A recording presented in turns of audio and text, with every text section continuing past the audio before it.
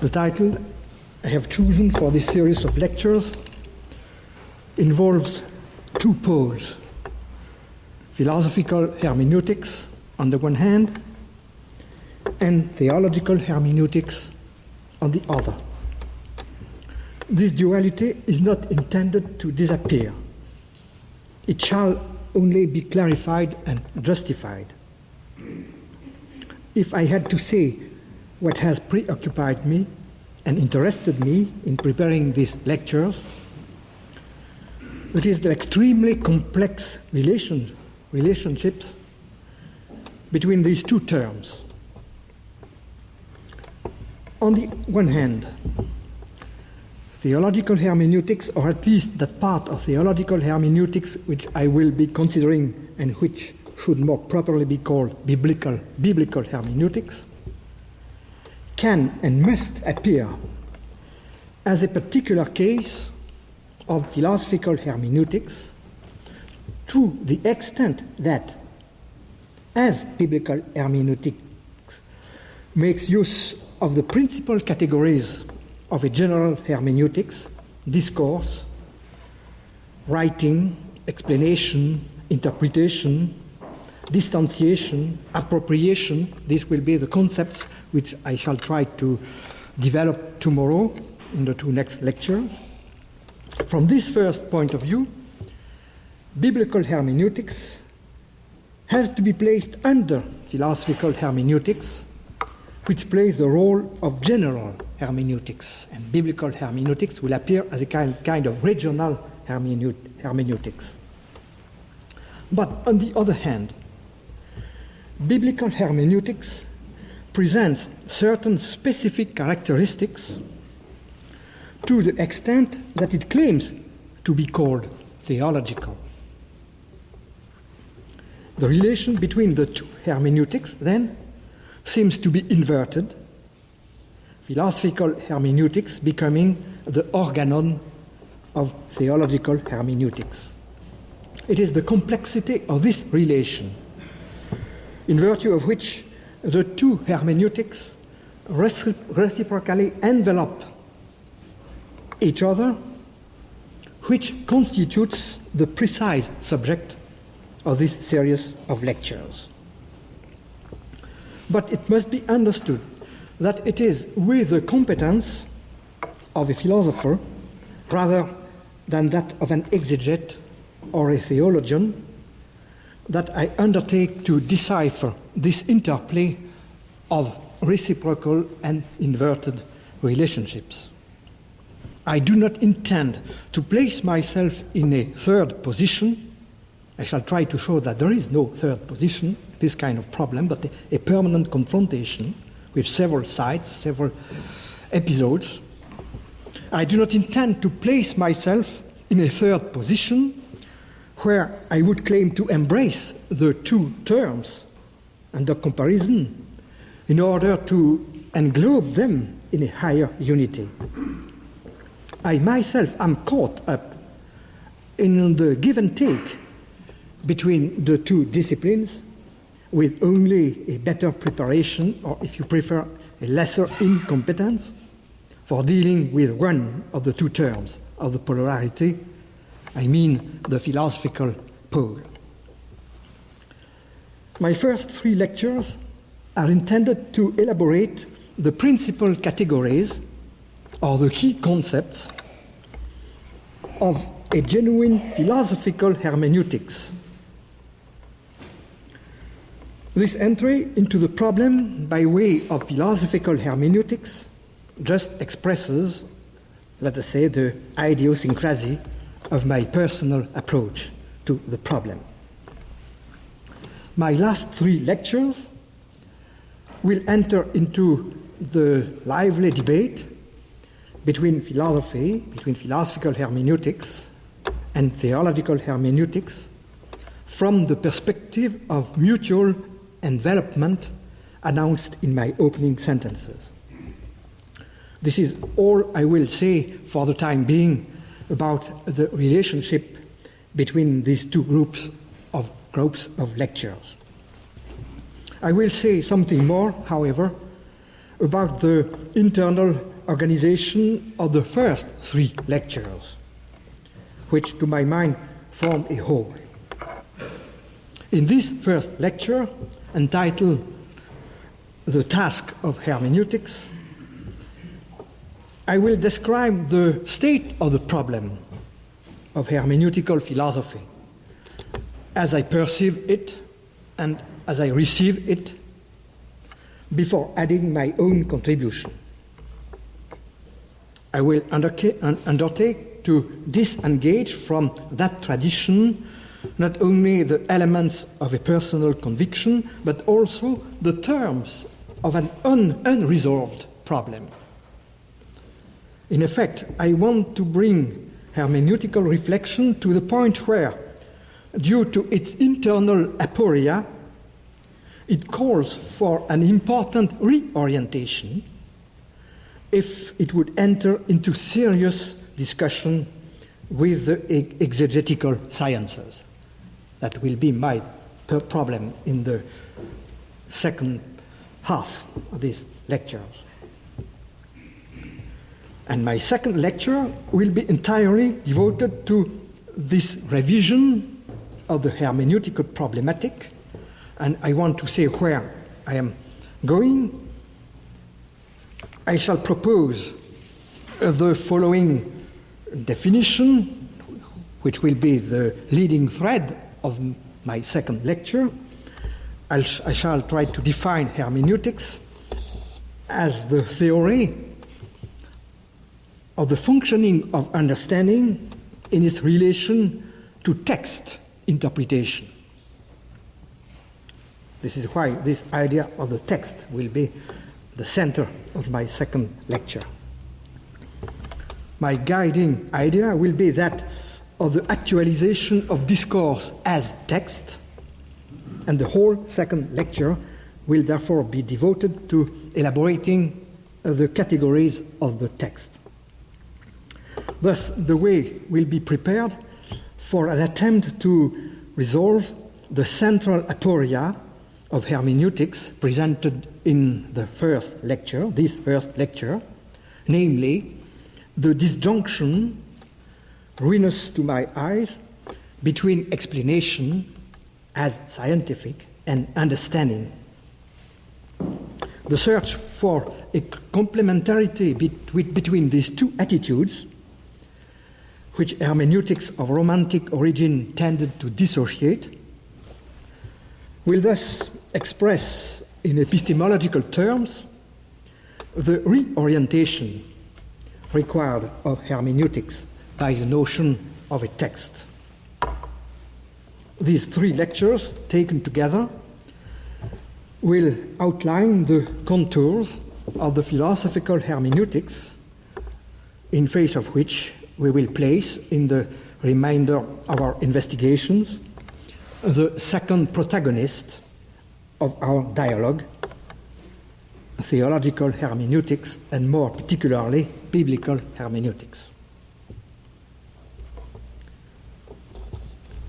The survey of hermeneutics, to which the rest of this lecture is now devoted, is intended to provide a background for the second lecture, where I will expose my personal ideas on the problem. And this recapitulation converges on the formulation of an aporia, the same one which has prompted my own research. Therefore, I must say that the presentation of the history of the problem, let us say from Schleiermacher down to us, is not neutral, in the sense that it is meant to be free of presuppositions.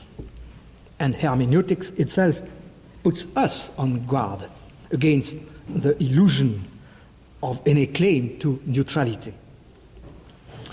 I see the recent history of hermeneutics as being dominated by two preoccupations, two concerns.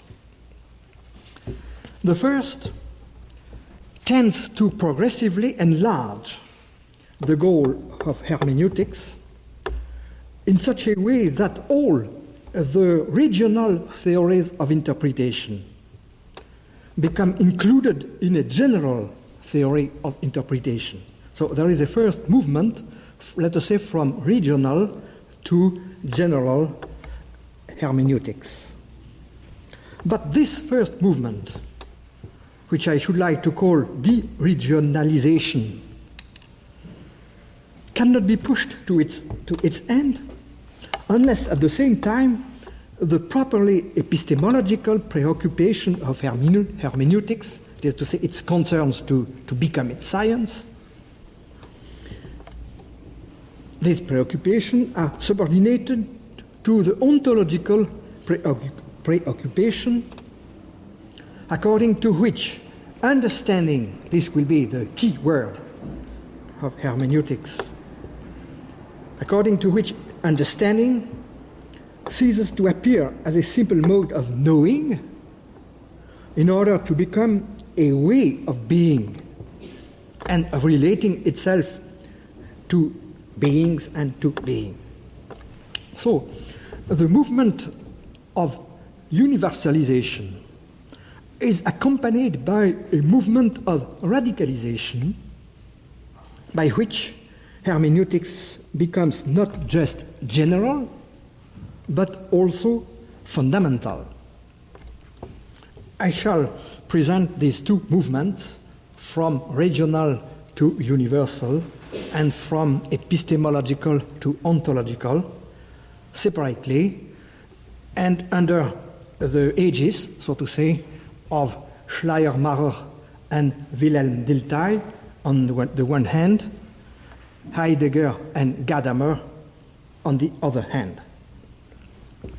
It is not by chance that I quote here 4 German thinkers, but to console you, tomorrow I shall use British, American, and French authors. Let us follow the first movement from a local, regional hermeneutics to universal hermeneutics. Our starting point will be the use of interpretation in ordinary language. Because the problem is not raised first by the fact that there are texts, as we shall say tomorrow, but by the fact that in ordinary language we use interpretation in relation to a specific phenomenon of what we call natural languages, this phenomenon which we call polysemy. The fact that in our natural languages, words, each word has more than one meaning. There are many reasons for which a natural language can function only on this basis of polysemy, mainly, let us say, economic reasons, because if we had as many words as we have ideas or experiences, we should have a kind of infinite lexicon, and this would no longer be a lexicon. But I don't want to emphasize the economic reasons for which we want this kind of code at the basis of our discourse. What interests me is that if we use a polysemic language, then the actual meaning in a given situation is determined by its use in a context. Therefore, the sensitivity to context, the contextual actualization of the meaning of our words is the necessary counterpart of a polysemic language. And here comes interpretation, because it's in the process of, in the exchange between question and answers, in this exchange of messages, that we overcome more or less the ambiguity of our words and identify a relatively univocal message based on this polysemic language.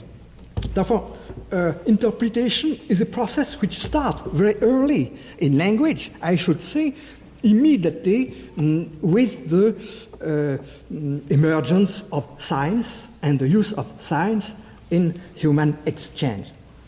So before the fact of writing, we have this phenomenon of polysemy, contextual sensibility, and interpretation in the question-answer use of language.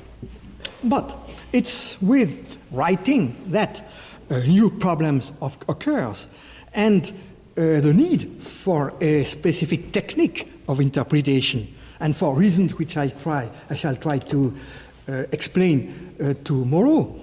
Let us say today that the process of questions and answers is no longer possible with a text, with a written text. The intention of the author is beyond grasp, and therefore we have to find in the text itself the clues for the possible university which could have been intended by the text. But this will be my problem tomorrow, why with writing mainly specific problems arise which can no longer be treated within the framework, let us say, of conversation, of dialogue. What I want to emphasize now is why this regional problem of conversation first, writing secondly, had to be overcome in order to raise the problem of understanding as a specific problem. And this was the role, the function of Schleiermacher at the beginning of the 19th century, to raise the problem of understanding as a problem of its own.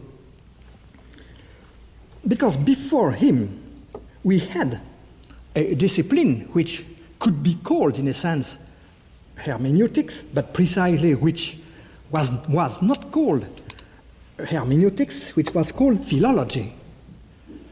With philology, and mainly philology of classical texts, principally those of Greco-Latin antiquity, and also in exegesis, mainly biblical exegesis, we had as many rules as there were texts.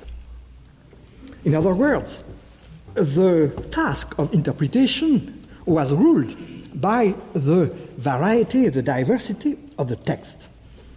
A general hermeneutics required, therefore, that we transcend particular applications and discern the operations common to the two great branches of hermeneutics, philology and exegesis, mainly classical philology and biblical exegesis.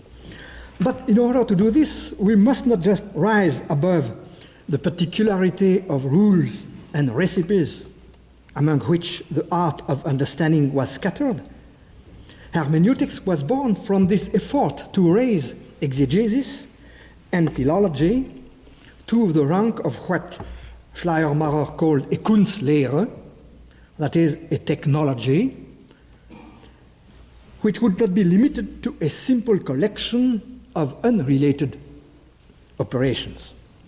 Now, this subordination of the particular rules of exegesis and philology to the general problematic of understanding constituted a revolution, just like that which Kantian, the philosophy of Kant, had worked elsewhere, principally in relation to the natural sciences.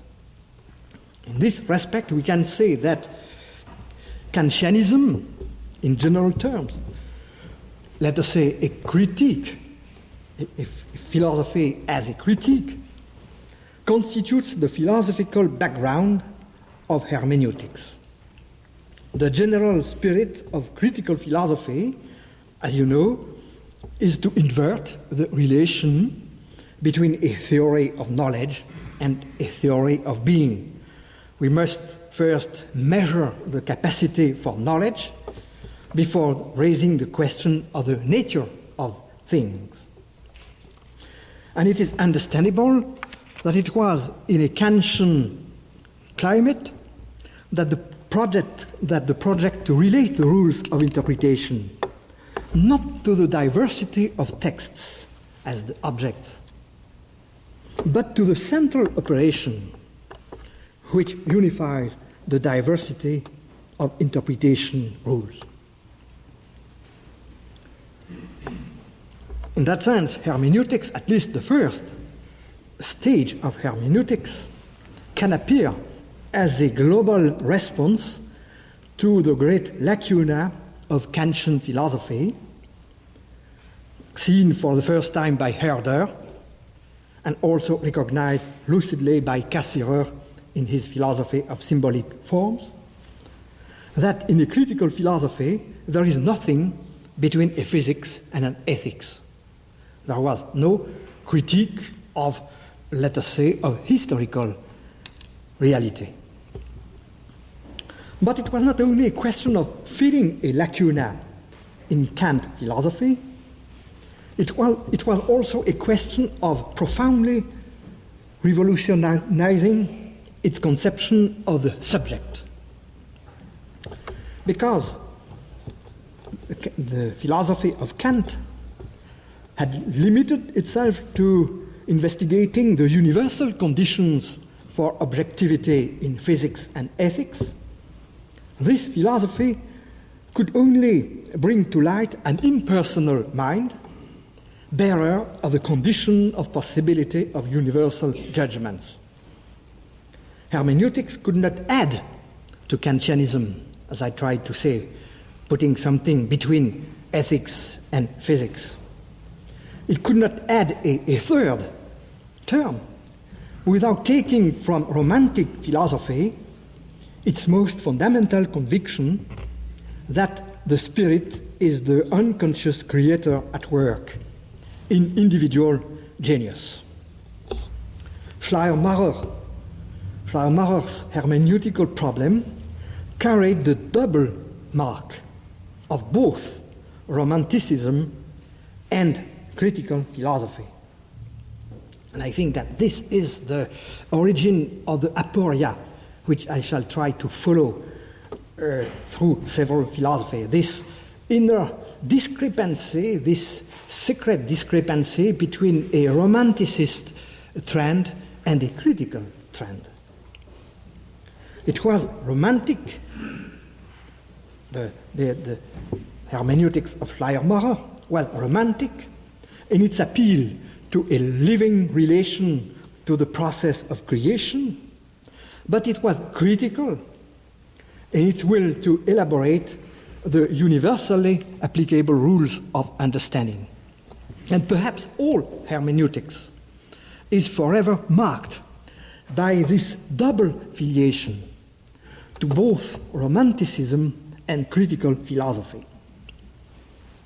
The proposal to battle, to wrestle with misunderstanding in the name of the famous adage, there is hermeneutics wherever there is misunderstanding, this is a quotation of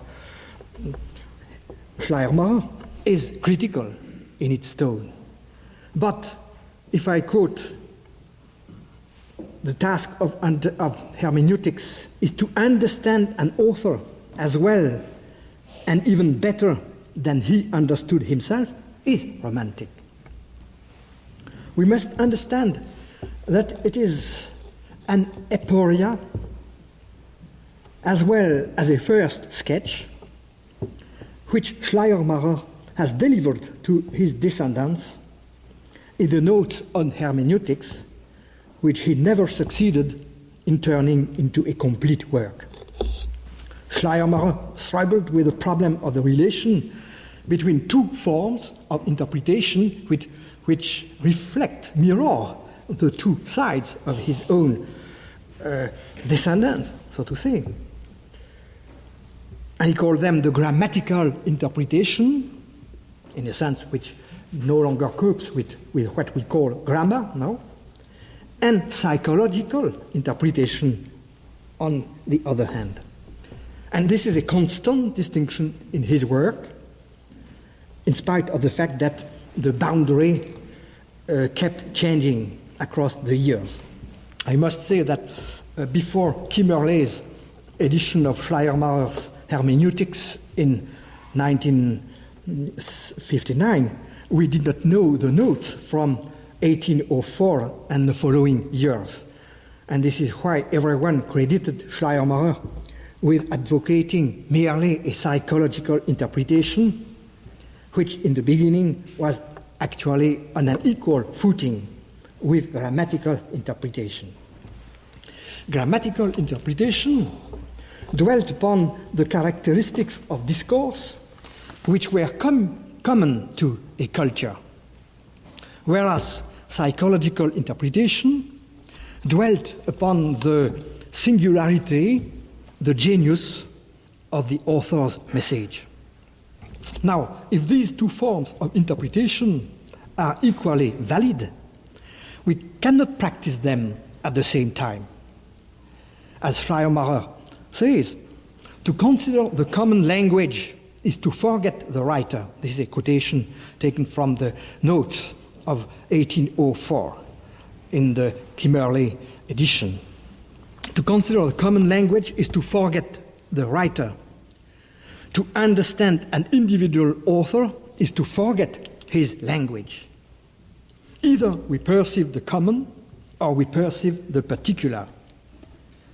And the first type of interpretation he called objective, since it deals with the distinctive linguistic characteristics of the author common to the author and his time.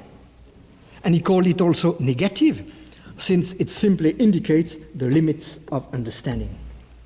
And its critical value bears only on errors concerning the meaning of words. Whereas the second type of interpretation is called technical, doubtless because of the very project of a Kunstlehre, of a technology. Therefore, the real project of hermeneutics is accomplished in this second type of interpretation.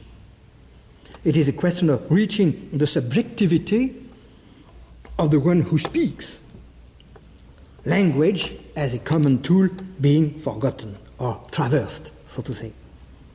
Language here becomes an organ in the service of individuality. And this type of interpretation is also called positive because it reaches the act of thinking and of speaking which produces the discourse. You see, this is why I said that Schleiermacher has delivered us a problem, the first sketch of the solution, but also the contradiction at the root of the problem itself. I shall try to show precisely in the second lecture, that if we start from if we take another starting point than the subjectivity of the author, let us say if we start from what the text says, maybe we could bypass or overcome this antinomy of the individuality and the common dimension of the work, in the sense of, I think that this is the reason why Schleiermacher could not complete his work on hermeneutics. Now I say a few words about Dilthey, because Dilthey represents nearly 1 century later, somewhat less than a century, so to say, the emergence of this antinomy in epistemological terms. Dilthey is situated at the critical turning point in hermeneutics, where the amplitude of the problem is recognized. Therefore, we shall go a step further in the direction of a general hermeneutics. But at the same time, we shall discover the impossibility of a mere epistemology of hermeneutics. But let us consider the first contribution of Dilthey, the enlarging, the widening of the scope of hermeneutics. This necessity of incorporating the regional problem of interpretation within a still larger framework came from a new problem which had emerged in Germany mainly, and in England also in the 19th century. It is to say, the growth of history as a science. We could say that in Germany at least, between Schleiermacher and Dilthey, we have to put the great German historians, Ranke, Droysen, and so on. Therefore, the text to be interpreted from then on was historical reality and its Zusammenhang, as Dilthey say. I translated that its inner connection, the interconnection of history. Therefore, before we may ask how to understand a text from the past, a prior question arises as to how to conceive historical continuity, the transmission of any kind of historical reality. A text being only a particular case of this historical transmission of a cultural object.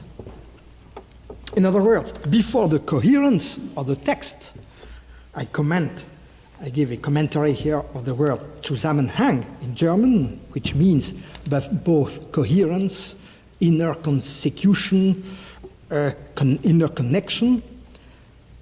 So before the coherence of the text comes that of history, considered as the great document of man, as the most fundamental expression of life. And Dilthey is above all the interpreter of this pact between hermeneutics and history. And what we today call historicism, in a pejorative sense mostly, expresses a cultural fact, namely the transfer of our interest for humanity's main works at the age of philology to the historical interconnections which carry them at the age of history.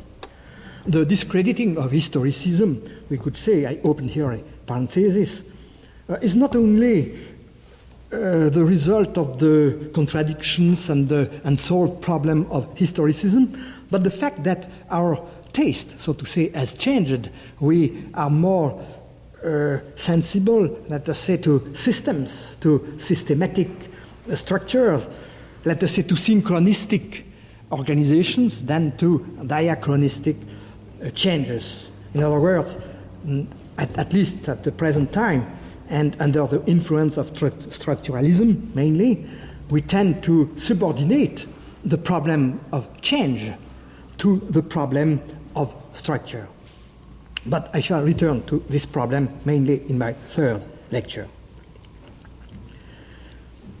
Let us say, therefore, that the great problem of hermeneutics for Dilthey is the kind of intelligibility which belongs to, let us say, the historical as such. But to this first problem, a second one was linked and also was proposed, if not imposed, by another change in the philosophical and cultural landscape. And this second cultural fact to which I allude here is represented by the growth of positivism as philosophy. If we thereby understand in general terms the requirement that the mind take as its model for all intelligibility the sort of empirical explanation current in the natural sciences. Dilthey's times were those of the complete denial of Hegelianism and of the apologetics for experimental knowledge. Thus, these two problems taken together, the only manner of doing justice to historical knowledge seemed to be to give it a scientific dimension, comparable to the dimension which natural sciences had conquered.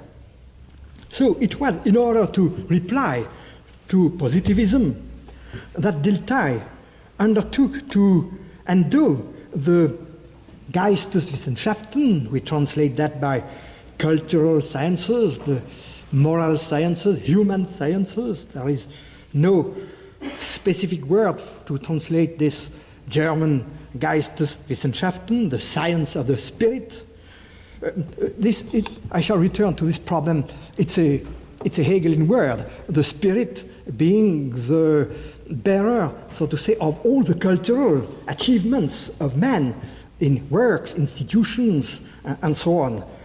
The problem of the objective spirit in the sense of Hegel, therefore, is the problem of Dilthey, but which has to be solved in non-Hegelian terms. We could say that, I should like to say that it is an Hegelian problem which has to be solved in positivistic terms.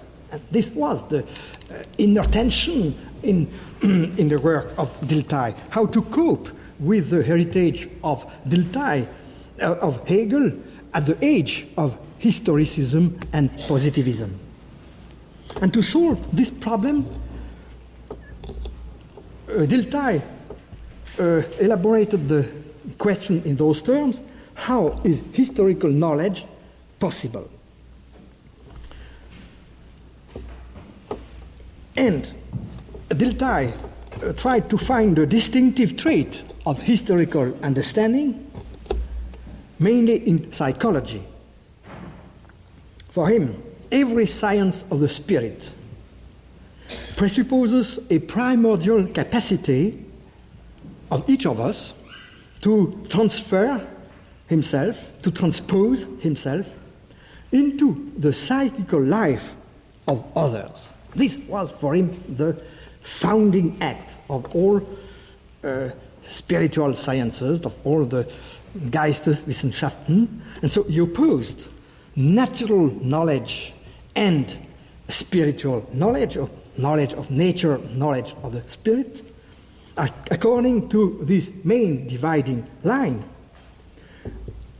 In natural knowledge, we know only phenomena, in the sense of Kant, and without knowing the thing itself, in itself. Whereas in the human order, man knows man. No matter how foreign the other man may be to us, he is not alien in the sense of the unknowable physical thing. You see, the Kantian overtone of all these descriptions and prescriptions. The difference of status between the natural thing and the spirit therefore requires the difference of status between explanation, Erklärung, on the one hand, and understanding, Verstehen, on the other hand. You see, the opposition between knowing another mind and knowing a physical phenomenon ruled the opposition between explaining, the causal explanation of things, and the understanding in terms of meanings, which is linked to the knowledge of another human being as human being, as another mind.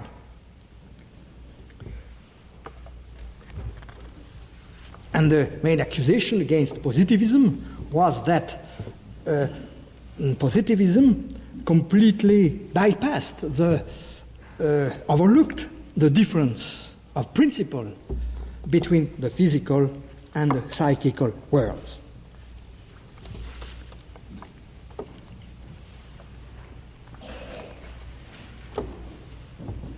But now, how to put hermeneutics within this general framework? And the turning point of this analysis is to consider that we understand the other mind on the basis of the science which has been deposited, so to say, in history as the mark of its action. The human life leaves behind it so to say, traces, and these traces become objects which are sedimented through the time, and therefore a science is possible because the science left behind itself by the mind may be treated as some kinds of objects. This was for Dilthey the key problem, to understand that the inner connection, the Zusammenhang, which constitute the life of the spirit as the spirit of somebody else, lets itself be discerned and identified through the signs which it leaves. Because life produces forms and exteriorizes itself in stable configurations, the knowledge of others is possible. Feeling, evaluation, will, all the activity of the spirit tend to be deposited in what he called acquired structures.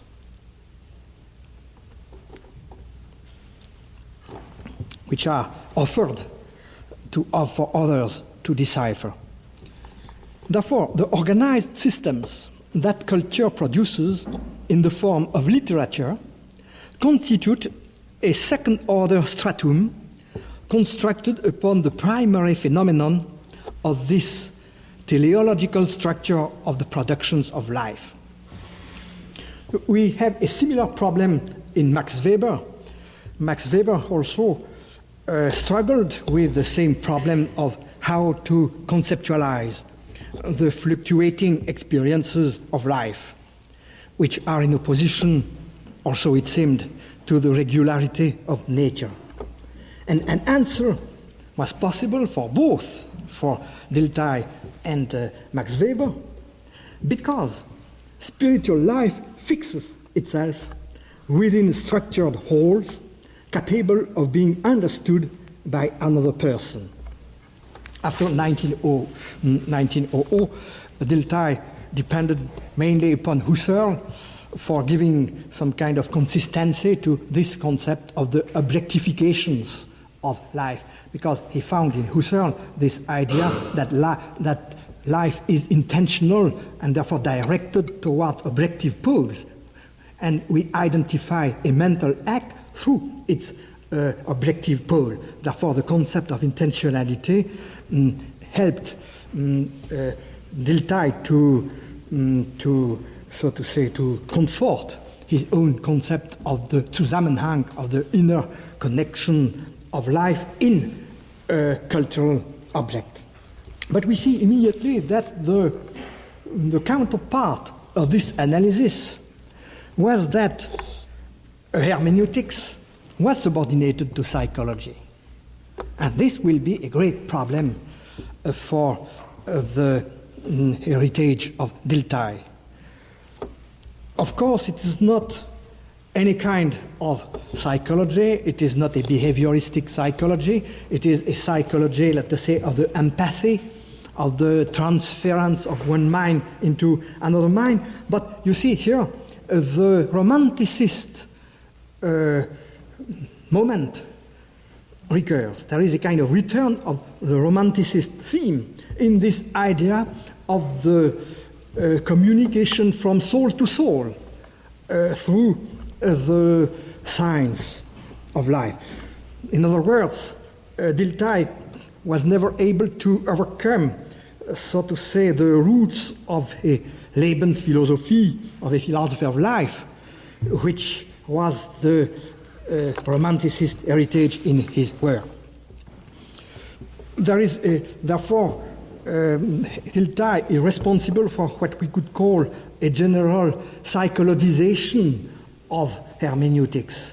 And tomorrow I shall try to show that all the main trends in literary criticism, and maybe also in exegesis, will be to get rid from this patronizing of psychology on hermeneutics. We hear the possibility of grasping another psychic life takes hold of the problem of understanding a text. And I shall try to show that the only way is to get rid from this psychologizing type of hermeneutics. In other words, my problem would be to say that to understand a text is less to understand who is behind it than to understand what kind of world is displayed before it. But I don't want to interfere the description and the critique. I want now to say something about the second move, which led from epistemology to ontology.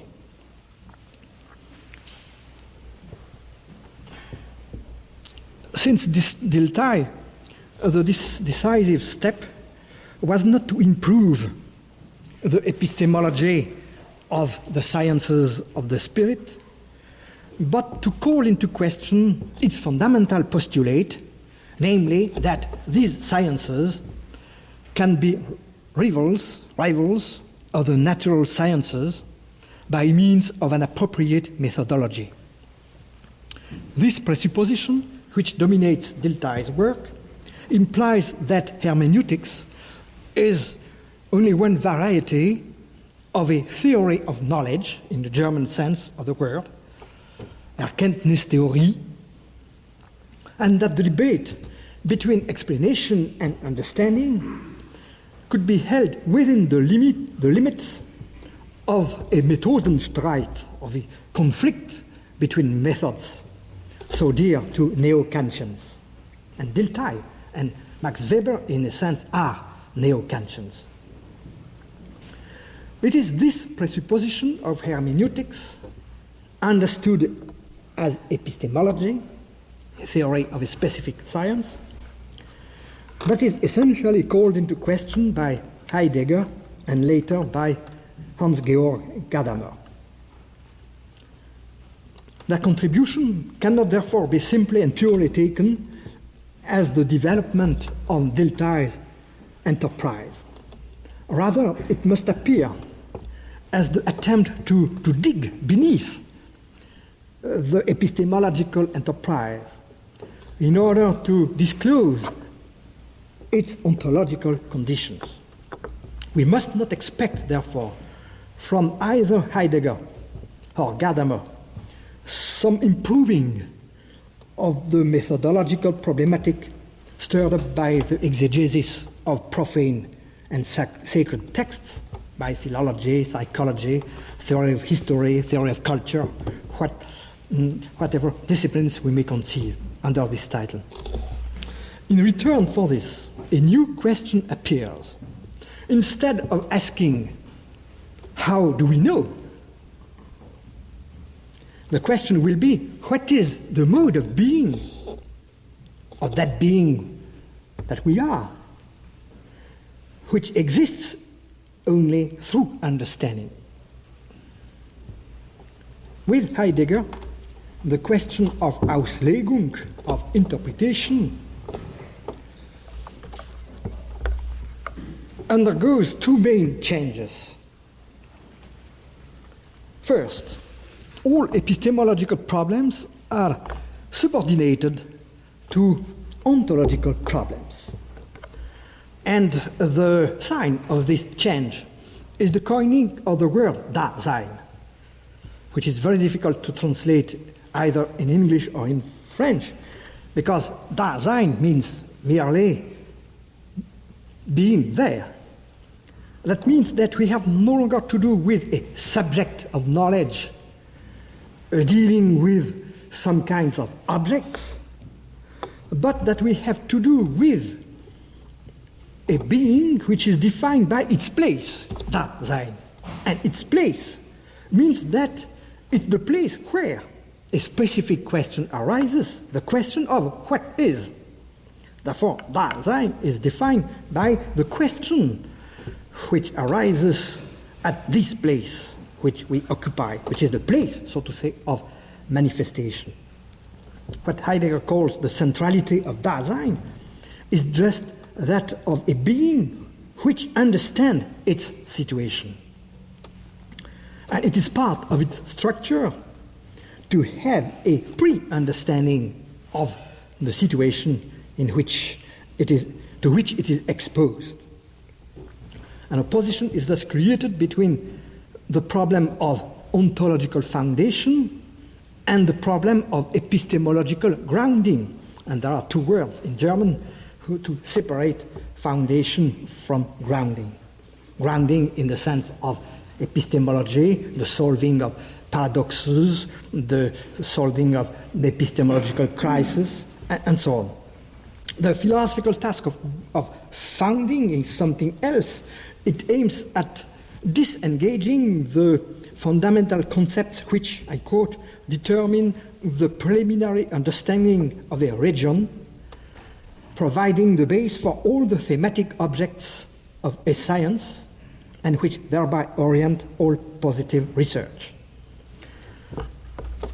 Therefore, this kind of exposition of the fundamental concept of a region, let us say the region nature, the region history, and so on, adds nothing to the methodology of the sciences, and among them are the sciences of the spirit, the historical sciences. Rather, it will dig below that methodology to reveal its foundation. I quote, "Thus in history," I quote from Being and Time, "thus in history, what is philosophically prior is not the theory of the formation of concepts about historical matters, not the theory of historical knowledge, or even the theory of history as the object of historical science, but the interpretation of being historical." From this comes what appears to me to be the key sentence. It is within hermeneutics, thus understood, that is contained that we must name hermeneutics within brackets, the hermeneutics of exegesis, and which is now hermeneutics in the derivative sense of the methodology of history and of the historical sciences. This is the first inversion which occurs with Heidegger, this reversal between epistemology and ontology, which we could call, in a sense, a kind of reversal of the Copernican revolution of Kant. It is a second Copernican revolution. But maybe the second main change from Dilthey to Heidegger is as important as the second one, because for me it speaks more than the first one, as we shall see. You remember that for Dilthey, the question of understanding was tied to the problem of what the analytical philosopher would call other minds problem. The possibility of reaching a foreign psychic life through self-transference dominated all the sciences of the spirit, from psychology to history. And it is noteworthy that in Being and Time, the question of understanding is entirely freed from the problem of communication with another person.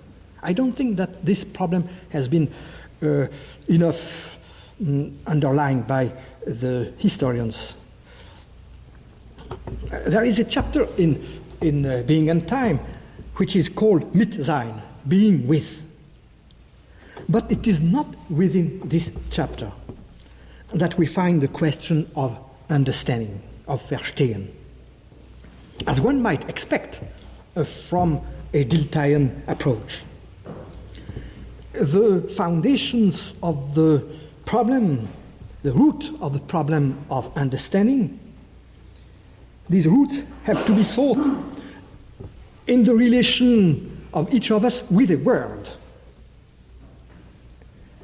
So it's the category of being in the world which rules the problem of understanding, and not the category of being with another, mit sein. And I think that this has tremendous consequences and, for me, positive implications for the problem of hermeneutics. Because we get rid from the psychological dimension of understanding. The problem is not so much to understand an author in a text, but to understand the world disclosure which happens in a text. What kind of world is proposed by a given text or a category of texts? And the starting point of this, what I call this new hermeneutical possibility, which is, so to say, liberated by Heidegger, is his concept of the triad, the triad: situation, understanding, interpretation. These three concepts constitute a chain of concepts. First, we must start from a primary relation to an horizon of existence, the fact that we are rooted somewhere, geographically, historically, culturally.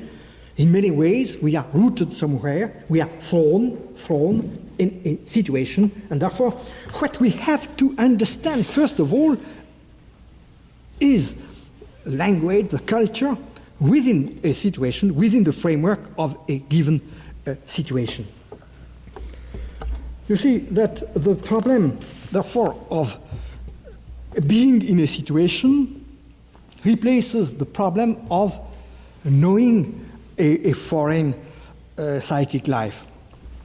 And this displacement, I think, has been entirely misunderstood in those so-called existentialist interpretations of Heidegger, which have especially flourished in the Anglo-Saxon world. They have taken the analysis of care, anxiety, being towards death, in the sense of a refined existentialist psychology. And they do not notice that these analyses belong to a meditation on the worldhood of the world. The fact that the dimension, the worldly dimension of our experience precedes anything that we may say about objects. Before being a subject confronted to objects in a relation of knowledge, I dwell, I inhabit a world. And it is in terms of this first condition of dwelling that there is, first, situation, secondly, understanding, thirdly, interpretation.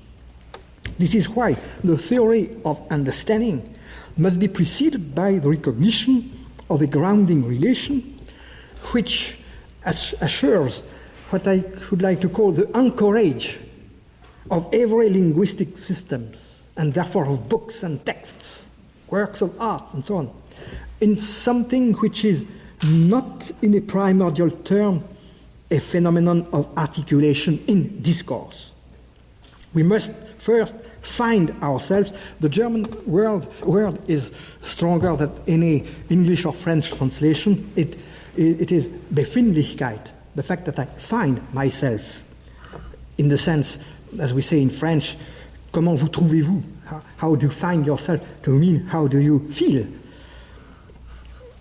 Therefore, we have to find ourselves there and feel ourselves before orientating ourselves. In Being and Time, that's true. I don't deny it. Heidegger exploits the depths of certain feelings, such as fear and anxiety, dread. But it is not to do existentialism, but in order to disengage, by means of these revelatory experiences, a tie to reality more fundamental than the subject-object relation. Through knowledge, we already and always have objects before us. The mood of the situation precedes this being in face of, by situating us. And then comes understanding. And we see that it's not first a fact of language, and still less of writing, of text. The first function of understanding is to orient us in a situation. Understanding is not addressed, therefore, to grasping a fact, but to the apprehension of a possibility of being. And this too, I shall, for my part, assume in my own analysis, the fact that to understand a text is not to find, so to say, an inert meaning which is contained therein. Rather, it is to unfold the possibilities of being, which are, so to say, pointed to, indicated by the text. Thus, we will be faithful to at least this aspect of the Heideggerian understanding, which is essentially a project. A text is more a project than an object. To understand it as a project in a situation. And here again, the existentialist tone, I think, is completely deceiving, because it's not the Sartrean concept of choice, because it's not a psychological thing. We shall see that the kind of project contained in a text is not the choice of the author. Maybe the author has completely ignored what I should like to call the possibilities opened by the text, which have not to be interpreted in terms of the intention, of the psychological intention. It's a possibility opened by. We see that it is only as a third term in a trilogy, situation, understanding, interpretation, that the concept of interpretation, which is the main concept of hermeneutics, that this third concept comes. And it implies that we have to display, to explicate, Auslegung.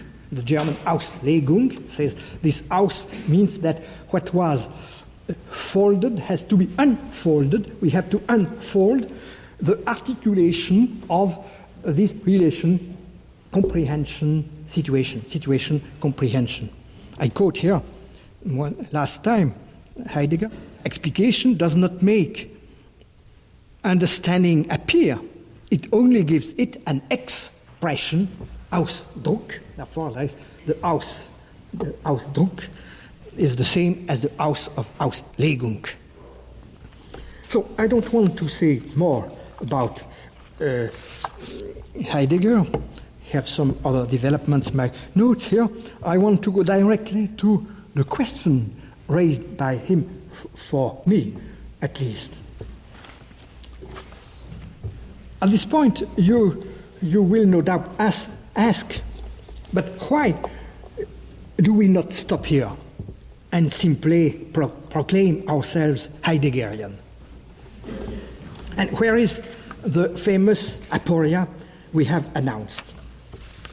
Have we not eliminated the Diltherian aporia of the theory of understanding, condemned by turns to being opposed to naturalistic explanation, and to contesting with it as to which is more objective or more scientific? Have we not transcended this aporia by subordinating epistemology to ontology? In my opinion, the aporia is not resolved. It is only transferred elsewhere, and thereby aggravated. Because it is no longer in epistemology, between two modes of knowing, but between ontology and epistemology taken as wholes. With Heidegger, we may move backwards from epistemology to ontology, but the way back from ontology to epistemology becomes impossible.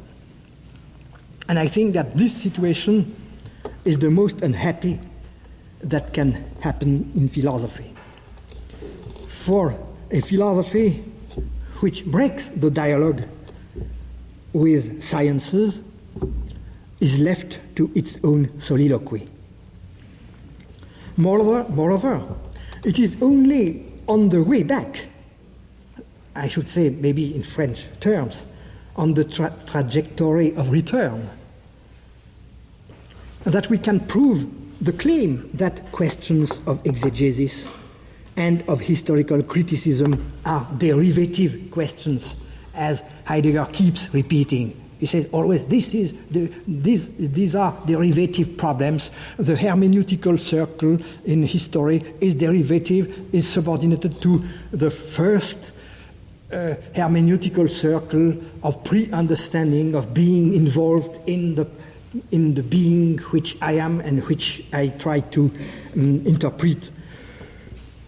But we have proved that a question is a derivative question when we have tried to derive it. It's only in the process of derivation that we prove that a question is a derivative question. And allow me to evoke here what Plato says precisely on this kind of problems, when he says that the ascending dialectic from being to being is the easiest one in philosophy, and that it is only on the way back of the descending dialectic that the true philosopher proves himself, declares himself. And to me, the unanswered question in Heidegger is, how are we to account for any critical question within the framework of a fundamental hermeneutics? And even in Heidegger, this question is abandoned as soon as it is posed. We read in Being and Time, in the circle is hidden a positive possibility of the most primordial kind of knowing. To be sure, we genuinely take hold of this possibility only when, in our interpretation, we have understood that our first, last, and constant task is never to allow our forehaving, foresight, foreconception to be presented to us by fancies and popular conceptions, but rather to make the scientific theme secure by working out these four structures in terms of the things themselves. You see that we have to recognize that to the genuine pre-understanding are mixed fancies, popular conceptions. The German says Einfälle, ideas which comes through the mind, and Volksbegriffe, popular conceptions.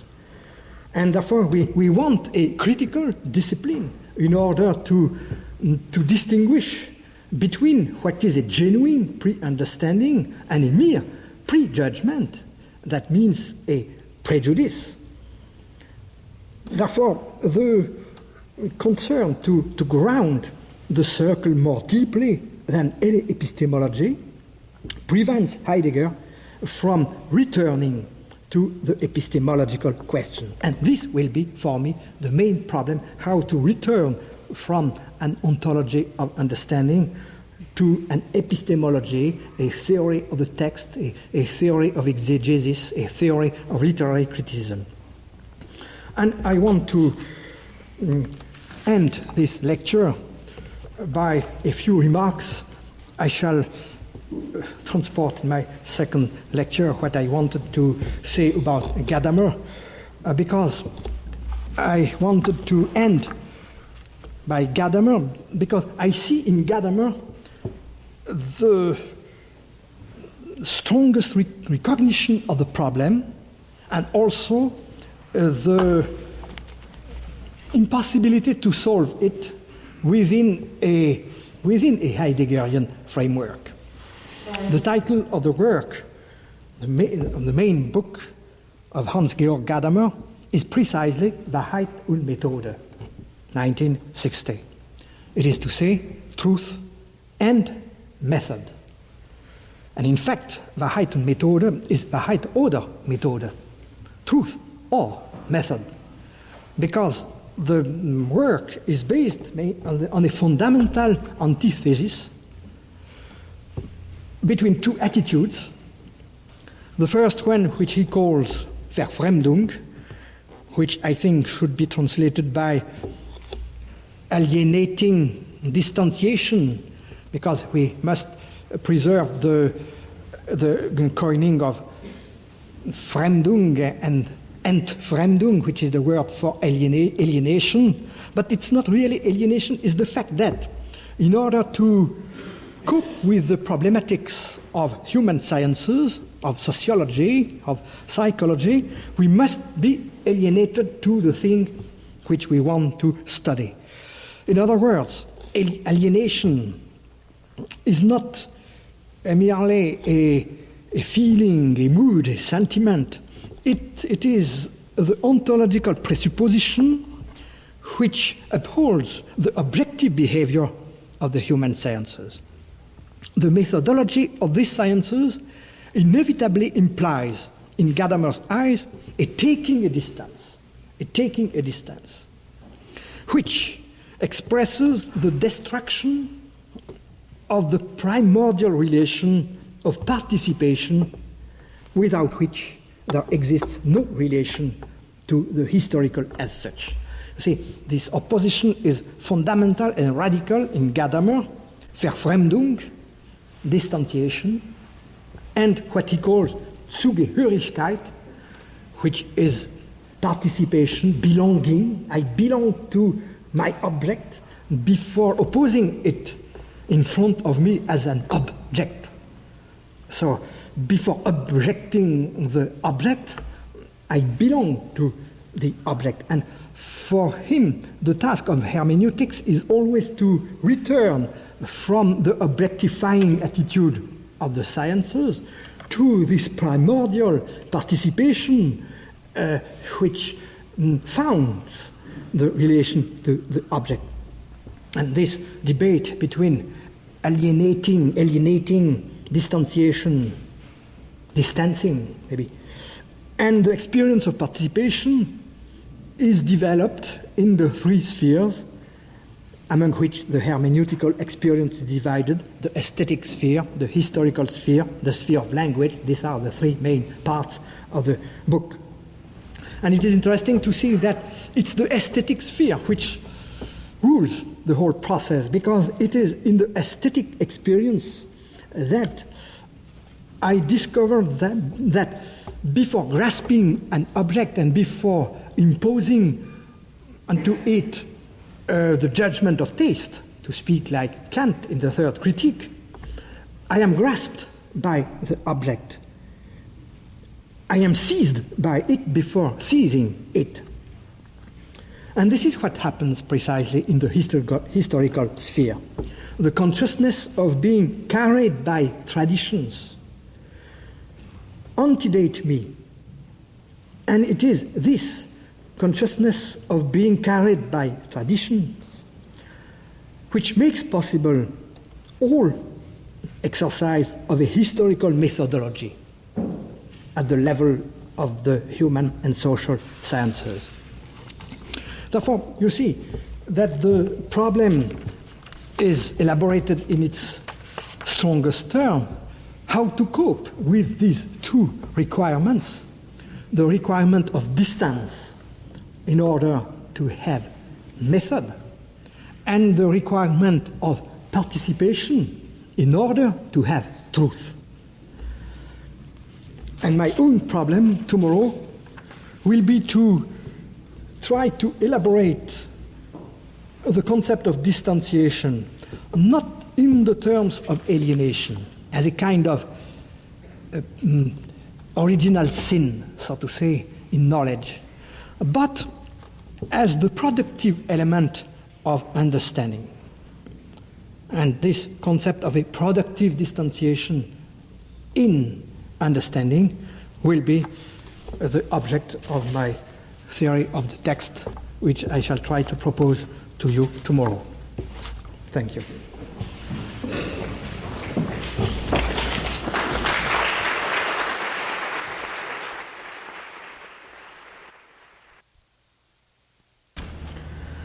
In my first lecture, I described the background against which I am attempting to elaborate the hermeneutical problem in a way that would be meaningful for the theologian. This description brought us to the antinomy, which seems to me to be the essential outcome of Gadamer's work, namely the opposition between alienating distanciation and participation. this opposition is an antinomy because it gives rise to an untenable alternative. On the one hand, we said alienating distanciation is the attitude which makes possible the objectification which reigns in the human sciences. And on the other hand, this distanciation, which is the condition which accounts for the scientific status of the sciences, it is at the same time a rupture which ruins the fundamental and primordial relation which makes us belong to and participate in the historical reality which we claim to erect as an object. Thus, we reached the alternative suggested by the very title of Gadamer's work, Truth and Method.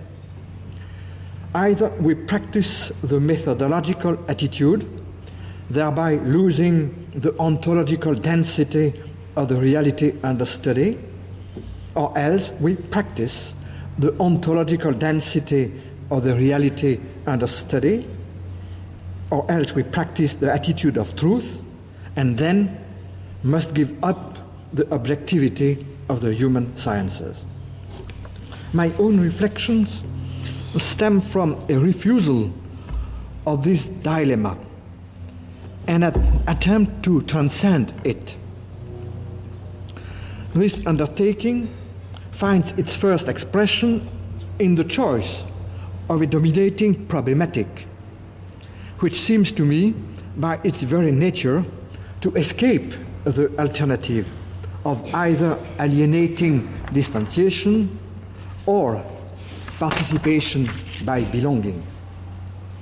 This dominating problematic is that of the text.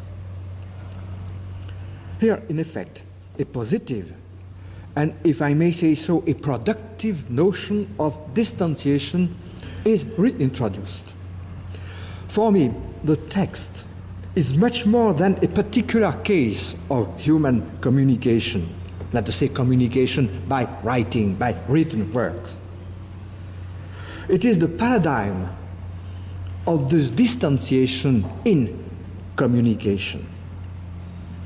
As such, it reveals a fundamental character of the historicity of human experience, namely, that it is communication within and by means of distance. In what follows, I shall elaborate the notion of text in light of that to which it testifies, namely the positive and productive function of distanciation at the heart of the historicity of human experience. I propose to organize this problematic around 4 themes, which will constitute the framework of this lecture. First, the text as a relation of speech to writing. Secondly, the text as a structured work. Thirdly, the text as the projection of the world. And fourthly, the text as mediating self-understanding. This today, in the next lecture, I shall elaborate the corresponding traits in the theory of interpretation. I could say that this morning I shall elaborate the concept of writing, and this afternoon the concept of reading as the correlate of this concept. In fact, I shall stay longer with the 2 first categories, relation speaking, writing within the text, and the structure of the text as a work. Because the 2 last categories, text as a projection of the world and text as mediating self-understanding, should be considerably enriched by the forthcoming discussion devoted to the paradox of explanation and understanding. And therefore, the two last, the second pair of characteristics of the text will be more completely developed this afternoon, after the discussion about structuralism. Nevertheless, I want to give a hint of at least what is at stake in these two last categories in order to preserve the balance of the general balance of this theory of the text. Writing is evidently the first problem posed by the notion of a text. But if we must not underestimate this problem, neither must we overestimate it by purely and simply identifying text and writing. We did enumerate three other problems which go beyond that of writing and which do not always presuppose it. Moreover, we have not called our first problem that of the text as writing, but the text as the dialectics of speaking and writing within the text. So it's the correlation speaking-writing which makes sense in this first category.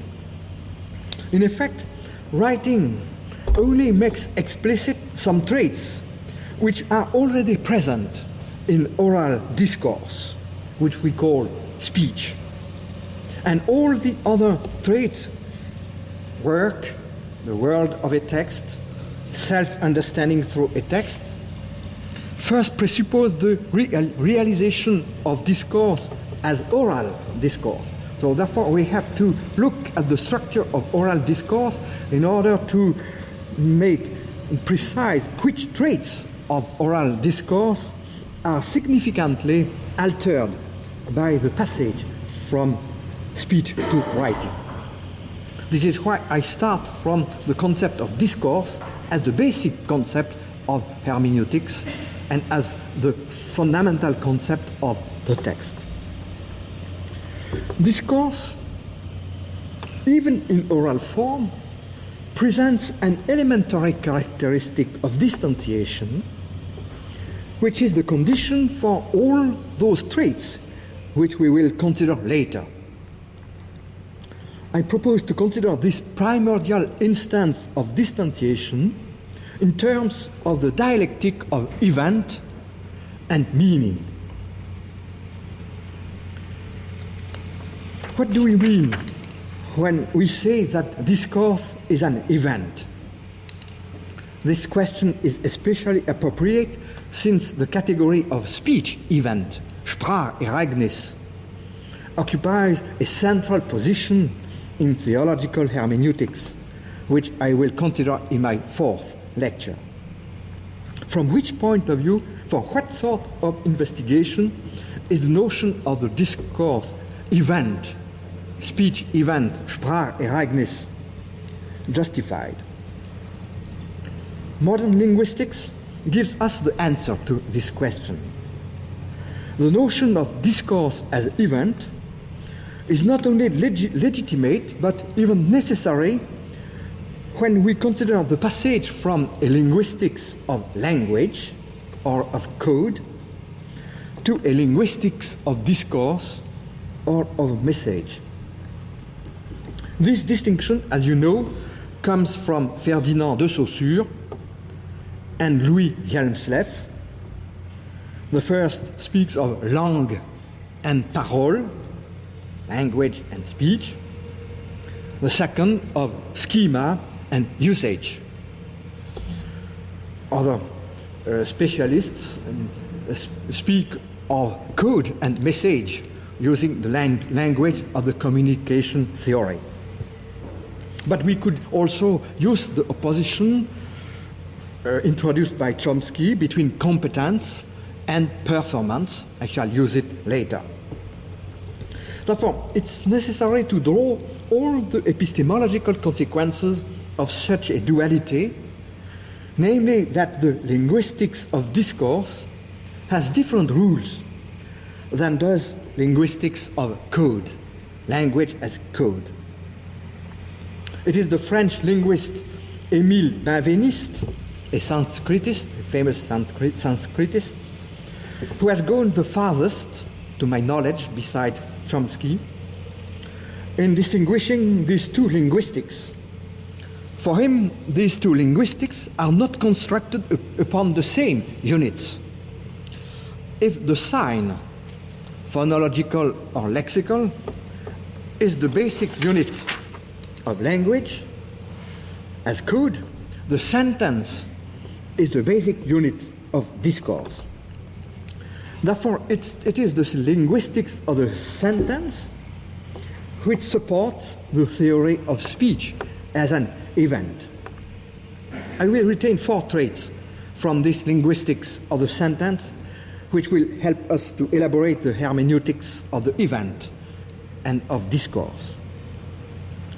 To say that discourse is an event is to say several things at the same time, and which all of them rely on the sentence. First of all, it is to say that discourse is realized temporally and in the present, whereas the system of language is virtual and outside of time. In this sense, we can, with Benveniste, speak of the instant of discourse to designate the occurrence of discourse as an event. Secondly, whereas language has no subject, in the sense that the question who speaks does not apply at this level, discourse as sentence refers back to its speaker by means of a complex of indicators, of shifters, such as the personal pronouns. The word I is the grammatical structure through which the sentence which I am now uttering refers back to the one who says I. The meaning of I is only to designate the one who is now using this, now speaking and using this word I in this given sentence. In this sense, we can say that the instance of discourse is self-referential. This will be very important for our discussion to this afternoon concerning the role of the author. Because if we have to look for an author in a written text, it is because discourse at the first level, at the unity of language, which is the sentence, is self-referential. It refers back to its own speaker. Therefore, the character of event is now attached to the person of the speaker, and the event consists in this, that someone is now speaking, that someone expresses himself in taking up speech. In yet a third sense, discourse is event. Whereas the signs of language refer only to other signs within the same system, with the result that language no more has a word than that it has a time or a subject, discourse is always about something. It refers to a world which it is supposed to describe, express, or represent. In this third sense, the event is the advent of the world in language. We shall see how some German theologians use this expression of bringing to language a world. But this is the event, which is not the event of the temporal event that now somebody is speaking. It's not only the personal event that someone is expressing himself, but it's the worldly event, so to say, that a part of reality is brought to language.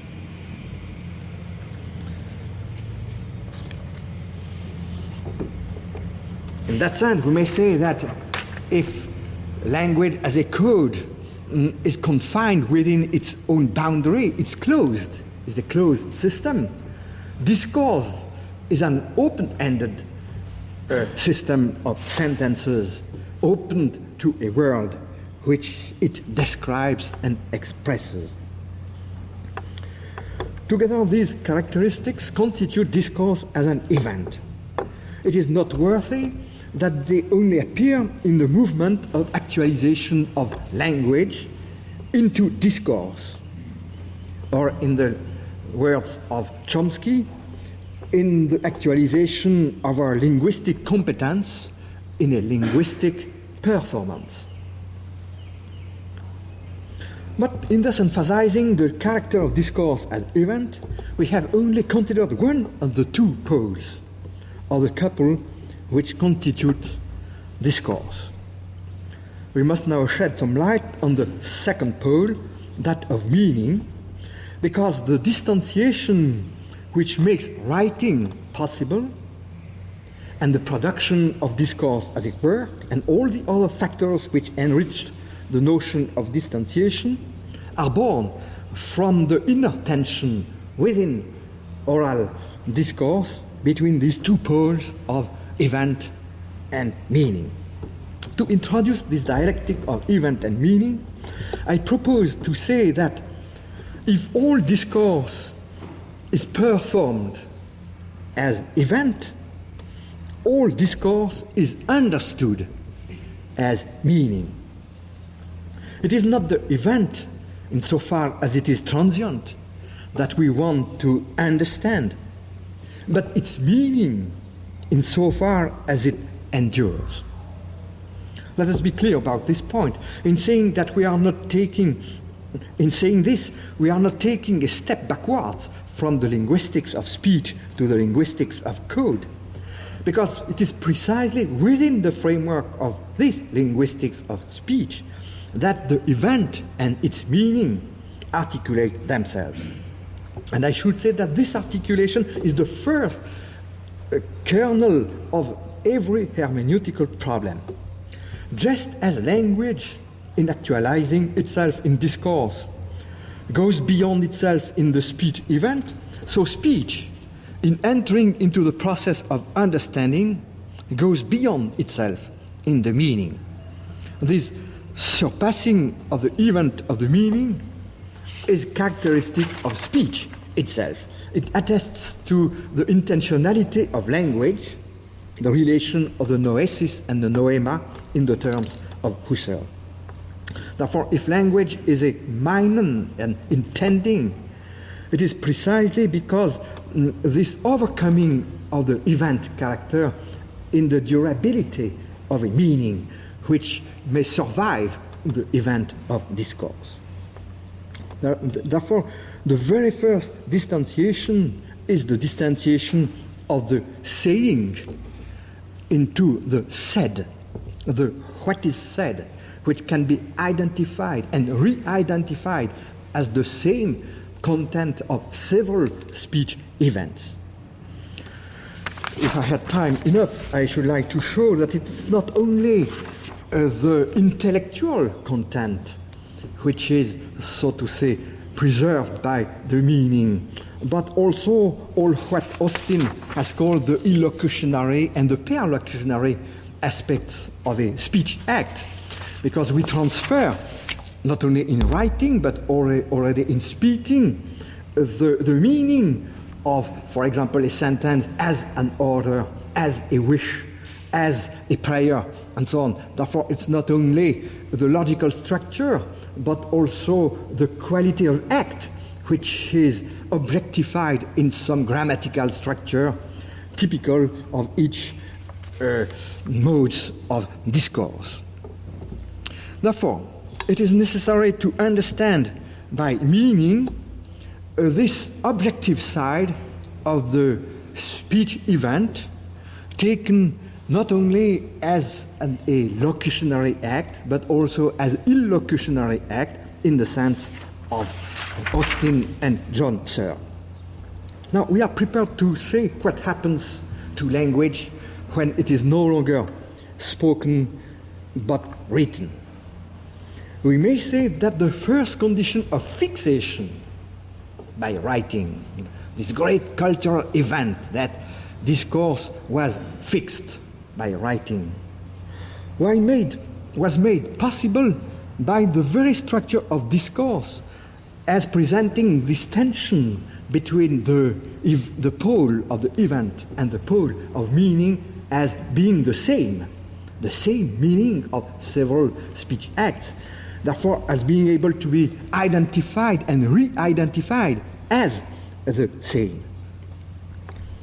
But fixation is only the external appearance of a more important phenomenon which affects all the characteristics of discourse which we have enumerated. So fixation is only the very superficial aspect of writing, that we preserve discourse from destruction, because as the speech event vanishes, we want to preserve it from disappearing by fixing it on the stone, on the papyrus, and paper, and so on.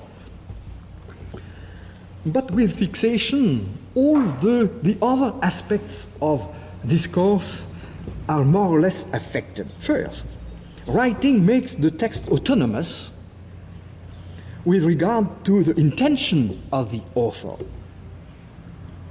What the text signifies no longer coincides with what the author wanted to say.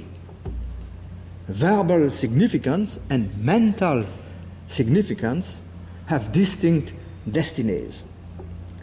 This first modality of autonomy invites us to give a positive signification to distanciation, which does not reduce to the somewhat pejorative nuance of Gadamer's Verfremdung. It's not merely a case of alienation, it's a positive progress in the independence of a text as regards its author. In this autonomy of the text is already contained the possibility that what Gadamer calls the issue of the text, what is at stake in the text. He speaks even of the thing of the text, das Ding des Textes, what the text bears in itself and the world which it carries in it, escapes the intentional horizon which limits its author. And it is true that a text means more than what his author intended. Because what is intended in a mental way is limited by the personal horizon of this author. But what the text says may escape the limitation of the intention of the author, precisely because by writing there is a discrepancy, the ties are secured between the text and the author. But what is true for the psychological conditions is also true for the sociological condition for the production of a text. The essence of the work of art, the literary work, and the work in general, I think, is to transcend its psycho-sociological conditions of production and to be thus open to an unlimited series of readings, themselves situated within different socio-cultural contexts. In short, it belongs to a text to decontextualize itself, as much from a sociological point of view as from a psychological one, and to be able to recontextualize itself in new contexts. And the act of reading, which I shall try to describe this afternoon, accomplishes this new contextualization. In parenthesis, by parenthesis, I should like to say that this problem of the autonomy of the text, not only as regards the mental intention of the author, but also as regards the social conditions of a work, could introduce a good argument in the discussion with Marxist theory of culture as a superstructure, because we see that it's the function of the superstructure to escape its condition of production. And it's a fundamental trait, I should say, of all cultural production to survive its historical condition.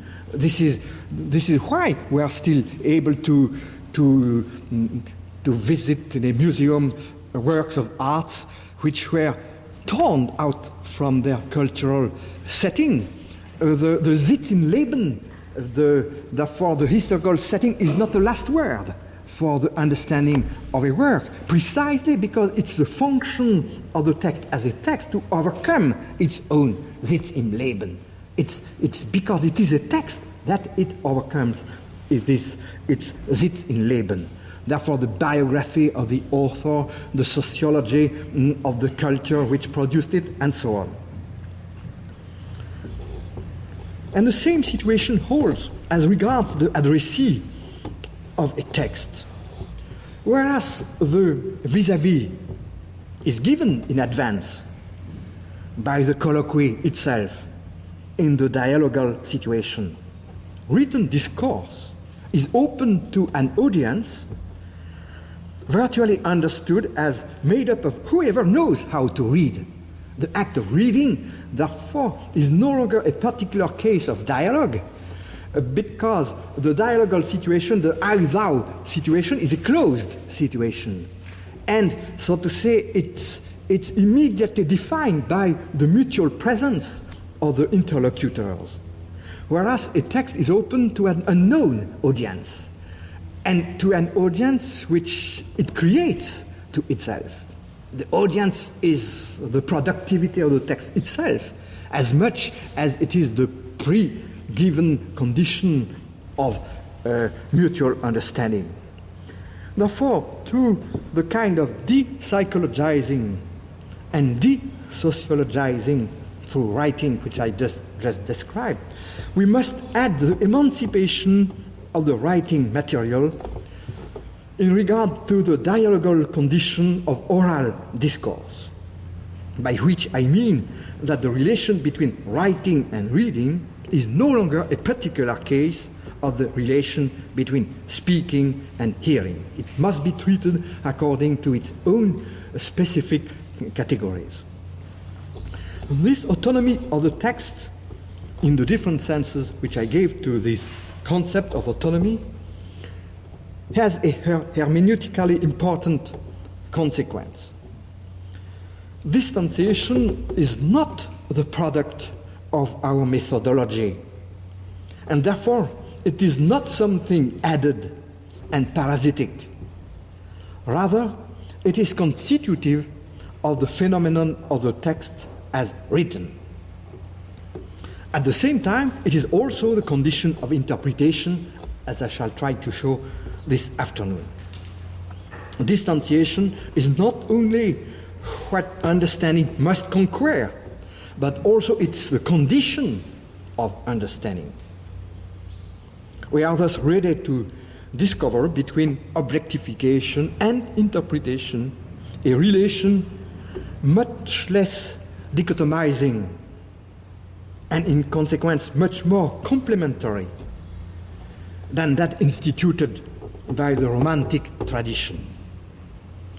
The passage from speech to writing affects discourse in several other manners. In particular, the functioning of the reference of the text to the world is profoundly altered when it is no longer possible to show the thing.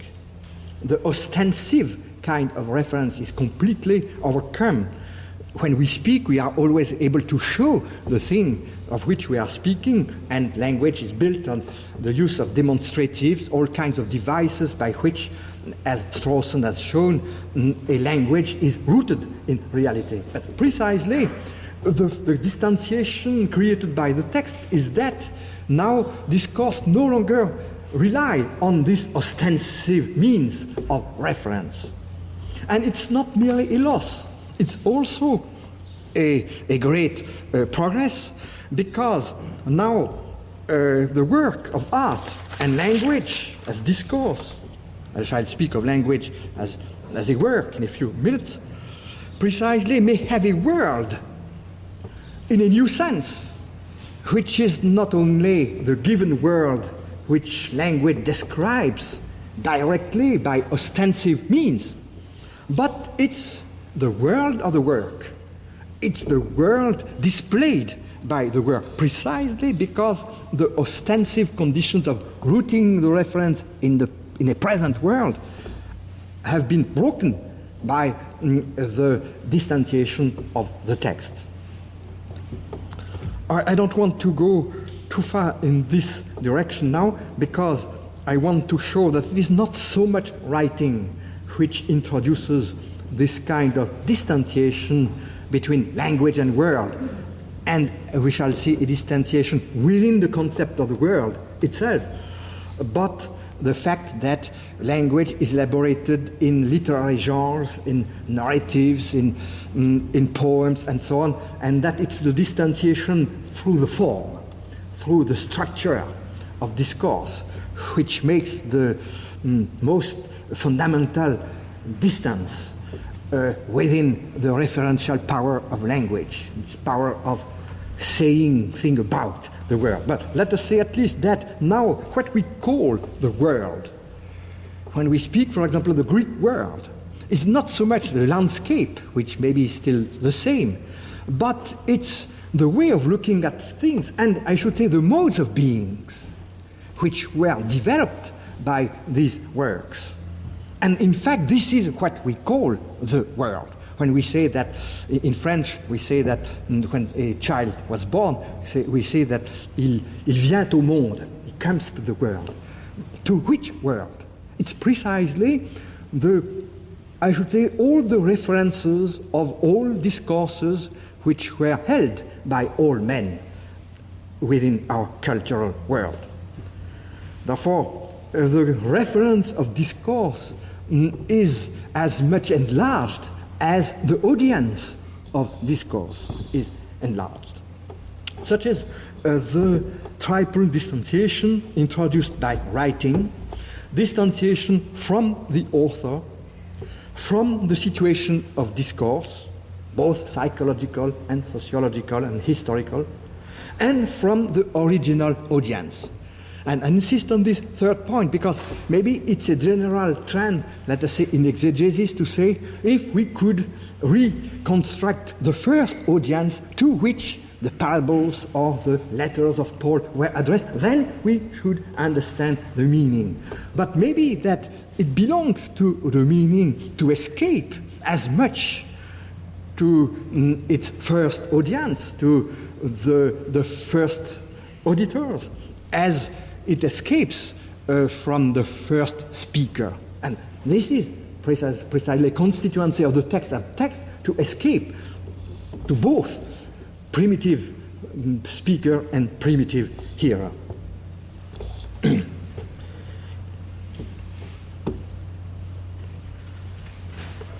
Now, I don't want to say that the problematic of the text is reduced to that of writing.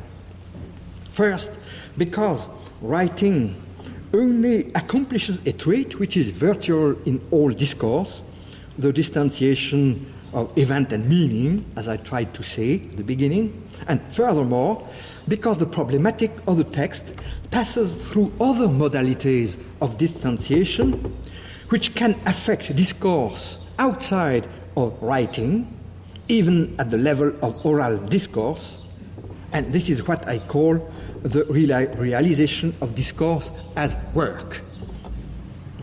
And this is my second category of text. I propose to consider three distinctive traits of the notion of a work. I take the word work in the sense which we use when we speak of a work of art. I try to extend it to the concept of work of discourse. A book, a work of discourse. A poem is a work of discourse. First, a work is a sequence longer than the sentence, which is the unit of discourse.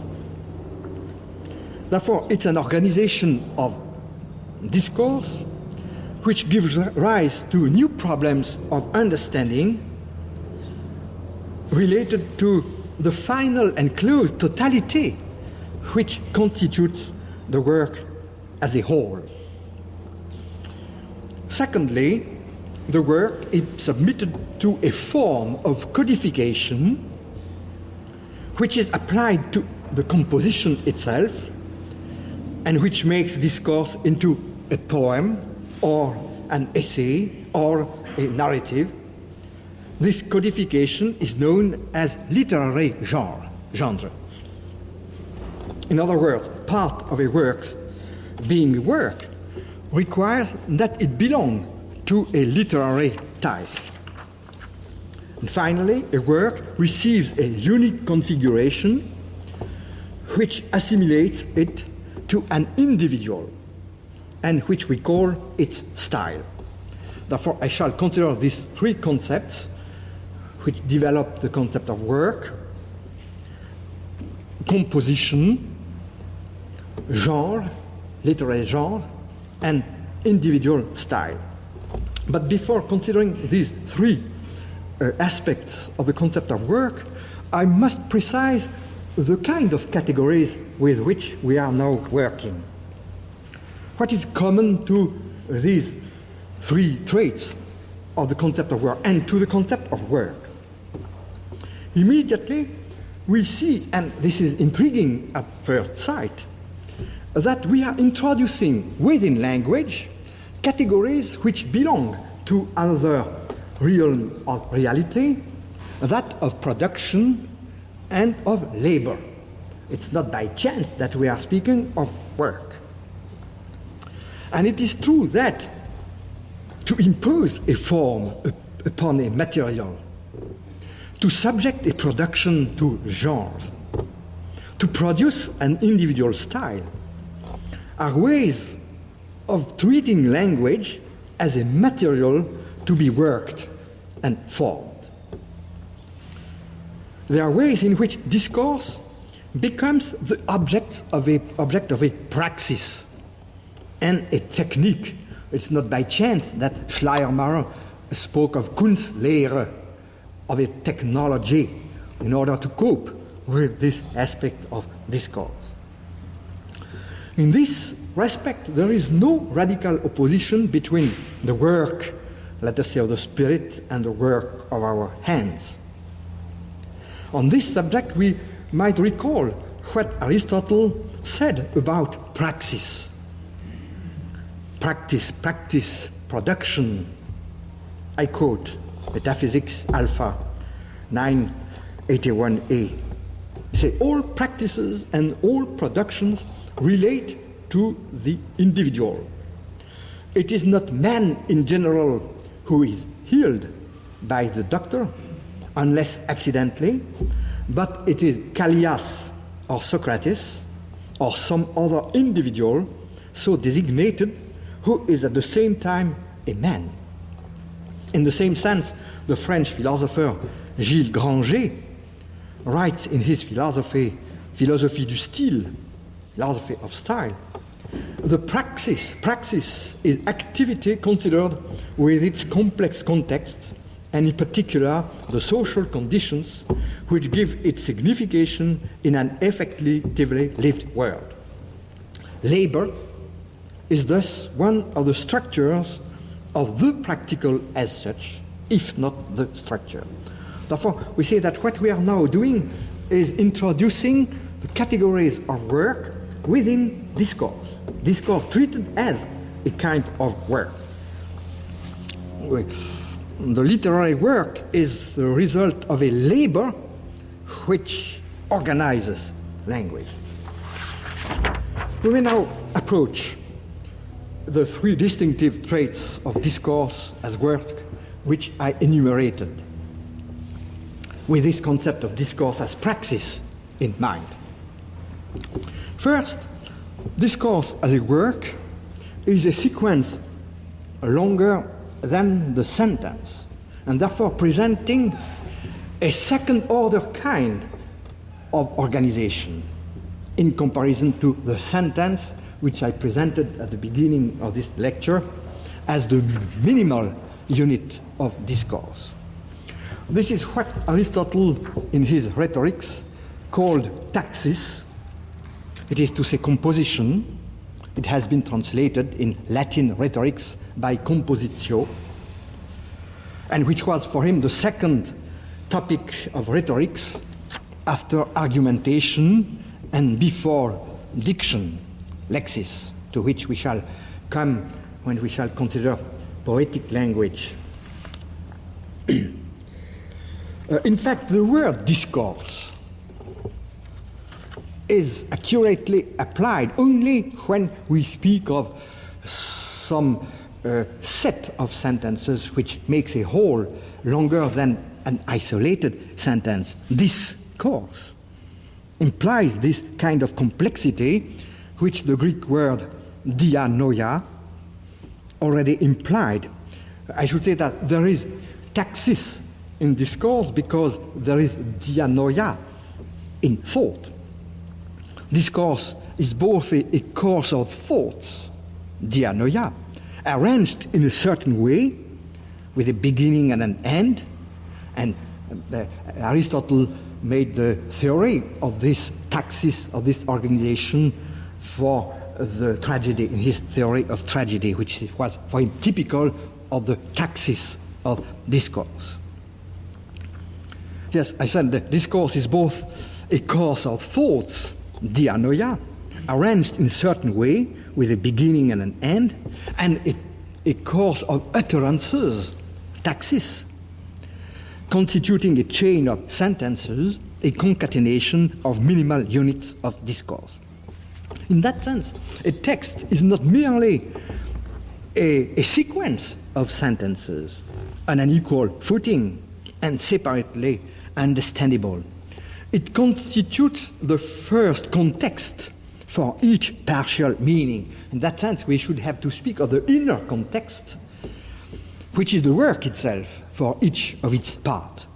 The text is the inner context, the Zusammenhang of Deltai yesterday. Or in my language, I should say this is the first space of interpretation for each individual sentence. You see, we are hitting here on a problem which Kant had already raised within the framework of the third critique, the critique of judgment. Because the constitution of a work of art, he considered only the work of art, not literary genres, as we shall do, but the work of art is a system of wholes and parts, similar to a certain extent to the constitution of a living organism, for which he had developed his theory of the reflective judgment and the theory of the teleological organization of parts and whole. But it applies already to the work of art, which calls for a specific kind of judgment, to which I shall return in my next lecture, when I shall consider the hermeneutical consequences of the constitution of the text as a system of wholes and parts. Suffice it to say now that an understanding of a text cannot be reduced to an addition of partial meanings, but that the text has to be construed as a hierarchy of topics, of primary and subordinate topics. I should say it's a living thing with accents, over-emphasis, under-emphasis, and so on. And this very word, topics, suggests that the production of discourse as a whole implies more than a semantics, something like a topology of discourse. And precisely, here comes the second dimension of discourse as a work, the subordination of discourse to the rules of specific literary genres. The novel, the drama, poem, and so on. As you could have noticed, when I introduced this second dimension of the discourse as a work, I used the word codification. I called it a form of codification. But, you see, it is not in the same sense, as we speak of grammar or lexicon, let us say of grammatical rules and lexical rules, which are the required codes for producing messages, it is to say, correct English sentences. These codes are the conditions for producing these codes in the sense of Chomsky, are the conditions for producing the minimal units of discourse, which we called the sentence. But the codes, which we are now considering, are the conditions for producing these second-order units of discourse, which we call a poem, an essay, a narrative, or I shall give the example of the parable tomorrow. Now, what is the significance of this second-order kind of codification? At first sight, the literary genres are merely devices used by literary critics to classify individual works of art.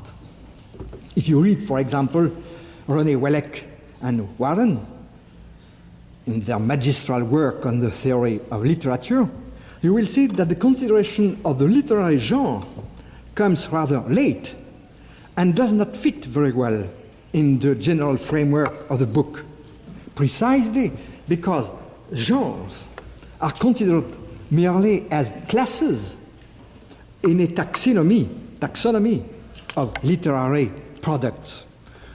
In other words, we have so many works of art that we want some big classes to holes to put the works within it. And we call that literary genre. But if we start with the concept of work, as I propose to do, therefore, if we introduce the concept of production, we get inclined to look at the literary genres not merely as means of classification, but really as means of production, as instruments for producing discourse as a work. And this is the second place where I shall find the function of distanciation as a productive procedure in speaking. You see, we are invited here to investigate this way on the basis of the parallel which we draw between the codes which rule the production of sentences and the codes which rule the production of works of art and works of discourse. As we have learned from Noam Chomsky, the function of the code is to ensure the grammaticality of discourse, and on the basis of this grammaticality, to establish a common ground of understanding between speaker and hearer. It's because we have the same grammar that we may exchange messages, because they are coded in the same way. And therefore, the code is here a guide to decode the message, to identify the intention of the speaker, because it has been conveyed through the channel of common rules of discourse. Therefore, the possibility of mutual understanding is based on the correspondence between the rules which presided to encoding and the rules which preside to decoding.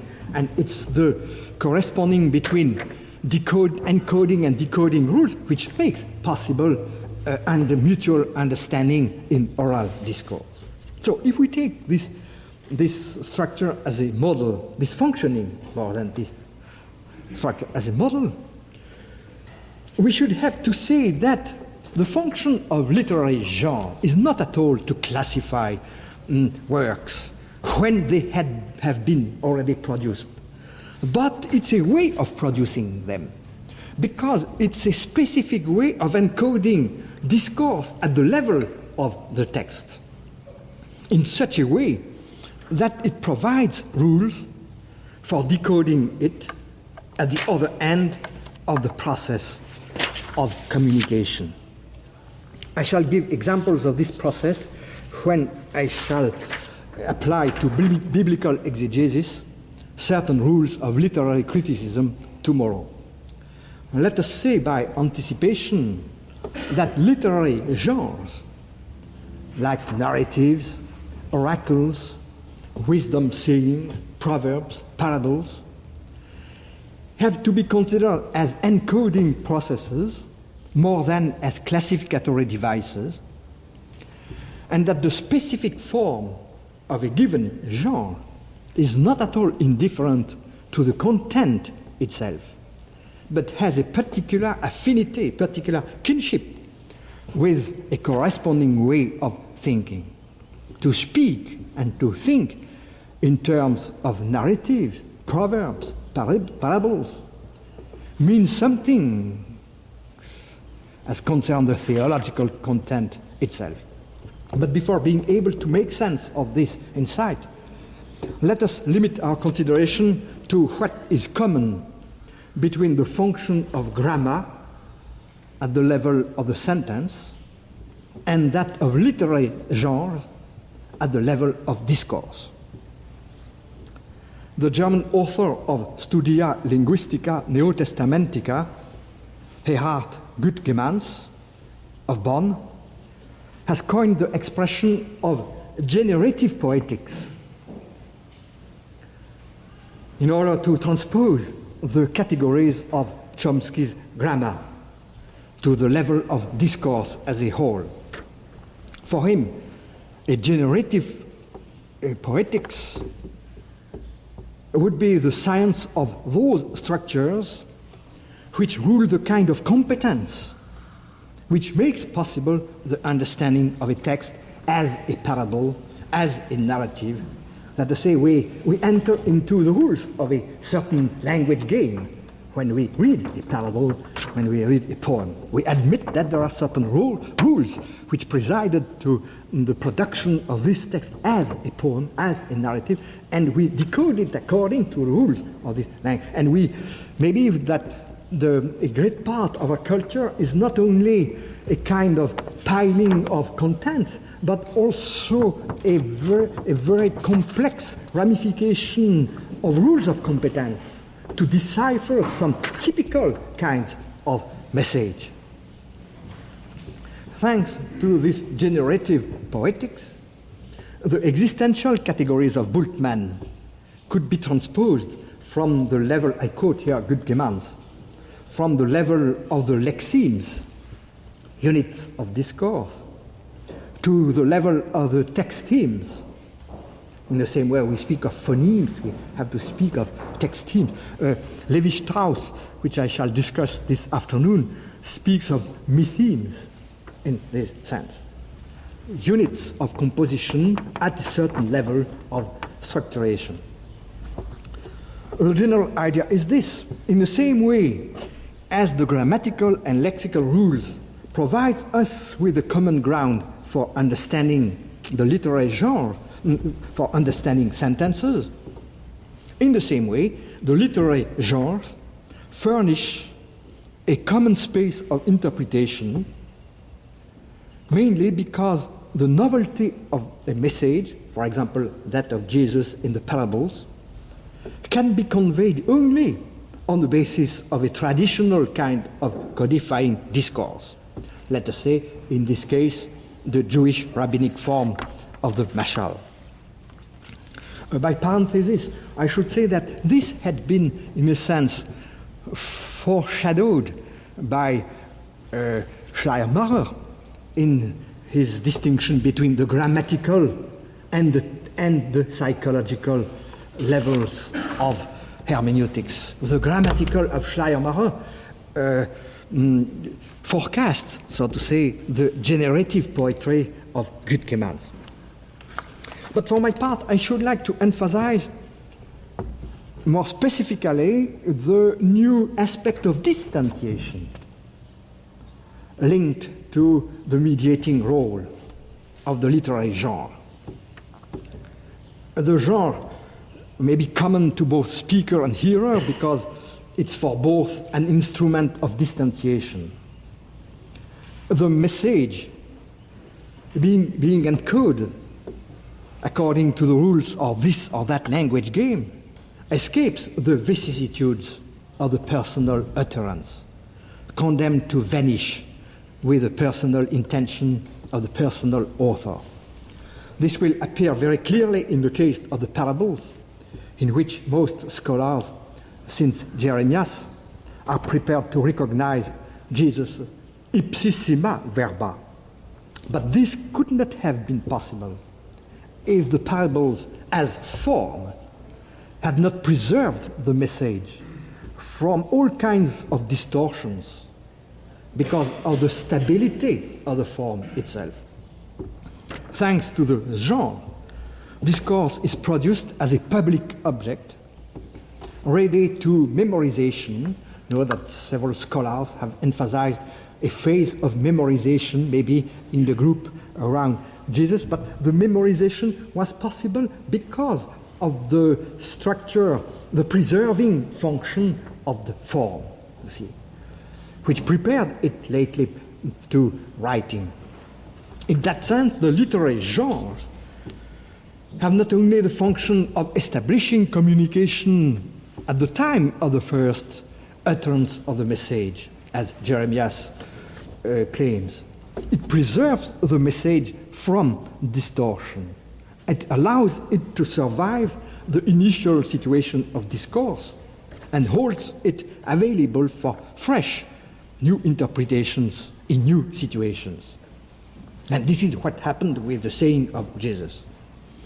If I dared use a paradoxical way of speaking, I should say that the genre established the first contextualization, but at the same time, the first decontextualization, which makes possible new reconstitution of the message.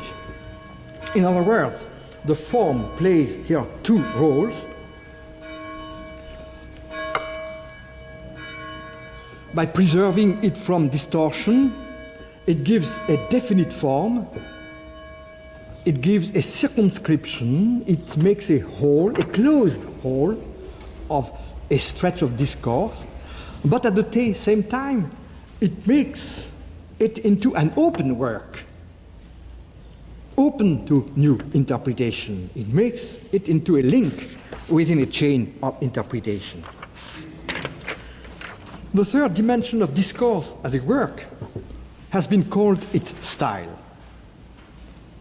It concerns this aspect of the work as presenting a unique configuration which assimilates it to an individual. In a sense, this category is the ultimate one if we follow Aristotle when he says that man contemplates universals but produces individuals. It is always an individual work which is produced. Art is this field of human experience where the individuality of production is emphasized as opposed to the anonymity of technological products for which individuality is merely accidental and irrelevant. Therefore, if we had to give a strong example of what is an individual, after having cited persons, surely we should cite works of art and works of discourse. At first sight, this last trait contradicts the preceding ones. How is it possible to treat discourse first under the concept of genre, and then under the concept of style? This would constitute a sheer discrepancy if genre should be interpreted as a class and not as a set of generating rules. In the same way as we produce individual sentences on the basis of a common grammar, we produce individual works of discourse on the basis of common genre. Therefore, genre is a mediating process aiming at the production of individual, namely individual works. This poem, this narrative, this novel. By that way, we have defined the task of a stylistics as the theory devoted to the general conditions of the insertion of common structures in individual practice. And it is within such a stylistics that the concept of discourse as event makes sense. if discourse, and not only isolated sentences, may be called events, it is because discourse as work presents the unity and the unicity of a style. And at the same time, the concept of event loses to a certain extent its irrational overtones.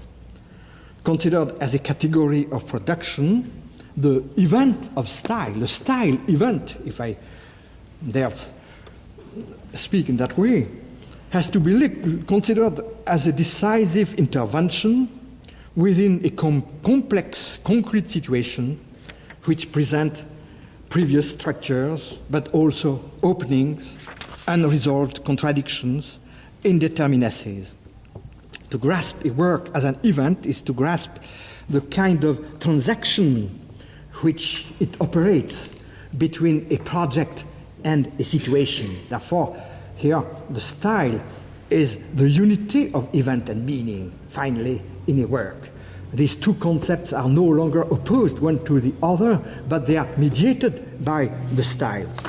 And you see immediately that we have here an access, I shall reserve that for discussion of this afternoon, an access to the problem of the intention, because we may reach the intention within the work itself as the mark of the author in the work, in the same way as we may speak of the signature of a piece of furniture, for example, of the piece of painting. I should say that the style is both the unity of event and meaning, but it's the unity of the intent and the content. Because as the work is an individual, it refers back to its author as an individual. And we see that the category of the author is much richer than the category of the speaker.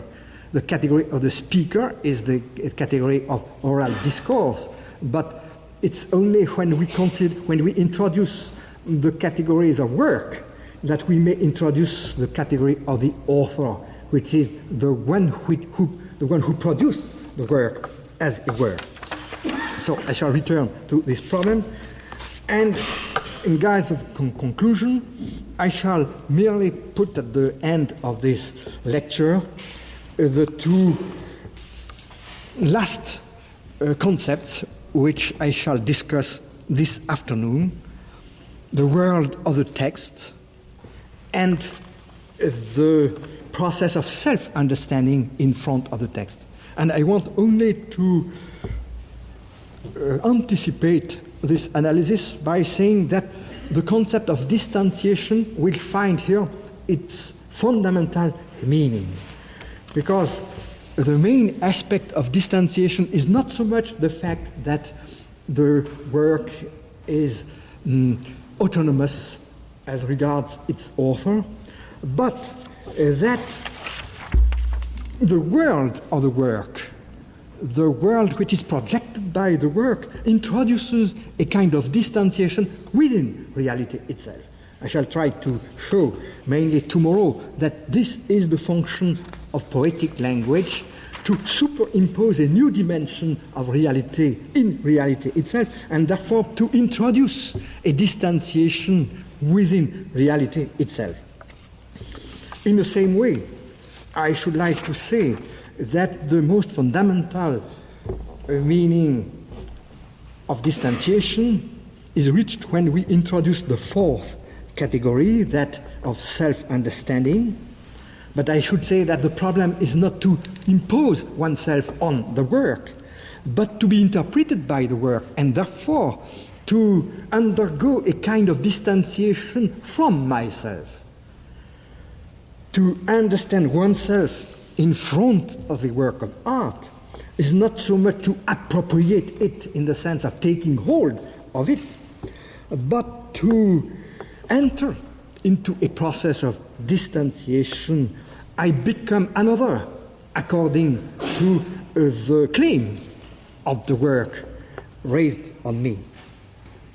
But this will be only under this condition of self-distanciation that we shall be able to reintroduce the hermeneutical concept by excellence, that of appropriation, which will appear as the dialectical counterpart of distanciation. There is appropriation only when there is distanciation.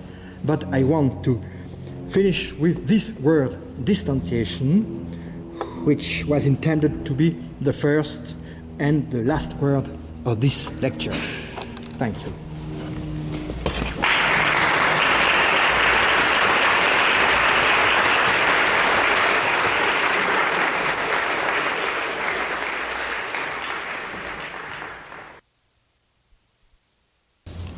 My task in this third lecture will be to meet the challenge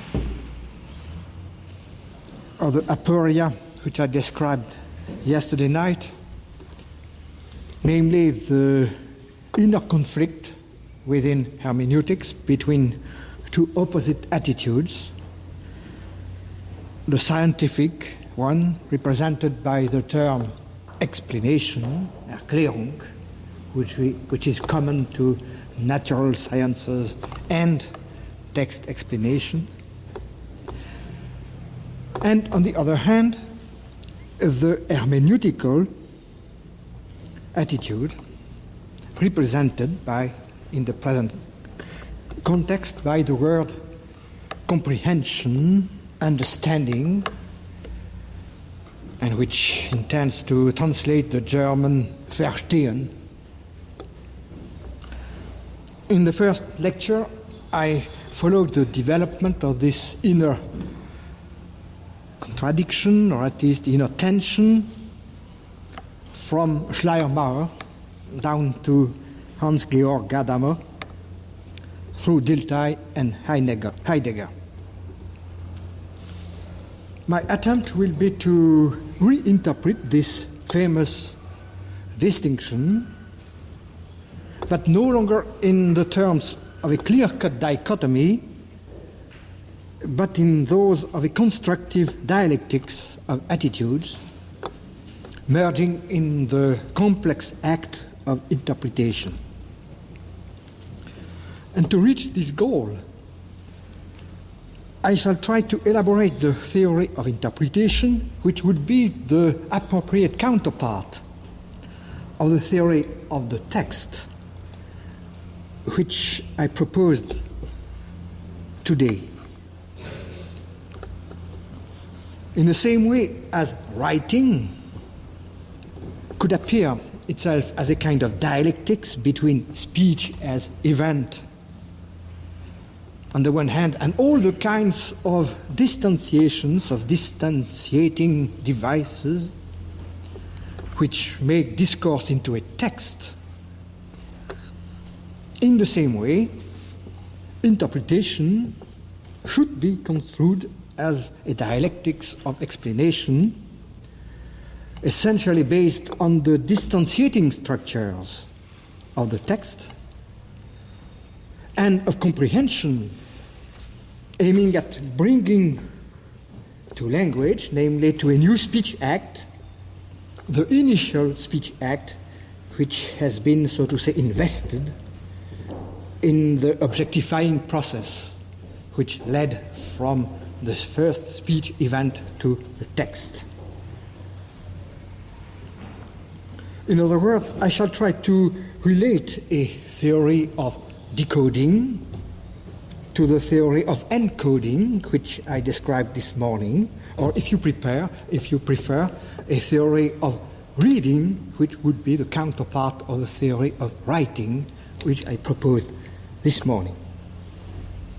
And my main conviction is that a romanticist hermeneutic went astray because it took the dialogal situation, the situation of dialogue, as the standard for the hermeneutical operations applied to text.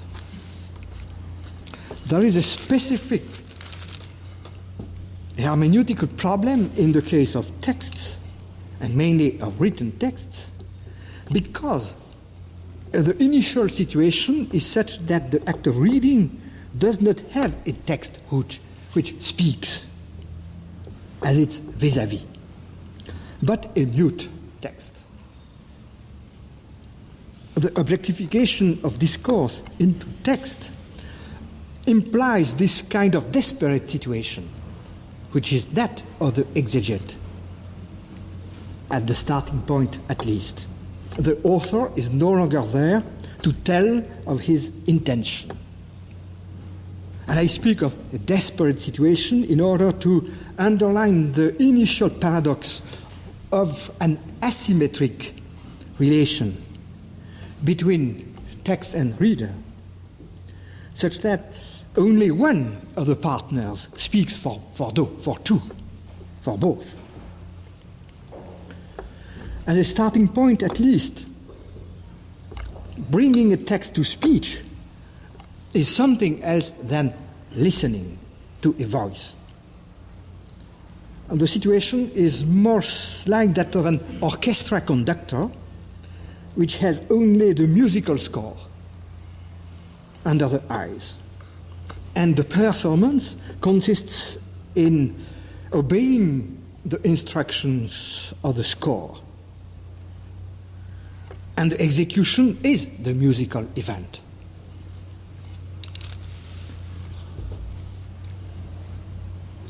Therefore, the execution by the flesh and blood artist is the only event, is the production of the unique event based on the text.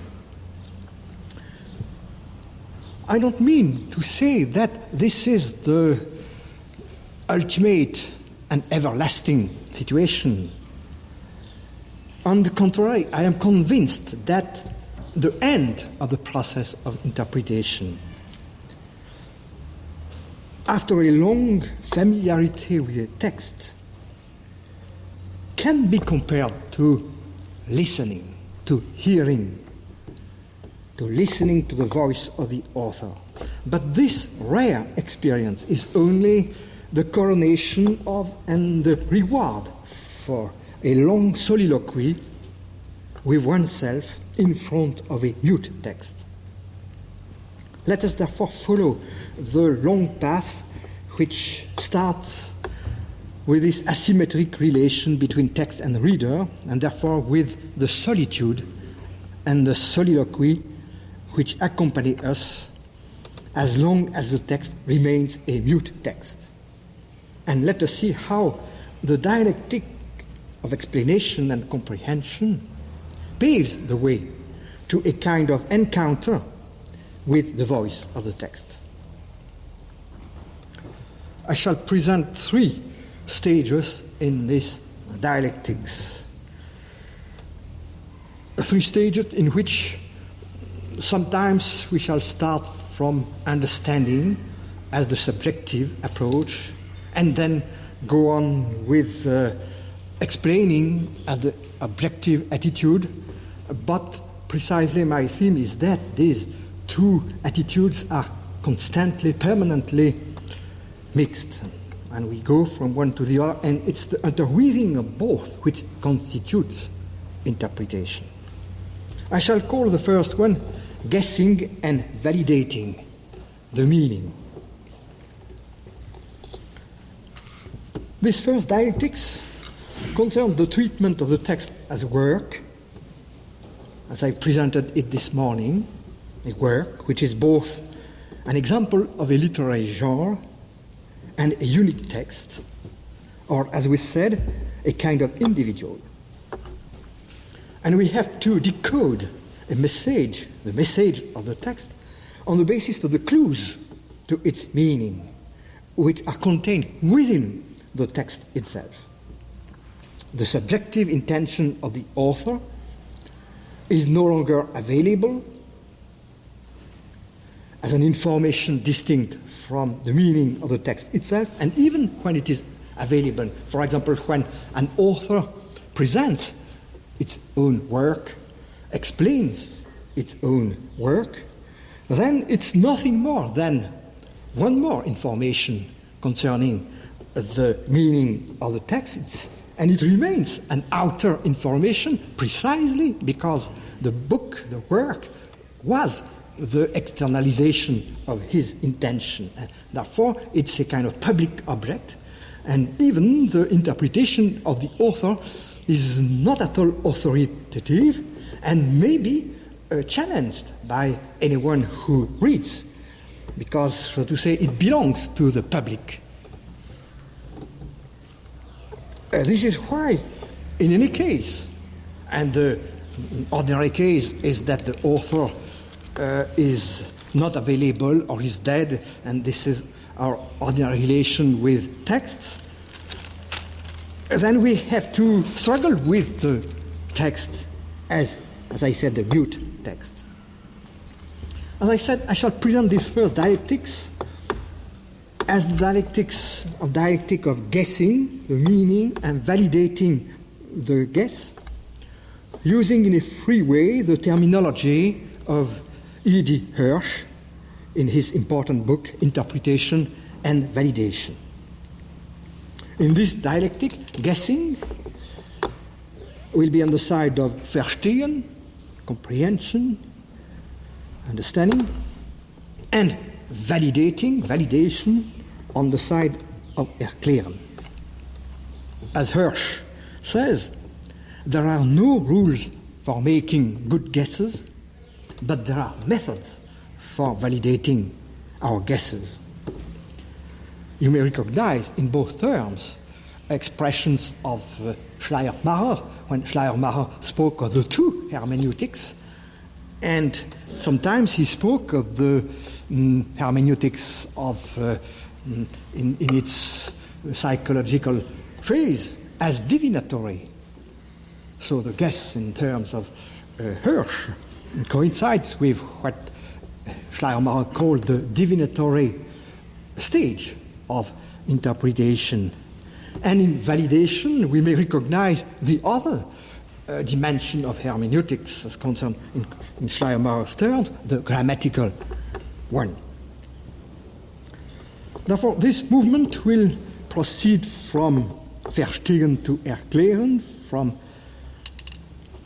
comprehension to explanation, but in the next dialectics, the process will develop in the reverse side. And in fact, it's a continuing process with phases of comprehension and phases of explanation.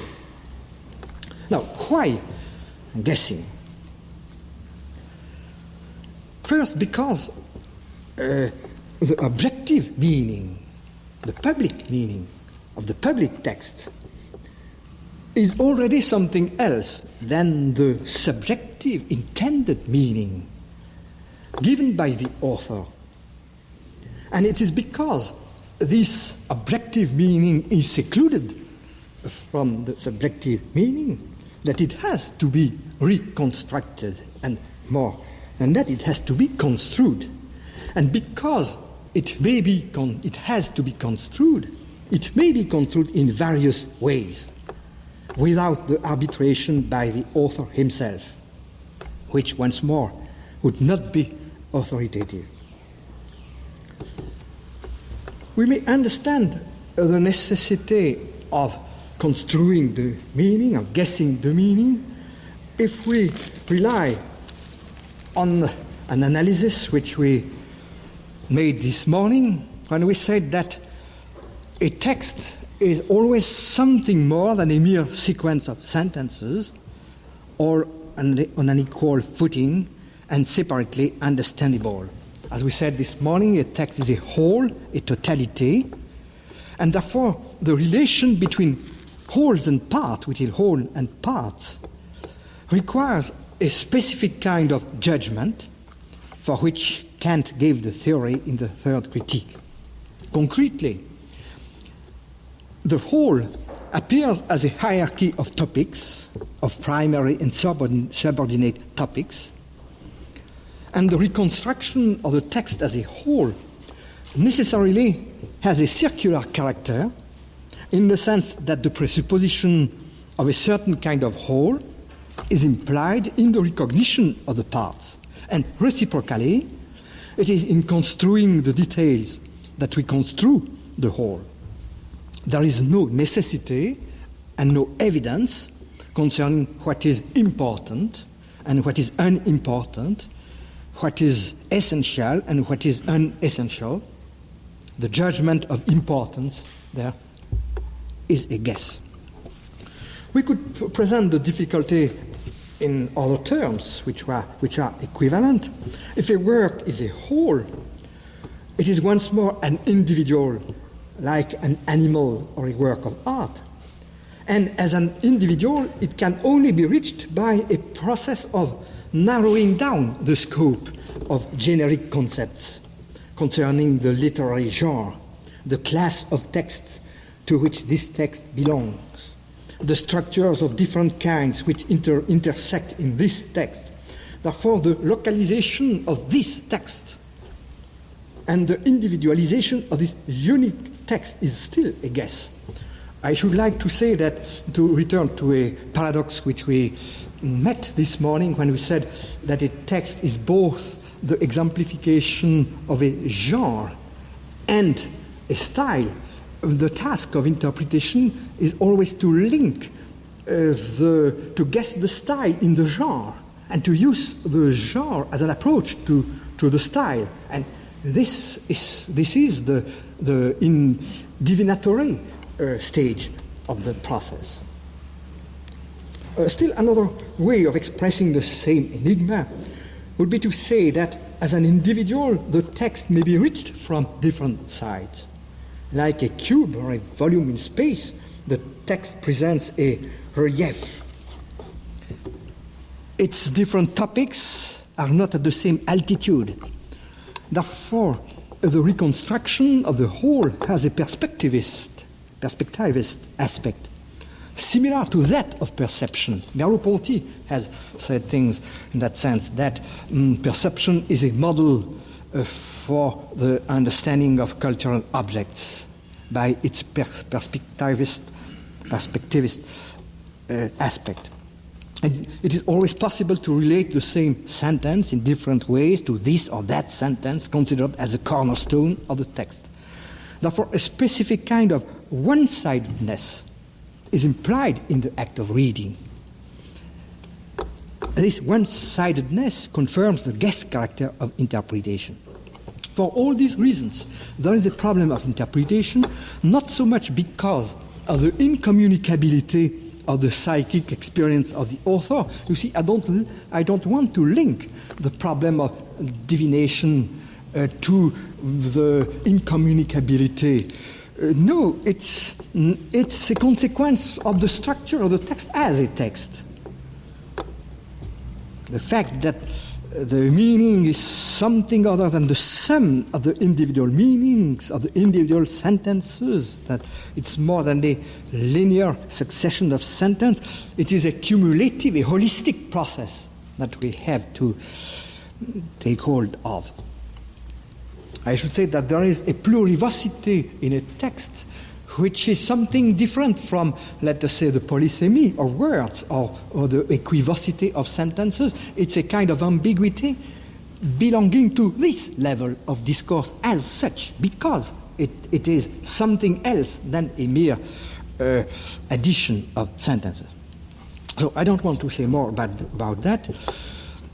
As concerns the procedures of validation by which we test our guesses, I agree with Hirsch in his book that they are closer to a logic of probability than to a logic of empirical verification. This is why he called his work not interpretation and verification, but interpretation and validation. And the difference between verification in the sense of the verificationist criterion of truth in the school of empiricism, logical empiricism, this difference is decisive in this context. The problem is to show that an interpretation is more probable than in the light of what is known. And this problem of probability is quite different from the problem that showing that a conclusion is true. In this sense, validation is not verification. Validation is an argumentative discipline comparable to the juridical procedures of legal interpretation. It is a logic of uncertainty and of qualitative probability. In this sense, we may give an acceptable sense to the opposition between Geisteswissenschaften, the sciences of spirit and natural sciences, without conceding anything to the alleged dogma of the ineffability of the individual. The method of convergence of indices, typical of the logic of subjective probability, for example, in Keynes, the logical model for Hirsch is the logic of probability of Keynes.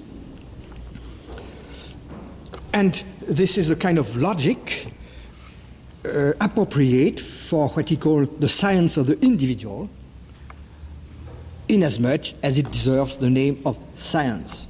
A text is a quasi-individual, and the validation of an interpretation applied to it may be said with complete legitimacy to give a scientific knowledge of the text. Such is the balance between the genius of guessing and the scientific character of validation, which constitutes the modern complement of the dialectic between Verstehen and Erklären. And at the same time, we are prepared to give an acceptable meaning to the famous concept of a hermeneutical circle. Guess and validation are, in a sense, circularly related as subjective and objective approaches to the text. But this circle is not a vicious circle. It would be a cage if we were unable to escape the kind of self-confirmability which, according to Hirsch, threatens this relation between guess and validation. To the procedure of validation also belongs procedures of invalidation, similar to the criteria of falsibility emphasized by Karl Popper in his Logic of Discovery. The role of falsification is played here by the conflict between competing interpretations. An interpretation must not only be probable, but more probable than another. And there are criteria of relative superiority which may be easily derived from the logic of subjective probability. In conclusion of this first point, I should say that if it is true that there is always more than one way of construing a text, it is not true that all interpretations are equal and may be assimilated to the so-called rules of thumb. The text is a limited field of possible constructions, and the logic of validation allows us to move between the two limits of dogmaticism and skepticism. It is always possible to argue for or con an interpretation, to confront interpretations, to arbitrate between them, and to seek for an agreement, even if this agreement remains beyond our reach. I shall call the second figure, the second dialectics, from structure to reference. This second dialectic between comprehension and explanation proceeds from the nature of the referential function of the text. I remind you, or explain for those of you who did not attend the second lecture this morning, that I raised the question of the world of the text, the about what of the text, saying that a text, exactly as the sentence, has both a sense and a reference, an immanent sense, which is its inner construction, and a denotative power, it is to say, a power to refer to a world, to designate reality, to describe or redescribe reality. I shall introduce this concept of redescription tomorrow with the problem of metaphor and parable. Therefore, what is at stake here is the ability of a text to speak about reality, to express reality.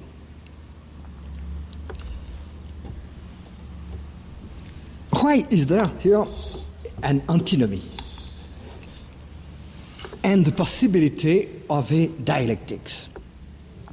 Because of the very nature of the text as opposed to discourse as oral discourse. Because in the case of discourse as oral speech, what we call the reference of the discourse is mainly expressed by all the ostensive tools which belong to language, the demonstratives, the personal pronouns, the here and there, now and then, the these and those, and all the definite description, to speak like Russell, and therefore all these devices and procedures of ordinary language which do not merely describe in universal terms, but point to, thanks to mere denotative devices.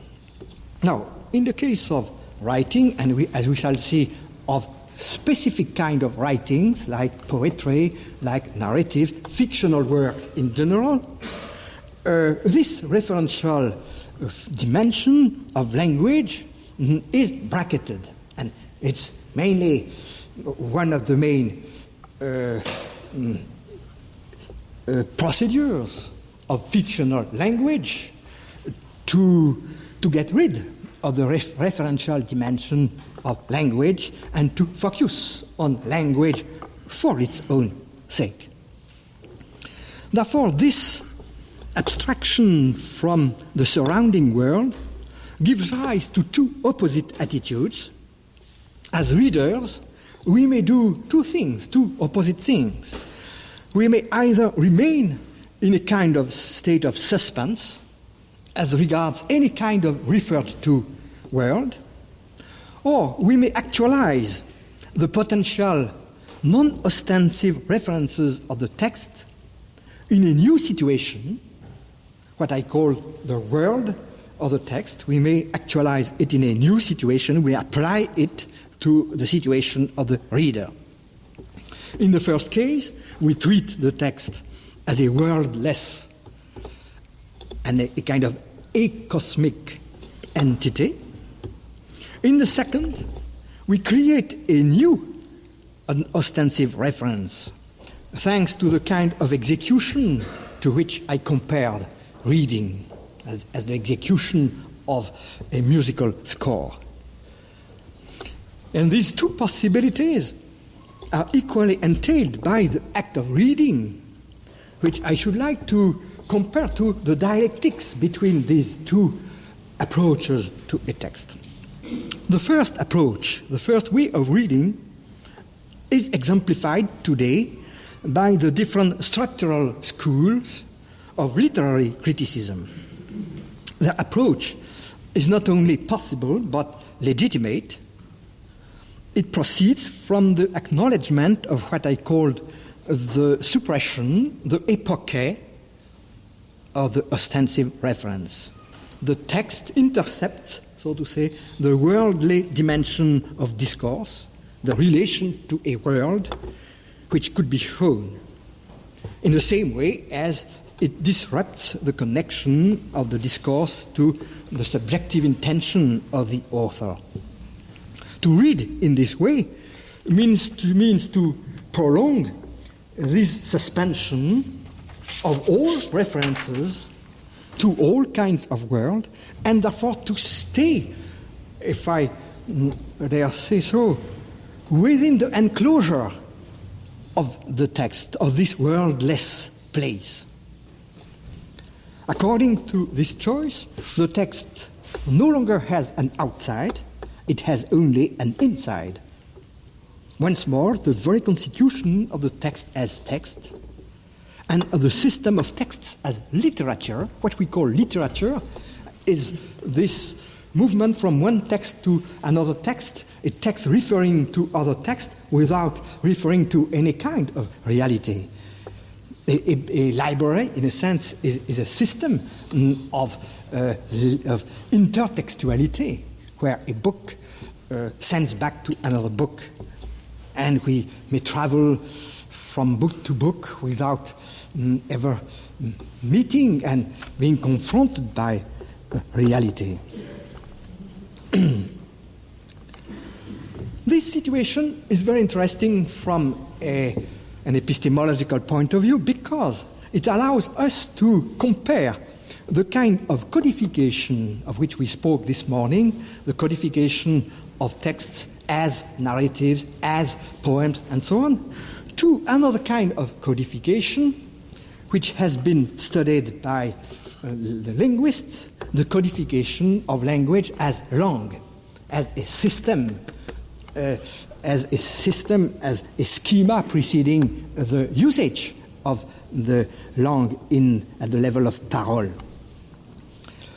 And on the basis of this abstraction, a new kind of explanatory attitude may be extended to the literary object, a new kind of explanatory attitude which, contrary to the expectation of Dilthey, is no longer borrowed from the natural sciences, namely from an area of knowledge alien to language itself. This was, I should not say the mistake of Dilthey, because Dilthey could not forecast this situation. For him, any kind of explanation is borrowed from natural sciences. But now we have models of explanation which owe nothing to natural sciences, which are from the very start semiological models, therefore which are borrowed from the same domain as the domain of texts.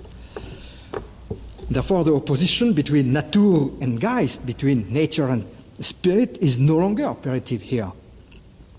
If some word is borrowed, it comes from the same field, from the semiological field. If some model is borrowed, it comes from the same field, from the semiological field. It is henceforth possible to treat texts according to the explanatory rules which linguistics successfully applied to the elementary systems of science which underlie the use of language.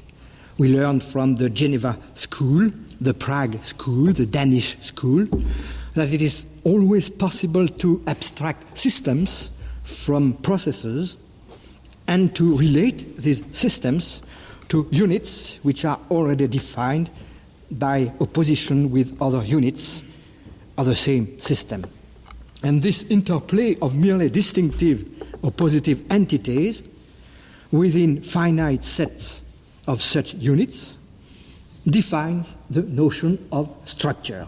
The notion of structure is nothing else than this interplay of units within a set of discrete units without any kind of external relation. It is this structural model which is now applied to texts, it is to say, to sequences of signs longer than the sentence, which is the last kind of unit that linguistics takes into account. This extension of the structural model to texts is a daring endeavor. Is not a text more on the side of parole, of speech, than on the side of langue, of code? Is it not a succession of utterances, thus in the last analysis a succession of sentences?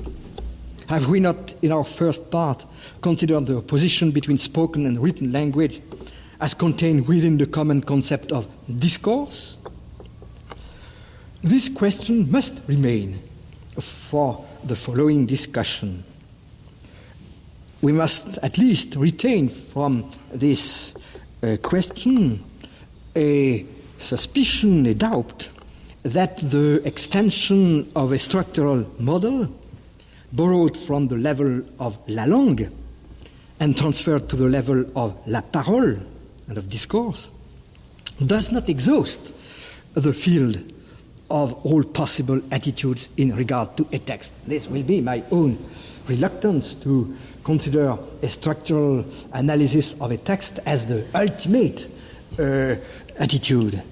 It's a way of bracketing the discourse dimension in order to reduce the systems built on discourse as similar to the systems which are built on units shorter than the sentence. Therefore, we bracket the level of sentence in order to make a kind of shortcut between the higher codes of language and the lowest code of language. This strategy defines, to my mind, any kind of structuralist approach. It's a way of bracketing the element of discourse with his subject, with his world in front of it, its temporal dimension, and so on, and to treat texts are sophisticated system of signs, spoken by nobody, and directed to nobody else, and addressed to nobody else, and directed to no world. And therefore, we treat texts as gigantic proliferation of semiotic systems. This strategy has been well defined by Claude Lévi-Strauss in his Structural Anthropology. I quote the methodological paragraph of this work, page 233, the English translation. Like every linguistic entity, the myth, so he takes a specific kind of texts. Like every linguistic entity, the myth is made up of constitutive unities. These constitutive unities imply the presence of those which generally occur in the structure of language, namely phonemes, morphemes, and semantemes. Each form differs from the one which precedes it by a higher degree of complexity. For this reason, we will call the elements which properly belong to the myth and which are the most complex of all, large constitutive unities. You see, the working hypothesis here is that there are not two kinds of entities in language, as I claimed, saying that there are the signs and the discourse. The signs on which we build discourse, and discourse which starts with a sentence. There is a kind of homology or a similitude of structure at all levels of linguistic achievements. And therefore we may extend a model which succeeded at the bottom, extend it at the top of the hierarchy. And it is in order to insist on this likeness that Claude Lévi-Strauss speaks of mythemes, which is, he coined this word, in order precisely to show that the elements of the myth, the unities on which the myths are built, can be compared from a methodological point of view to the phonemes, which were the units for phonology. I shall give an example of this method, a very short example, because we cannot take the long examples which are treated in the 4 volumes of the Mythologica. I shall take an example in the same volume, in the Structural Anthropology. I was interested in it because of my interest to Freud elsewhere. It's the case of the Oedipus complex, precisely, which receives in the Oedipus myth, which receives with Freud, with Lévi-Strauss. You see, it is. I must go on the couch. So, for him to explicate the myth is not to raise the question, what does it say about human condition? This would be the problem of an existential interpretation. But how is it constructed? And so we shall forget that it is a narrative, that it has a beginning and an end. We shall forget that it is an anecdote, that it has a story. But we shall divide the bundles of relations, as he says, between 4 columns. In the first column, we shall put all the sentences which speak of an overestimated parental relationship. For example, Oedipus weds Jocasta, his mother. Antigone buries Polonius, her brother, in spite of the order not to do so. In the second column are to be found the same relations, but affected with the opposite sign, an underestimation of parental relationships. Oedipus kills his father, Eteocles kills his brother, and so on. The third column is concerned with monsters and their destruction. It is to say, with realities which cannot get rid from the ground, which are bound to the soil. And we shall link to this element the fact that Oedipus himself has his swollen foot. This is the meaning of Oedipus. So he's like a plant. And the killing of the monster is the negation of this dependence to the ground, to the soil. And therefore we have a system of 2 sets of opposition in which the second is to the first, what the fourth is to the third. As I read, here I quote the end of this article, it would thereby result that the fourth column holds the same relation with column 3 as column 1 does with column 2. The overestimation of the blood relationship is in regard to its underestimation, like the attempt to escape from the autochthonous situation and the impossibility of succeeding. The myth thus appears as a sort of logical instrument which draws together contradictions in order to overcome them.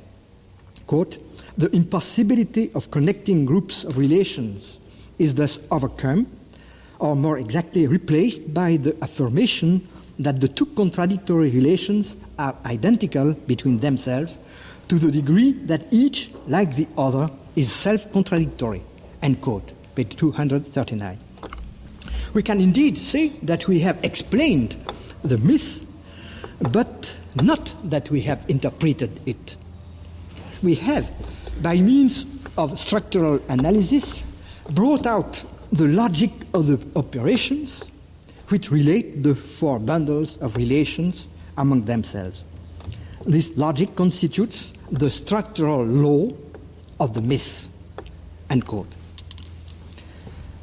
It will not fail to be noticed that this law is preeminently an object of reading and not at all of speaking in the sense of reciting the myth in a ritual situation, where the myth, the power of the myth, would be reenacted in a particular situation. Here the text is only a text, and reading inhabits it only as a text.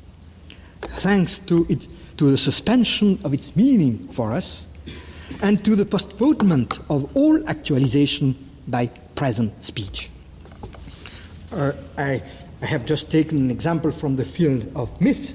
I could have taken an example from other fields, for example, from the field of narratives, but I shall return to these examples precisely because they are interesting for biblical exegesis, and I shall discuss a similar example borrowed from the domain of Russian narrative studies by the Russian formalist, the school of Prop, tomorrow. And so my problem is how to overcome the narrowness of this explanation. And for my part, I should say that the function of a structural analysis is not to be closed on itself, but it's a mediation between 2 levels of interpretation. Between a level of superficial interpretation at the level of the narrative, at the level of the anecdote, as such, and it wants, its function is to lead in direction of a depth semantics. You see, once more, I use the vocabulary of Chomsky, which seems to me very useful here.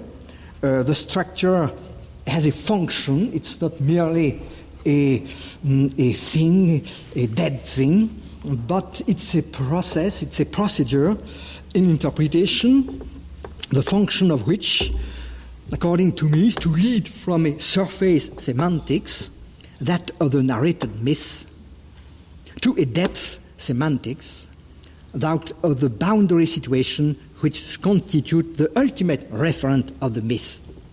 In the case of the Oedipus myth, I think that the logical interpretation, the mythological interpretation of Lévi-Strauss is not at all useless, because the 4 columns which he has delineated have each of them a strong existential emphasis: overestimation of blood relationship, underestimation of blood relationship. This is not at all logical language. We are immediately directed towards birth and death, sex and truth. It is to say the most fundamental, the most crucial experiences of man. Finally, the kind of language game which the whole system of oppositions and combinations embody would lack any kind of significance if the oppositions themselves, which according to Lévi-Strauss the myth tends to mediate, were not meaningful oppositions concerning the limit experiences of man. I shall return to this problem of limit experiences in my last lecture, which will be based mainly on this concept of a limit language applied to limit situations, to boundary situations. Therefore, according to me, structural analysis does not exclude, but presupposes the opposite hypothesis concerning the myth, that is to say, the working hypothesis of Mircea Eliade, for whom the myth has its meaning as a narrative of the origins. It has something to do with what we call our origin.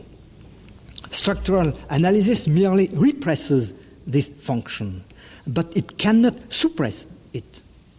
The myth would not even function as a logical operator if the proposition which it combines did not point toward these boundary situations. Structural analysis, far from getting rid of this radical questioning, restores it at a level of higher radicality.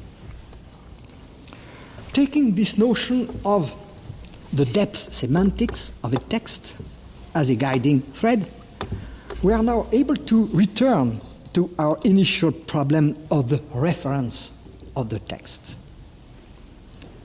We can say that the function of the text is to display a new kind of referential force, which is no longer ostensive, descriptive in the sense of ordinary language, but it opens up a kind of hidden world, a world which can be disclosed precisely only by the means of this depth semantics, itself disclosed by the means of a structural analysis.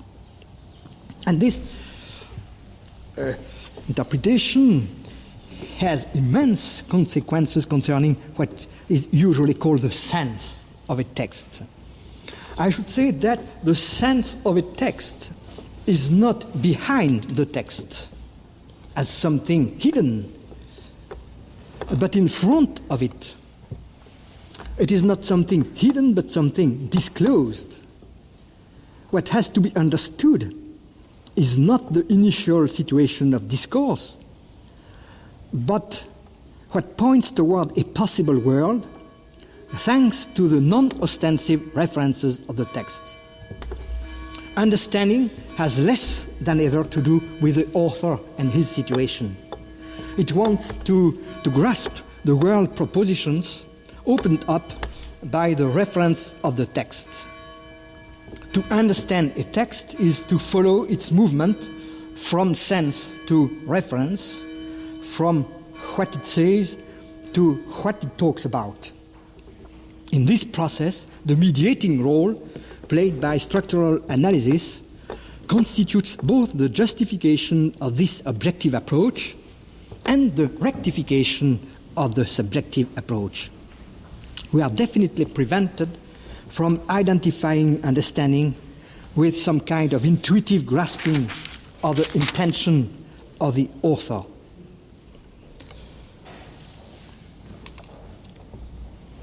And now, in the last minutes of this third lecture, I should like to give a hint of the third and last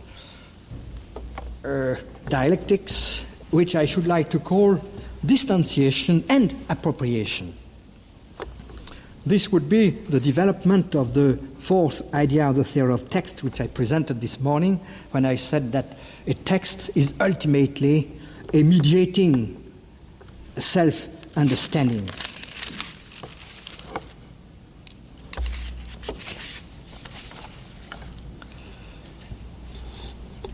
This last dialectic concerns the way in which the text is addressed to somebody. In the case of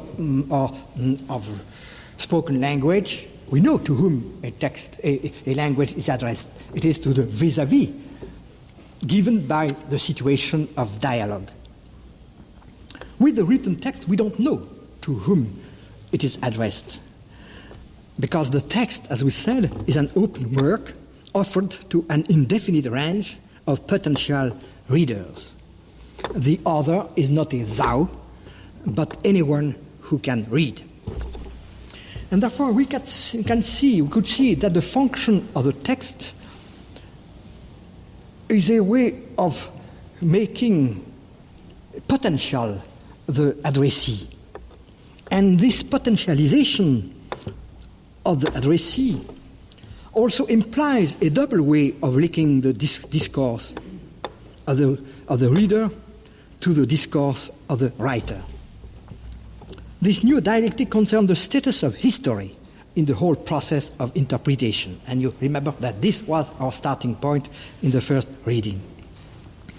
The general trend of literary criticism and of a certain trend of biblical criticism had been to connect the content of literary works and in general of cultural documents to the social conditions, to the Sitz im Leben of the community in which they were produced or to which they were destined. And to explain a text was mainly to consider it as the expression of certain socio-cultural needs and as an answer to certain perplexities well localized in space and time. And against this trend, which was later labeled as historicism, came an opposite trend, mainly influenced by the logicians like Gottlob Frege and by Husserl at the time of the logical investigation, according to which a meaning is not a historical thing, but an ideal object, which is timeless as such. And hence, a general trend in the theory of interpretation to deny all historical dimension in interpretation and to consider the word geschichtlich, historical, so much used and abused by the Romanticist interpretation, as the most dangerous pitfall in the theory of interpretation.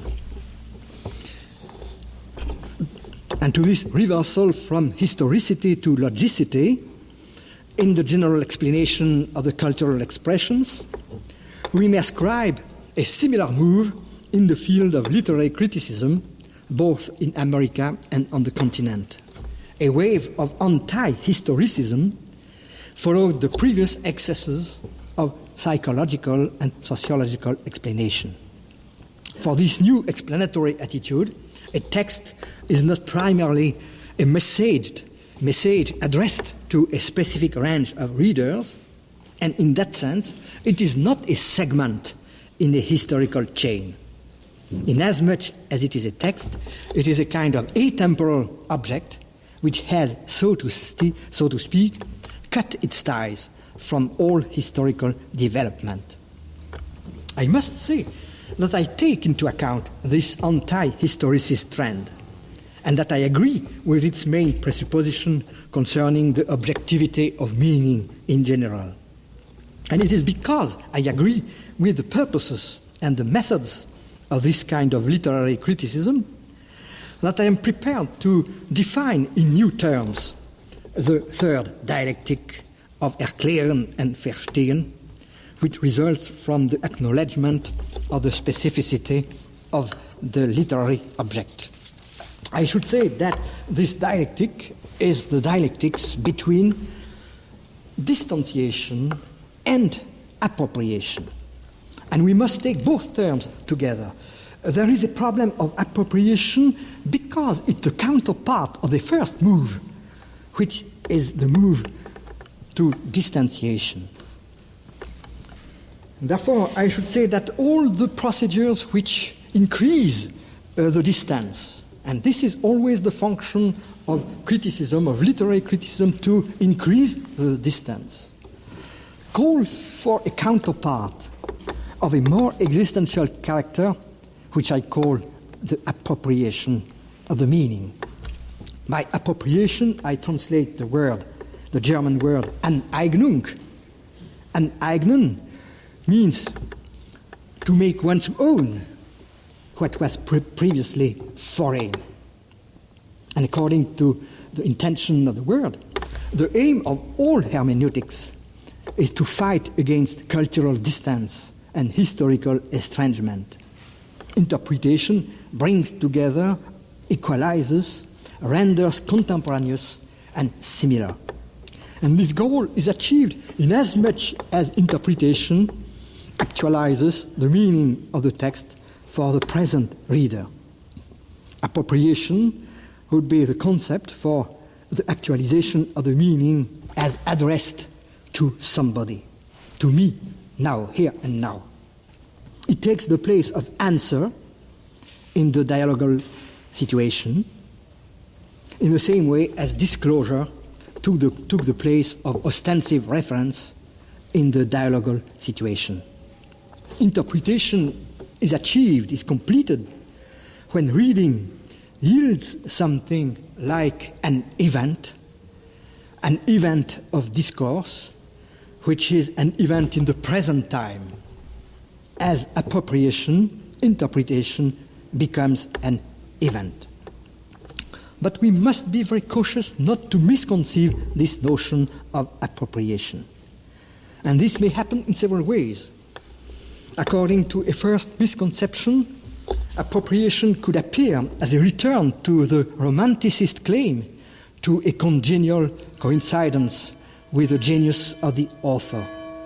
I maintain, I repeat that appropriation is a dialectical concept in the sense that it is and must remain the counterpart of the kind of atemporal distanciation required by the anti-historicist school of literary criticism.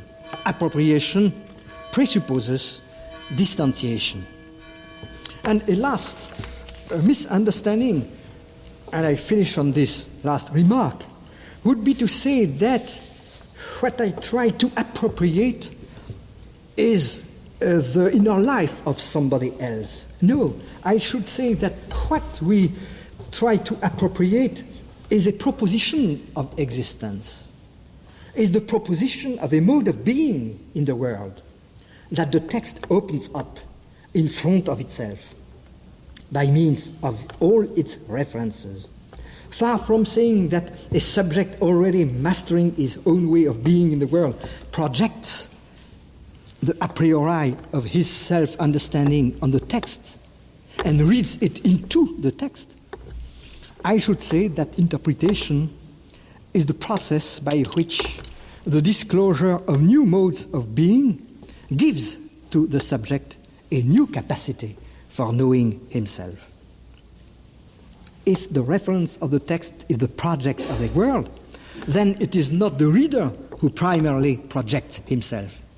The reader is rather enlarged in his capacity of self-projection by receiving a new mode of being from the text itself.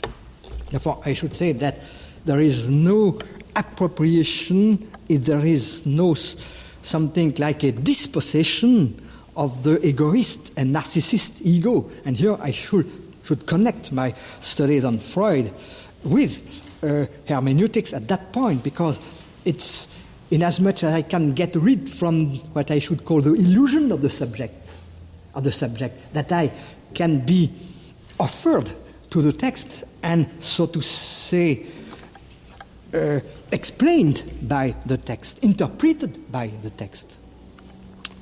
If you permit me, I don't think that it's a pun, it's more than a pun. I should say that the problem of self-understanding is the problem of self, not of the ego.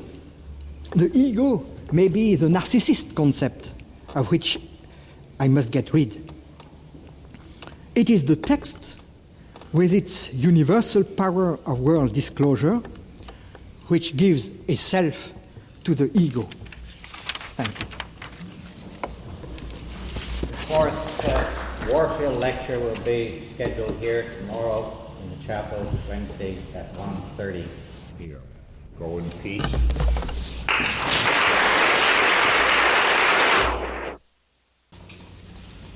The first part of my lecture series was devoted to what I should like to call the philosophical model of interpretation.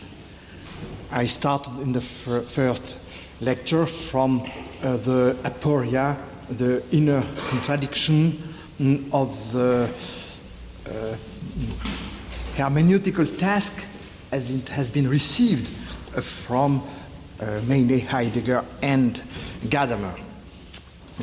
And in the second lecture, I tried to elaborate a concept of the text as the main instrument of distanciation within the historical relation which we may have with a tradition, with the past in general as received and as constituting our own existence. And so I tried to elaborate on the basis of this concept of distanciation a more dialectical relation between the two main attitudes of explanation on the one hand, in an objective scientific sense of the word, and understanding in a more existential personal sense of the word. So these three first lectures made a whole and constituted what I shall call the model of interpretation, to which I shall try now to confront the task of a theological hermeneutics. Thus, the second part of my lecture series is devoted to the relations between philosophical hermeneutics and Christian theological hermeneutics. As I said in my introduction to the first lecture, I do not speak as a theologian, but as a philosopher, and this is why I am limiting myself to considering the contribution of hermeneutics centered on the notion of the text for theology. But this does not mean at all that I only see theological hermeneutics as an application of philosophical hermeneutics. Far from it. Rather, it seems to me that between these two, there is a very complex relation which we should describe in reciprocally inclusive terms.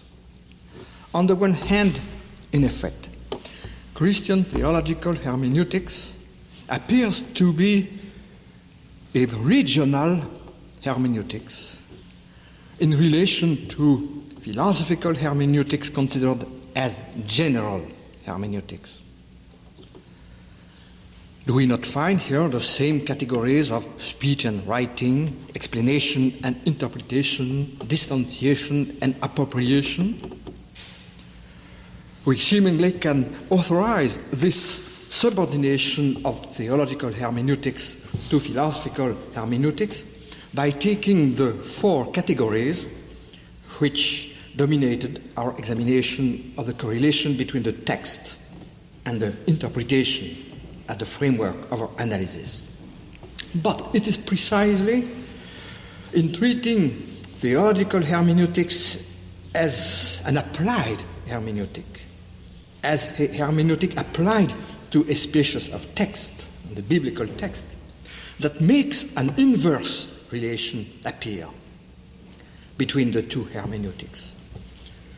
As we shall see, the exegesis of biblical texts presents characteristics so original that the relation progressively inverts itself.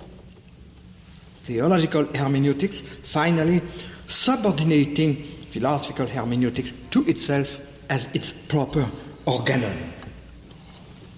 It is this interplay of inverted relationships that I now propose to decipher by taking up in order the categories of hermeneutics centered on the notion of the text.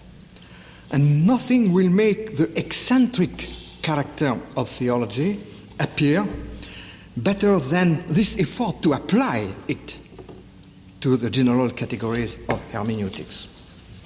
Therefore, I propose to follow the order which I followed already in the second lecture, where I propose to define the concept of the text by four traits. First, the text as a relation between speech and writing, a tension between speech and writing. Secondly, the text as a structured work. Thirdly, the text as the projection of a world. And fourth, the text as mediating self-understanding. And we shall see how in applying one after the other of these four categories, the relation will be progressively inverted between philosophy and theology. Let us start with the first of these four categories, the relation between speech and writing.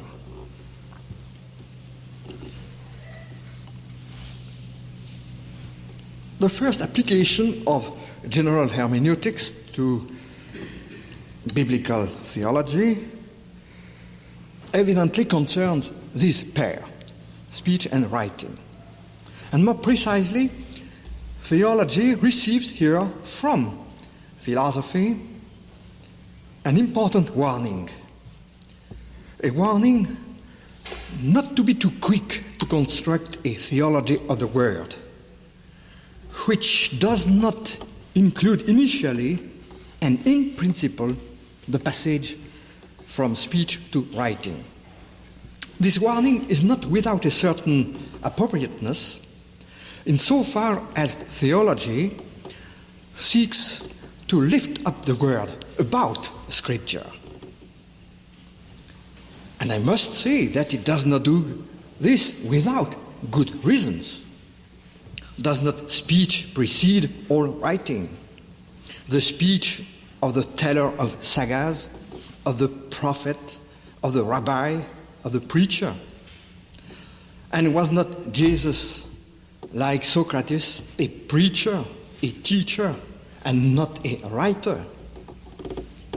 Did not primitive Christianity see in him the Word made flesh? And his apostles, did they not announce the gospel as the Word of God? Thus, it is that Christian theology willingly calls itself a theology of the Word, unifying with this phrase the origin of its faith, the object of its faith, and the expression of its faith. All these aspects of speech become a unique word event, a Wortgeschehen, Sprachereignis, as the German theologian used to say. And yet, we will miss what constitutes the first hermeneutical situation of Christian preaching if we do not pose the question of the relation speech-writing at the origin of the problem of interpretation. At every stage, speech maintains a relationship to writing. First, it relates itself to an earlier writing, which it interprets. Jesus himself interpreted the Torah. St. Paul and the author of the letter to the Hebrews interpreted the Christian event in light of the prophetic writings and in light of the institutions of the Old Covenant as they were transmitted by the Scripture. In a general way, a hermeneutic of the Old Testament, inasmuch as it is a given writing, a Scripture, the Scripture, is implied by the proclamation that Jesus is the Christ. Furthermore, all the titles that exegetes call Christological titles proceed from a reinterpretation of figures received from the written Hebraic and maybe Hellenistic cultures. King, Messiah, High Priest, Suffering Servant, Son of Man, Logos. It seems therefore that writing must precede speaking, if that speaking is not to remain only a cry. The very newness of the event requires that it is transmitted, that it be transmitted by means of an interpretation of the preliminary signs already written down and available within the cultural community. In this sense, Christianity is, from its very beginning, an exegesis. Think of the role of figures and types in Paul. But this is not all. The new preaching, in its turn, is not just tied to an earlier writing which it interprets. It becomes, in turn, a new writing. The letters written to the Romans become letters for all Christianity. Mark, followed by Matthew and Luke, then John, wrote a gospel. Newer documents were added, and one day the church closed the canon, constituting the achieved and closed writings as the corpus of the witnesses. Henceforth, any preaching which takes the Scriptures as its guide is called Christian. It does not refer to one Scripture, the Hebrew Bible, but from now on to two writings, the Old and the New Testaments. Thus, a hermeneutical situation was created which was not immediately recognized as such. But if the formulation of the problem is modern, the problem itself has underlaid the very existence of Christianity. From its beginning, preaching rested upon witnesses interpreted by the primitive community through its scriptures.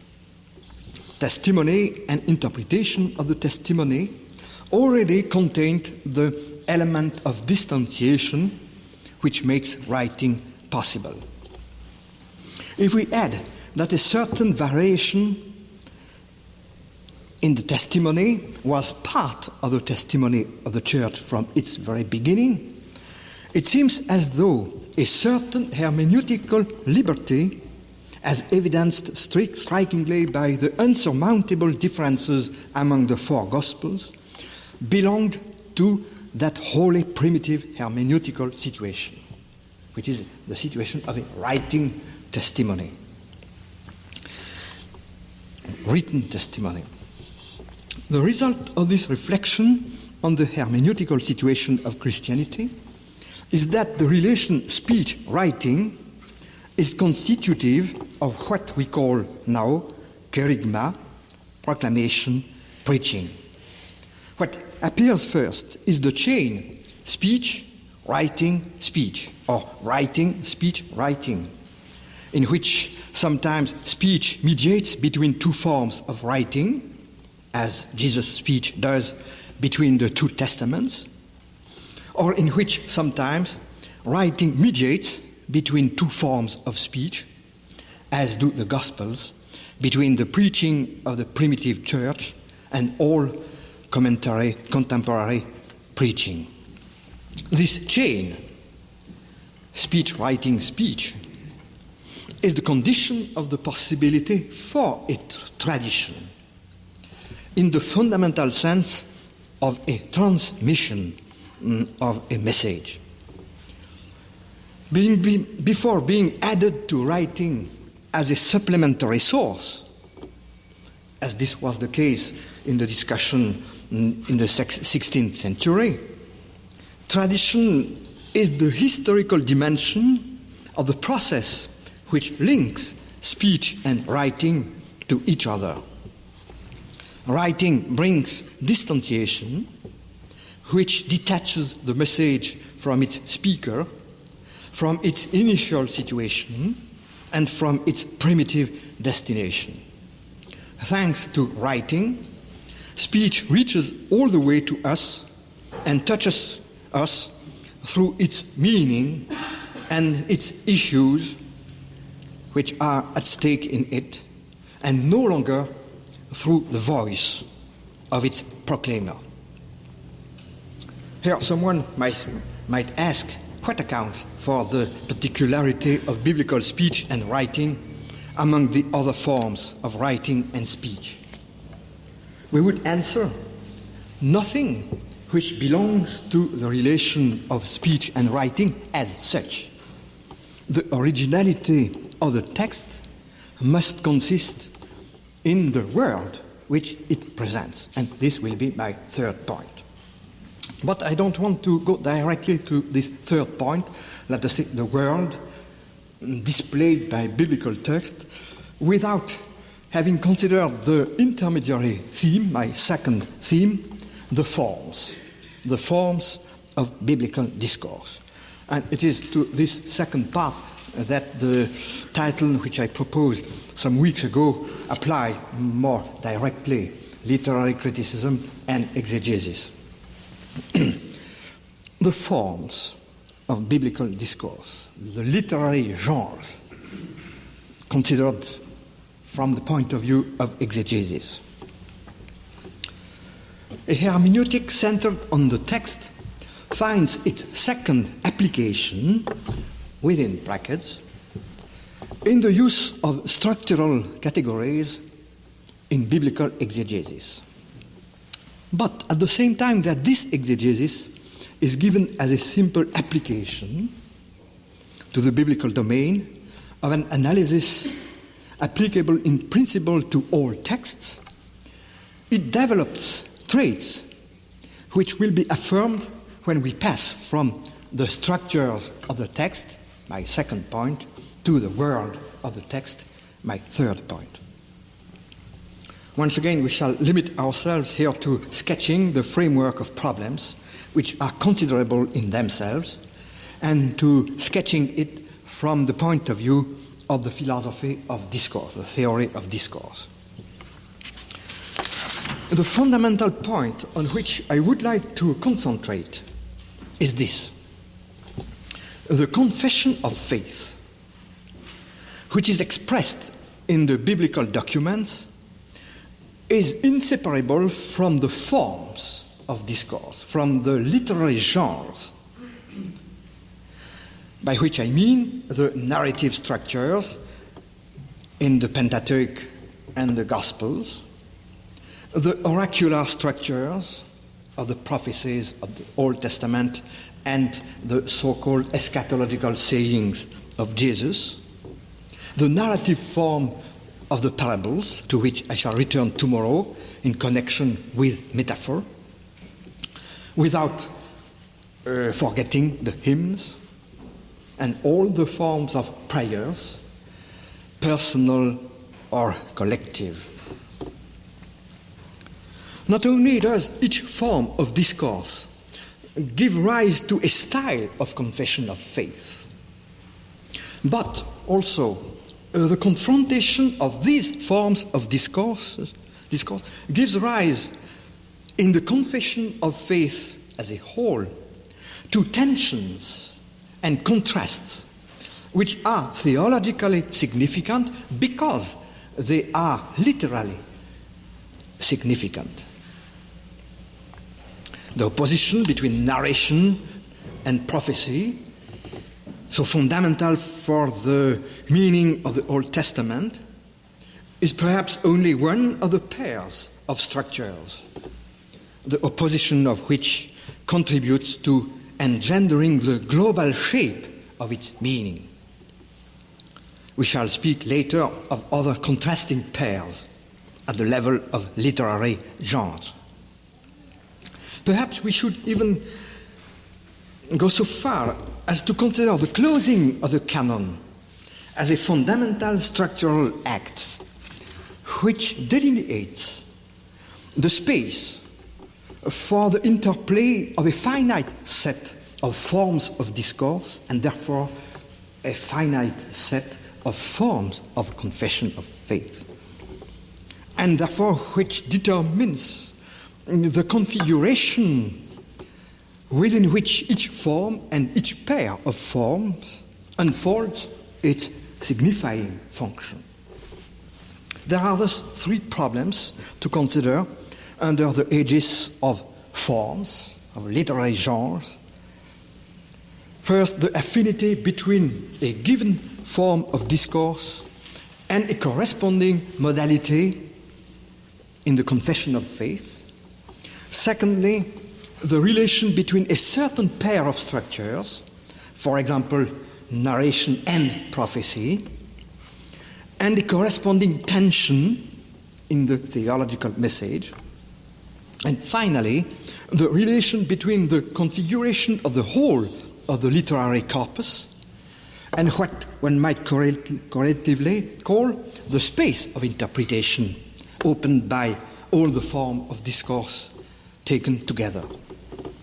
I should say here that I am particularly indebted to Gerhard von Rad for the understanding of this relation between the form of discourse and the theological content, at least as concerns the Old Testament.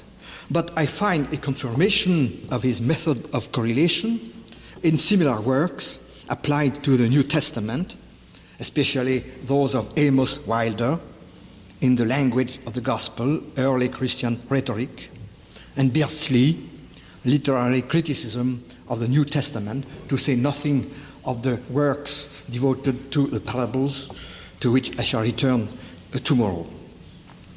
The example of narratives is perhaps the most striking, since it is also in the domain of narrative forms and narrative structures that structural analysis has had its most brilliant success. This example, systematically developed, no longer allows us to construct theologies of the Old or New Testament which understand the narrative category to be a rhetorical procedure alien to the content it carries. It seems, on the contrary, that something specific, something unique is said about Yahweh and about his relation with his people, Israel, because it is said in the form of a narrative, of a story, which recounts the events of deliverance in the past. the very concept of a theology of traditions, and this is the title of the first of the 2 volumes by Gerhard von Rad. This concept of a theology of tradition expresses the indissoluble solidarity of the confession of faith and the story. Nothing is said about God or about man or about their relationships which does not first of all reassemble legends and isolated sagas and rearrange them in meaningful sequences so as to constitute a unique story centered upon a kernel event which has both a historical import and a charismatic dimension. It is well known that Gerhard von Rad organizes the whole story from the basis of the primitive creed of Deuteronomy 26, my father was an Aramean, and so on. This way of tying together the narrative dimension and the charismatic dimension is for me of greatest importance. On the one hand, taking the narrative structure into consideration permits us to extend structural methods into the domain of exegesis far further than Gerhard von Rad did. And here I think that a comparison between von Rad and the structuralists trained in the school of Russian formalism and of post-Saussurean semiology would be very interesting in this respect. There is already in France and in Germany some students of Lévi-Strauss who are trying to extend to the narrative structure of the Old Testament the methods which had been applied by structuralists to other literary works. But on the other hand, the relation between our 2 hermeneutics begins to reverse itself whence we begin to consider the other side of the narrative, namely the confession of faith, the charismatic kernel. But this other dimension remains inseparable from the structure of the story. Not just any theology whatsoever could be tied to the narrative form, but only a theology which proclaims Yahweh to be the grand actor of a history of deliverance. Without a doubt, it is this point that forms the greatest contrast between the God of Israel and the God or the gods of Greek philosophy. The theology of traditions knows nothing of concepts like cause, principle, essence, and so on. It speaks of God in accord with the historical drama instituted by the acts of deliverance reported in the story. This manner of speaking of God is no less meaningful than that of the Greeks. It is a theology homogeneous with the narrative structure itself, a theology in the form of a Heilsgeschichte. I have developed here to some extent a single example, that of the narrative structure and the theological significations which correspond to it. The same should be done with the other literary forms in order to bring to light in theological discourse itself the tensions which correspond to the confrontation of the structures. And the tension between narrative and prophetic structure is exemplary in this respect.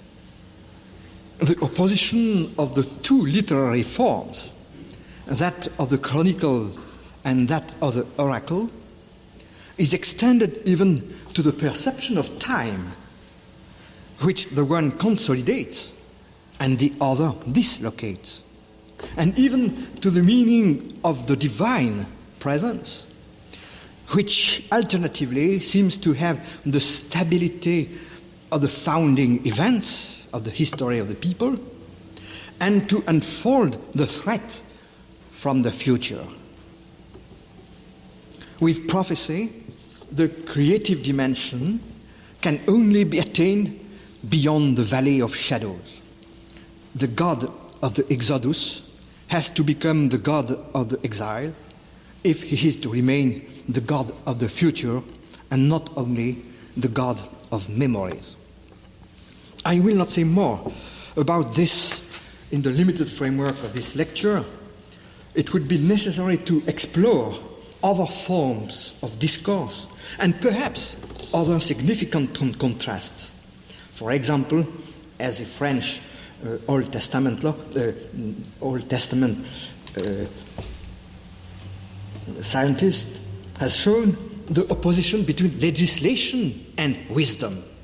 Legislation being always linked to the boundaries of a territory and to punishment, to the enforcement of the law.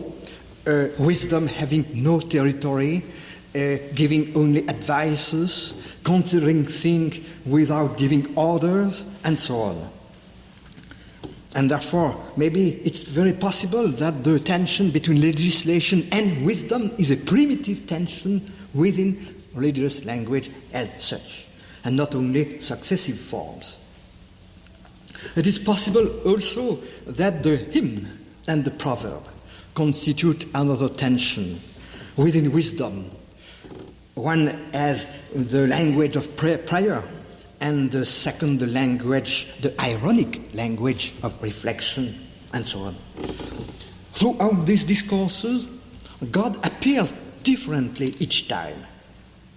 Sometimes as the hero of the saving act, sometimes as wrathful, sometimes as compassionate, sometimes as he to whom one can speak in a relation of an I-thou type, or sometimes as he whom I meet only in a cosmic order which ignores me, as in Job. Perhaps an exhaustive inquiry, if one were possible, would disclose that all these forms of discourse together constitute a circular system, and that the theological content of each of them receives its signification from the total constellation of forms of discourse.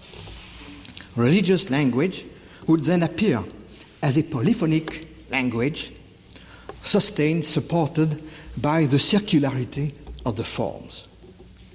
But perhaps this hypothesis confers on the closing of the canon a sort of necessity which would not be appropriate to what should perhaps remain a historical accident of the text.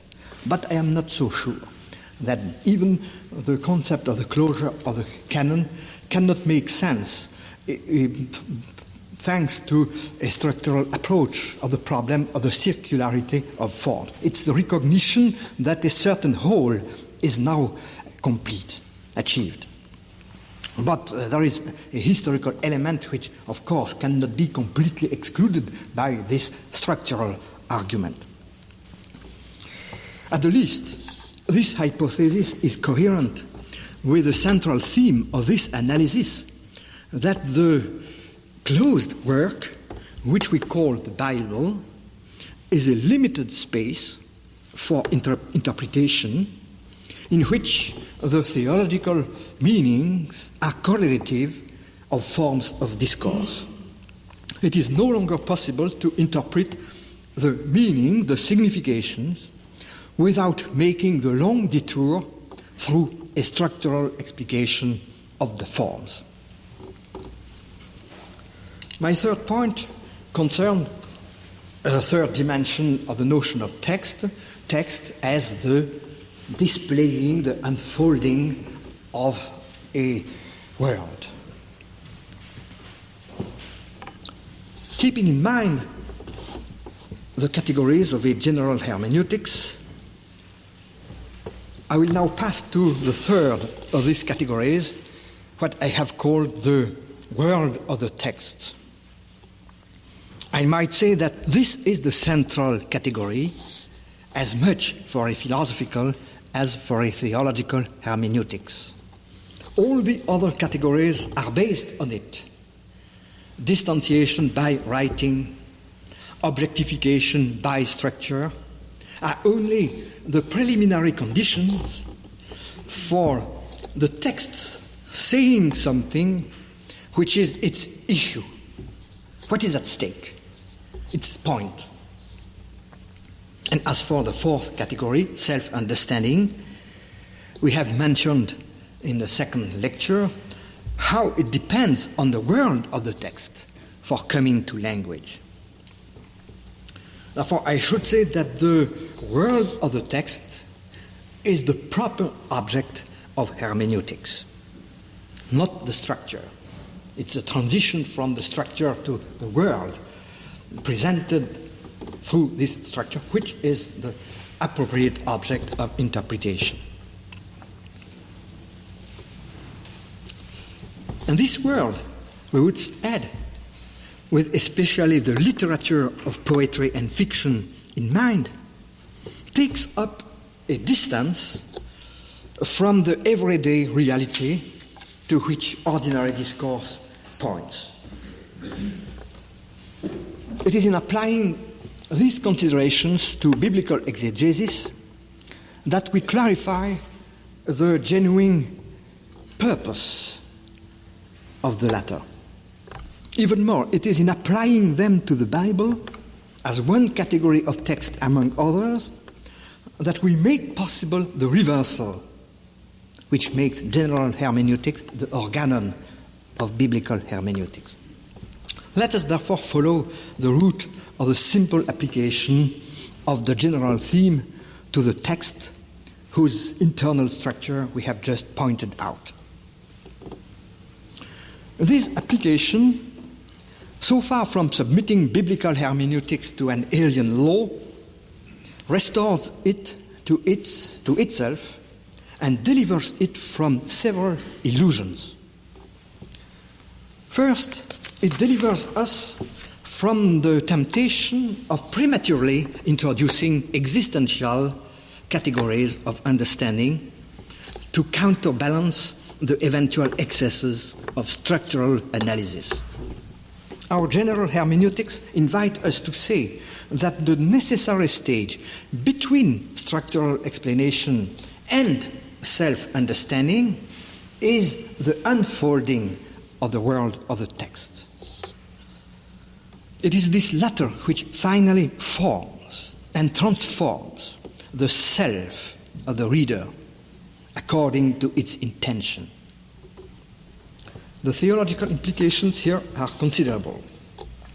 The first task of hermeneutics is not to give rise to a decision on the part of the reader, but to allow the world of being, which is the issue of the biblical text, to unfold. Thus, above and beyond emotions, dispositions, belief or non-belief, and even beyond all decision or before all decision, there is something more fundamental. It is the proposition of a world which in the biblical language is called covenant, new covenant, kingdom of God, new birth. These are the reference of the text, the things about which the text is. These are the realities unfolded before the text, which are certainly for us, but which begin from the text. This is what one might call the objectivity of the text, the objectivity of the new being projected by the text. A second implication is this: to put the world of the text, the issue of the text, before everything else, is to cease to ask the question of the inspiration of the writings in the psychologizing terms of an insufflation of meaning to an author, which projects itself into the text. I think that this was the idea of Karl Barth concerning revelation, which I tried to catch up through my theory of the text. If the Bible can be said to be revealed, this ought to be said of the world which it unfolds before us. What is revealed is the new being which is displayed there. I would go so far as to say that the Bible is revealed to the extent that it is revealing. It is to say, to the extent that the new being unfolded there is itself revelatory with respect to the world, to all of reality, including my existence and my history. In other words, revelation, if this expression is meaningful, is a trait of the biblical world. Now, this world is not immediately carried by psychological intentions, but mediately by the structures of the work. All that we said above about the relations between, for example, the narrative form to the signification of Yahweh as the actor, or about relations of the form of prophecy with the signification of the Lord as threat and promise beyond destruction, constitutes the sole possible introduction to what we are now calling the biblical world. The power of the most powerful revelation is born in the contrast and convergence of all the forms of discourse taken together. I should say that what I called the polyphony of the forms, to that polyphony of the form correspond a polyphony of meanings on the side of the world which is disclosed, and it is this polyphony which constitutes the revelation. It's this convergence of all meanings towards a new being. A third theological implication of the category of the world of the text would be this. Because it's here a question of a world in the sense of a global horizon, of a totality of meaning, there is no privilege whatsoever for an instruction addressed to the individual person, or in general, known for personalistic aspects in the form of I, thou, or in the relation of man to God. The biblical world has aspects which are cosmic, it is a creation, which are communitarian, it speaks of a people, which are historical and cultural, it speaks of Israel and the kingdom of God, and also personal, of course. This aspect has been emphasized very strongly by Pannenberg in all his work, against, let us say, the pietistic trend of Bultmannian interpretation, the reduction to a personal decision in front of a text. As it is a world, this world has cosmic, historical, cultural dimensions, and not only personal dimension.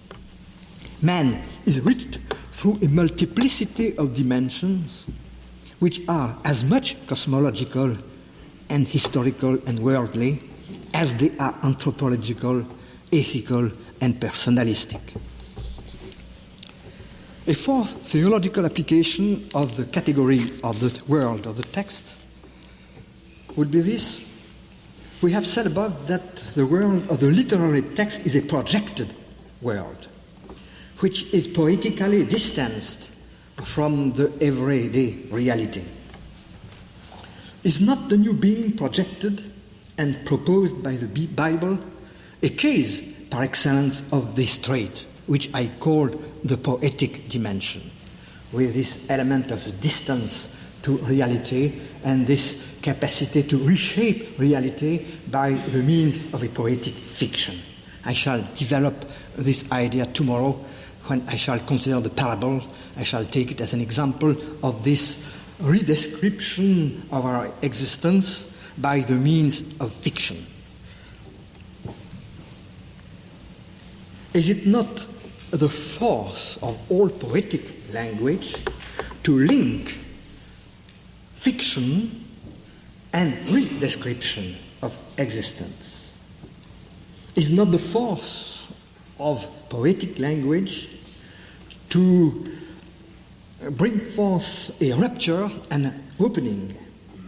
If this is so, must we not accord to this projected world the poetic dimension, in the strong sense of the word, the poetic dimension which we have acknowledged of the issue of the text?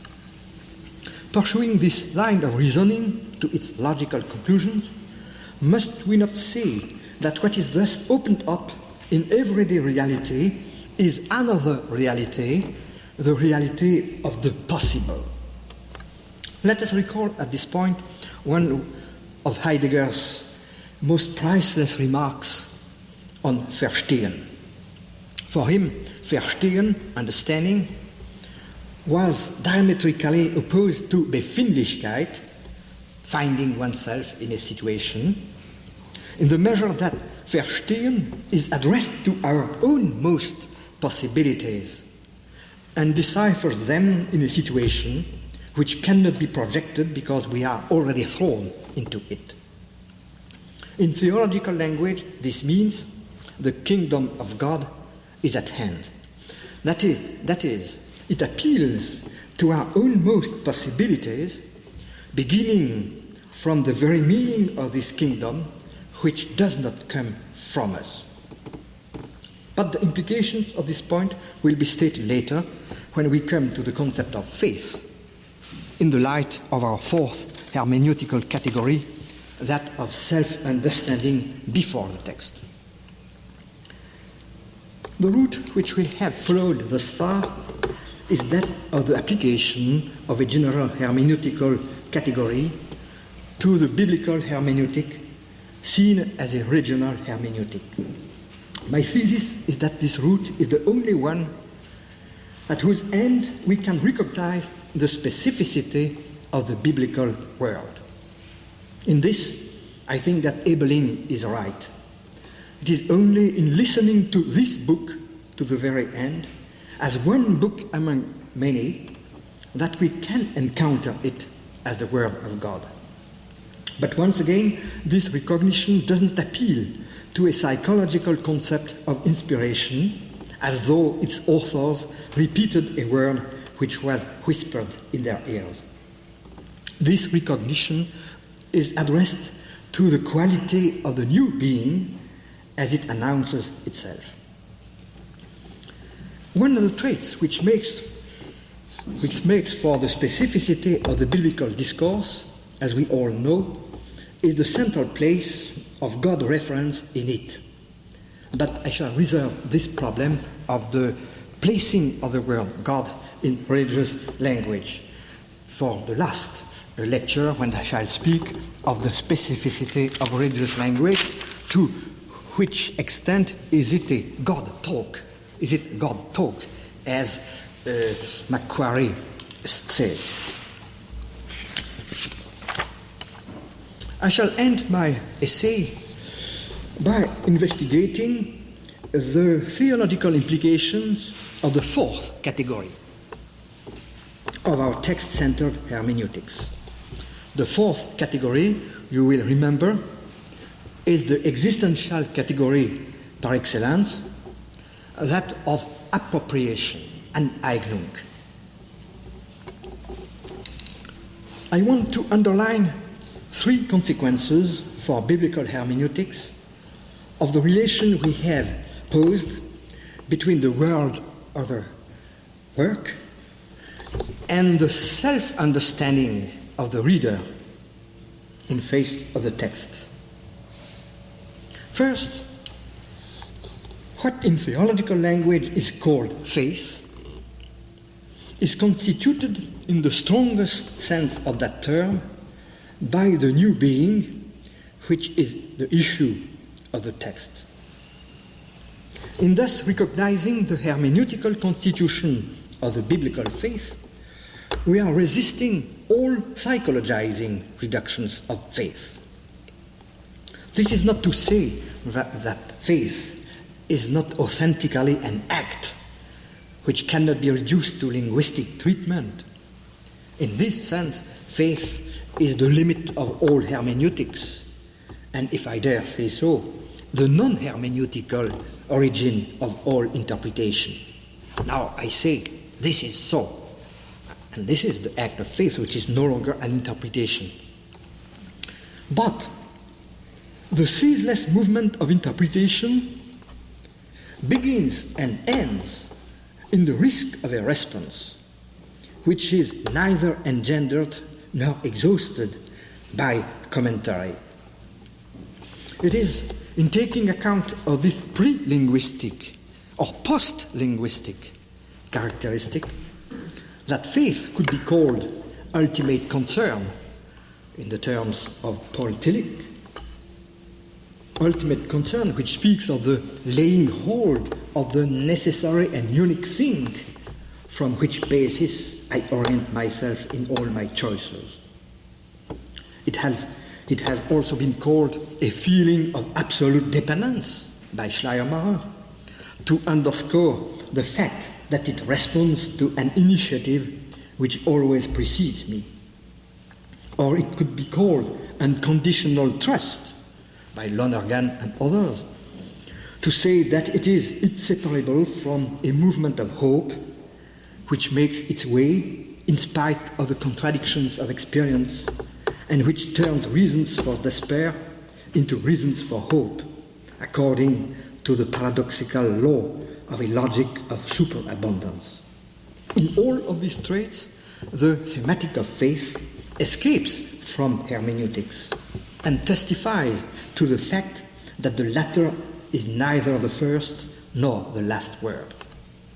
But hermeneutics reminds us that biblical faith cannot be separated from the movement of interpretation which elevates it into language. Ultimate concern, I shall take up all the expressions which I used as synonyms of the word faith. Ultimate concern would remain mute, dumb, if it did not receive the power of a word of interpretation, ceaselessly renewed by signs and symbols, which have, we might say, educated and formed this concern over the centuries. The feeling of absolute dependence would remain a weak and inarticulated sentiment if it was not the response to the proposition of a new being which opens new possibilities of existence for me. Hope and conditional trust would be empty if it did not rely on a constantly renewed interpretation of sign events reported by the writings, such as the Exodus in the Old Testament and the resurrection in the New Testament. These are the events of deliverance which open and disclose the utmost possibilities of my own freedom and thus become for me the Word of God. This is the properly hermeneutical constitution of faith. And this is also the first theological consequence of the indissociable correlation which we have discovered between the world of the text and my appropriation. A second consequence follows from the sort of distanciation which hermeneutical reflection has caused to appear in the very midst of self-understanding, as soon as this is a self-understanding in front of a text. As soon as one submits the understanding of oneself to the self-explication of the text, a critique of the illusions of the subject seems to be included in the very act of self-understanding in front of the text. Precisely because the subject brings himself face to face with the text, and because the structure of understanding of which Heidegger speaks cannot be eliminated from the understanding which wishes to allow the text to speak.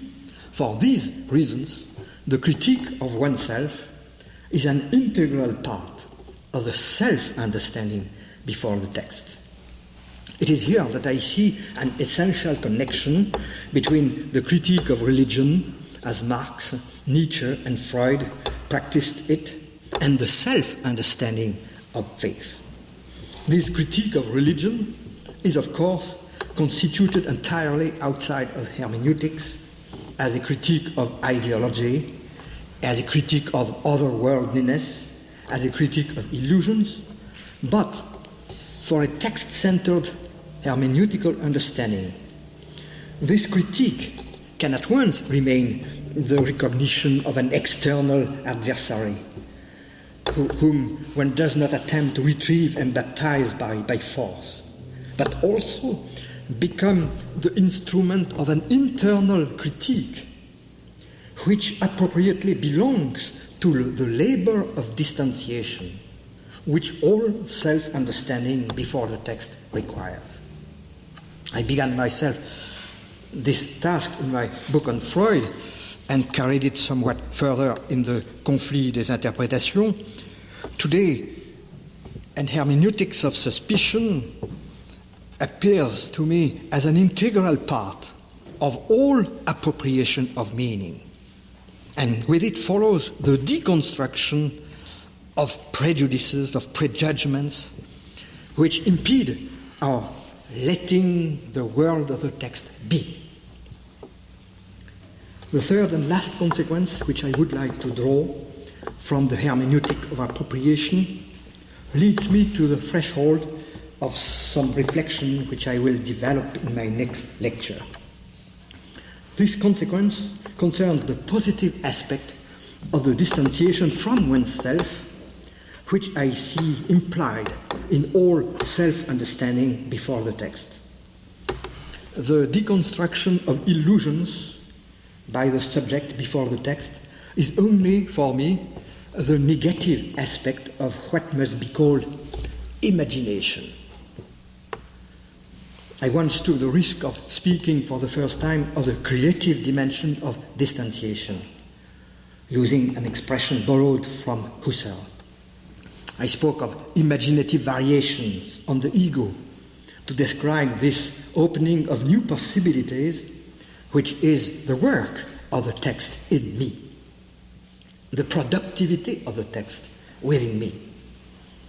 We could have also recourse to another analogy which Gadamer likes to develop, the analogy of play, of Spiel. Just as play, as Spiel, liberates in the vision of reality the new possibilities pent up by the spirit of the serious, play also opens up in subjectivity the possibility of metamorphosis, which a purely moral vision cannot see. Imaginative variation, play, metamorphosis, all these expressions seek to discern a fundamental phenomenon, namely that it is in imagination that the new being is first formed in me. Note that I say imagination and not will, because the power of letting oneself be grasped by new possibilities precedes the power of deciding and choosing. Imagination is that dimension of subjectivity which responds to the text as a poem. When the distanciation of imagination responds to the distanciation which the world of the text unfolds in the heart of reality, then a poetics of existence responds to a poetics of discourse. Thank you.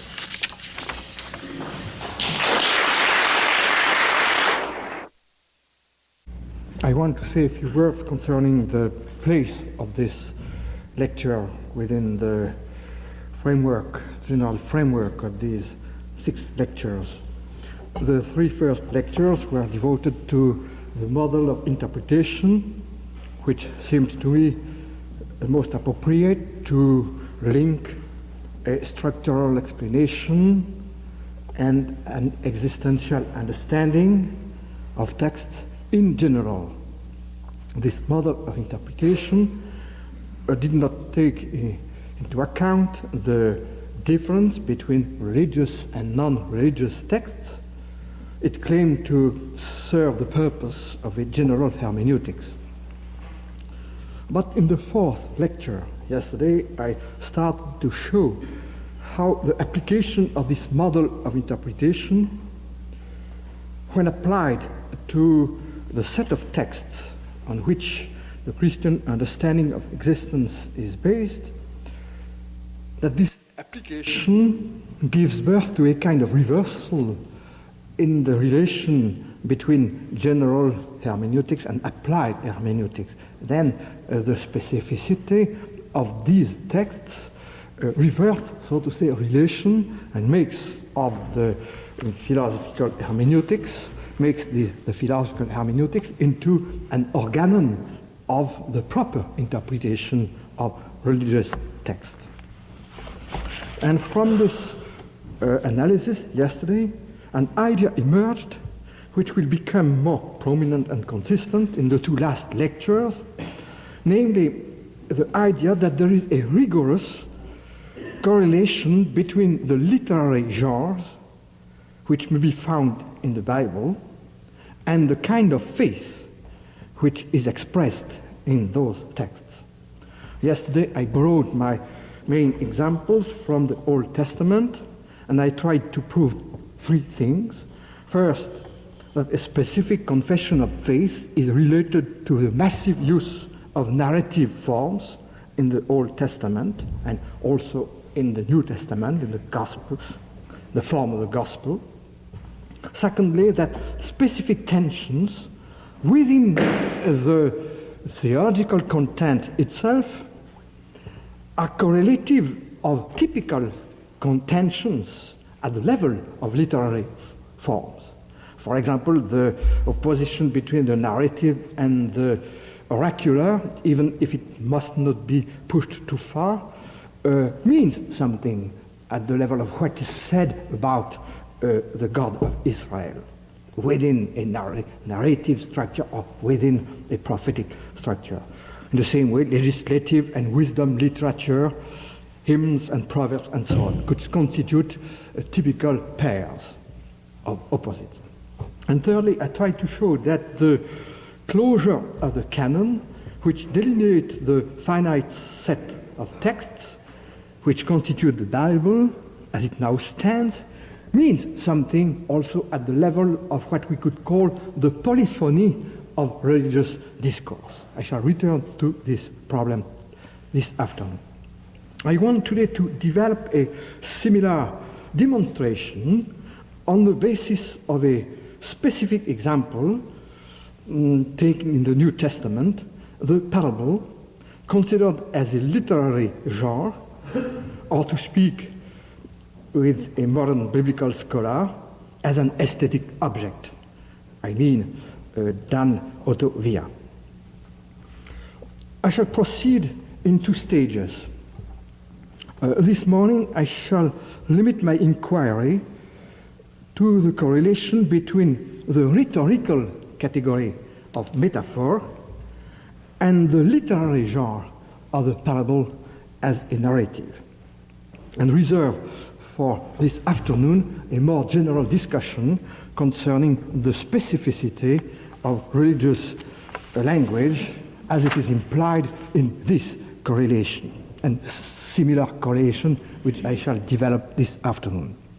The first part of this lecture will be devoted to some new approaches to the theory of metaphor, mainly in Anglo-American epistemology of models and metaphors, Black and others, and I shall try to join this analysis with that of the literary form of the parable. In this first part, devoted to the theory of metaphor, I want to make 2 points.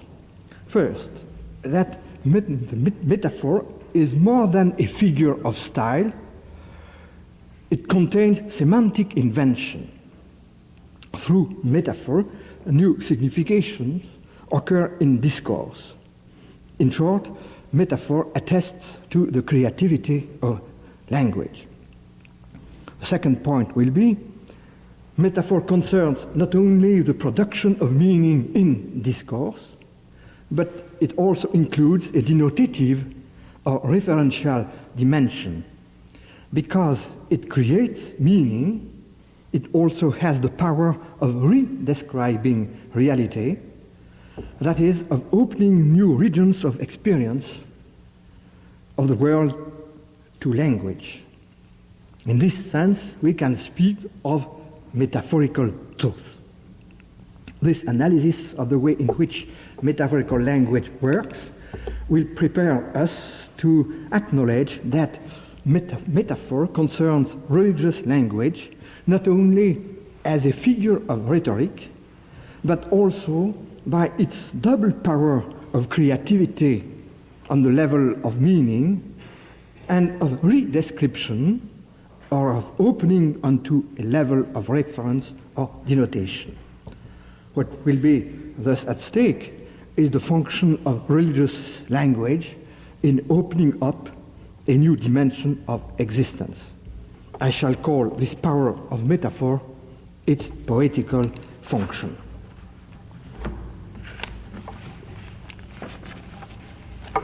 At the first stage of this analysis, we shall start from classical rhetorics as it was created by the Greeks and was developed till the 19th century. Within the limited boundaries of classical rhetorics, metaphor is treated only as a kind of accident in naming, a move in the process of giving names. Therefore, it's, let us say, it's a rhetoric of the word. And I shall try to show that the main developments in the theory of rhetoric consist in enlarging the scope of analysis in order to show that metaphor functions only at the level of the sentence, that we have not to speak of metaphorical words, but of metaphorical statements. And this will be very important when we shall extend the concept of metaphor from statements to genres, to literary genres. As you know, in the rhetorical tradition, metaphor was classified as a trope, that is, a figure which concerns variations of meaning in the use of words. The concerns of classical rhetoric was of the following sort. Words themselves have their own meaning, that is to say, meanings common to a speaking community, fixed by the norms of usage in this community and inscribed in a lexical code. And rhetorics begins when this lexical code is shattered. It deals with the figurative meanings of the word, that is, those meanings which deviate from ordinary use. The concept of deviation was fundamental and is implied in the word trope, which means turn, twist. Why these variations, these deviations, these figures of speech? The ancient rhetoricians generally answered in this way. Either it is to fill a semantic gap, a semantic lacuna, or to ornament discourse. It is because we have more ideas than we have words that we need to extend the meaning of those words, which we do have beyond their ordinary usage. Or we have a correct word, but we prefer to use a figurative word to please and seduce. This strategy is a part of the function of rhetorics, which is persuasion, that is, influencing men by means of discourse, which are neither the means of truth nor those of violence, but rather the means of rendering the probable more likable. Metaphor, within this narrow framework of classical rhetorics, was one of these figures, the one in which similarity, resemblance, serves as a rationale for the substitution of a figurative word for a literal word either absent or lacking. Metaphor was distinguished from other figures of style, such as metonymy, where contiguity plays the role which similarity plays in metaphor. The main implications of this classical rhetorics are those. First, the substituted meaning does not include any semantic innovation. We can thus translate a metaphor. That means we can restore the literal word for which the figurative word was substituted. And second implication, since it admits of no innovation, metaphor gives no information about reality. It is only an ornament of discourse, and thus is categorized as an emotional function of language. It is precisely those implications of the classical rhetorics that a modern semantics of metaphor calls into question. The first presupposition, which should be debated, is that metaphor is only an accident of naming. Wittgenstein would emphasize this point at the beginning of the logical investigation when he says that most part of the theory of language has been based on the language game of giving names. And in fact, rhetorics was based on this narrow basis of giving names, the language game of naming. And therefore, metaphor should appear as a mere shift in the meaning of words.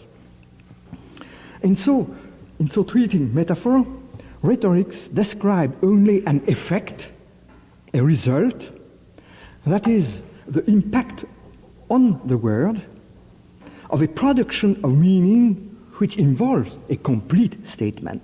This is, in effect, the first discovery of the semantics of metaphor, that metaphor depends on the semantics of the sentence before concerning a semantics of the word.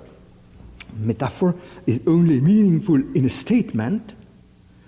It is a phenomenon of predication, of giving a predicate, a way of giving predicate, and not a way of giving words. When a poet speaks of a blue angelus or a white twilight of a green night, it places two words in tension, which we may call, with I.A. Richards in his philosophy of rhetoric, the tenor and the vehicle, and of which only the whole constitute the metaphor. In this sense, we must not speak of words used metaphorically, but of metaphorical statements. Metaphor proceeds from the tension between all the terms in a metaphorical statement. This first thesis implies a second. If metaphor concerns words, only because it first happens on the level of a complete, of a whole sentence, then the first phenomenon is not the deviation from the literal or proper meaning of words, but the very functioning of predication at the level of the whole statement. It's a odd use of predication. Which odd use? We could say that here a certain strategy of language is at work, which uses semantic clashes as in a productive way. Beardsley, in his Aesthetics, has strongly emphasized this aspect of metaphorical statement as using as a privileged way absurdity, mainly in modern poetry. this absurdity is revealed as absurdity only for a literal interpretation, if you interpret the words according to their lexical values as they are codified in the dictionary. But there are no metaphors in the dictionary, precisely. We have a kind of violation of the lexical code. Why? Because the function of the metaphorical statement is to make the unproductive, self-defeating contradiction into a meaningful contradiction. And it is this work of thought and of the sentence which imposes on the word a sort of twist. Beardsley has written an article which is called The Metaphorical Twist. We are forced, so to say, to give a new meaning to the word, an extension of meaning in order to make sense with all the words of the sentence. Where a literal interpretation does not make sense, the metaphor appears as an answer to the challenge of the collapse of the meaning at the level of the sentence. Therefore, we could say that metaphor appears as an answer to the inconsistency of the statement interpreted literally. We might call this inconsistency a semantic impertinence, to use an expression more subtle and comprehensive than that of contradiction or absurdity. Because in using only the ordinary lexical values of our words, we can make sense only by saving the entire statement, and then I make the words undergo a sort of labor of meaning, a twist, by which the metaphorical statement obtains its meaning. And we may see now how the resemblance is at work here, the similarity works. It's not only a question of giving a figurative form to our thoughts. This is too much rhetorical in the bad sense of the word. And for many literary critics, especially among the ancients, to study the metaphors of an author was to study the nomenclature of the images which illustrate his idea.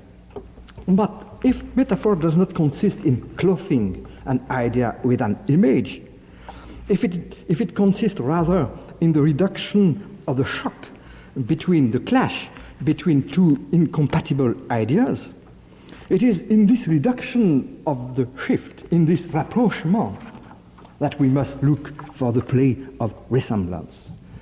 What is at stake in a metaphorical statement is making appear a kinship where ordinary vision perceives only remoteness between ideas. Here, a metaphor operates in a way which is very close to what Gilbert Ryle called a category mistake. It is a calculated error. It consists in assimilating things which do not go together. But precisely by means of this calculated error, metaphor discloses a relationship of meaning hitherto unnoticed between terms which were prevented from communicating by former classifications. When the poet says that time is a beggar, it teaches us to see time as or like a beggar. Two categorical classes which were hitherto distant suddenly become close. To render close what was distant is the work of similarity. Aristotle, in this sense, was correct when he said that to make good metaphors is to perceive likeness, to homoion theorein, to see the similar. From this description of the labor of resemblance in a metaphorical statement result yet another opposition to the purely rhetorical conception of metaphor. For rhetorics, you will remember, the trope was a simple substitution of one word for another. Now, substitution, as we said, is a sterile operation, but in metaphor, on the contrary, the tension between the words, and especially the tension between two interpretations, one literal and one metaphorical, in the whole sentence, gives rise to a genuine creation of meaning, of which rhetorics perceived only the end result. In a theory of tension, which I am here opposing to a theory of substitution, a new signification emerges, which deals with the whole statement. In this respect, metaphor is a semantic innovation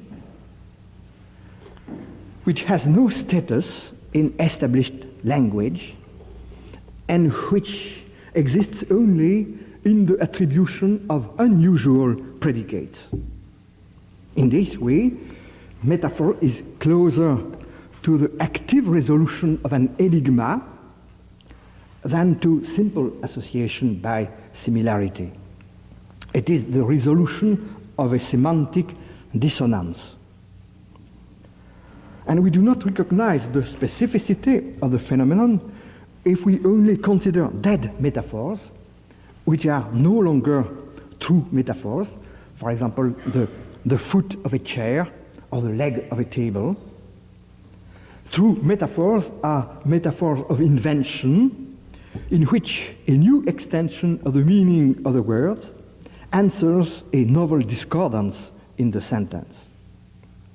It is true that the metaphor of invention tends through repetition to become a dead metaphor, and then the extension of meaning is noted in the lexicon and becomes a part of the polysemy of the word, which is thereby simply enlarged. But there are no living metaphors in the dictionary. The conclusions which obtained from this analysis are diametrically opposed to those of a mere rhetorical approach. You remember that we drew two conclusions. First, that there is no information in a substitutive function of metaphor, and secondly, that it is merely ornamental, since it is not informative. We must say, on the basis of a tension theory, which I oppose to a substitution theory, we may draw two different conclusions. First, true metaphors are untranslatable. Only metaphors of substitution are capable of a translation which restores the proper meaning without rest. Tension metaphors are untranslatable because they create meaning. And to say that they are untranslatable does not mean that they cannot be paraphrased, but the paraphrase is infinite and does not exhaust the innovation in meaning. And the second consequence is that metaphor is not an ornament of discourse. Metaphor has more than an emotional value. It includes new information. In effect, by means of a category mistake, new semantic fields are born from novel rapprochements. In short, metaphor says something new about reality. And it is this last conclusion which will serve as the basis for the second stage of this lecture, which will be devoted to the function of reference or the denotative function of metaphorical statements. This second stage of my inquiry into the mode of functioning of metaphorical statement is in agreement with the thesis which I developed yesterday, according to which a work of discourse, in the same way as a work of art, displays a world of its own. Or to say the same thing in other words, it has both sense and reference.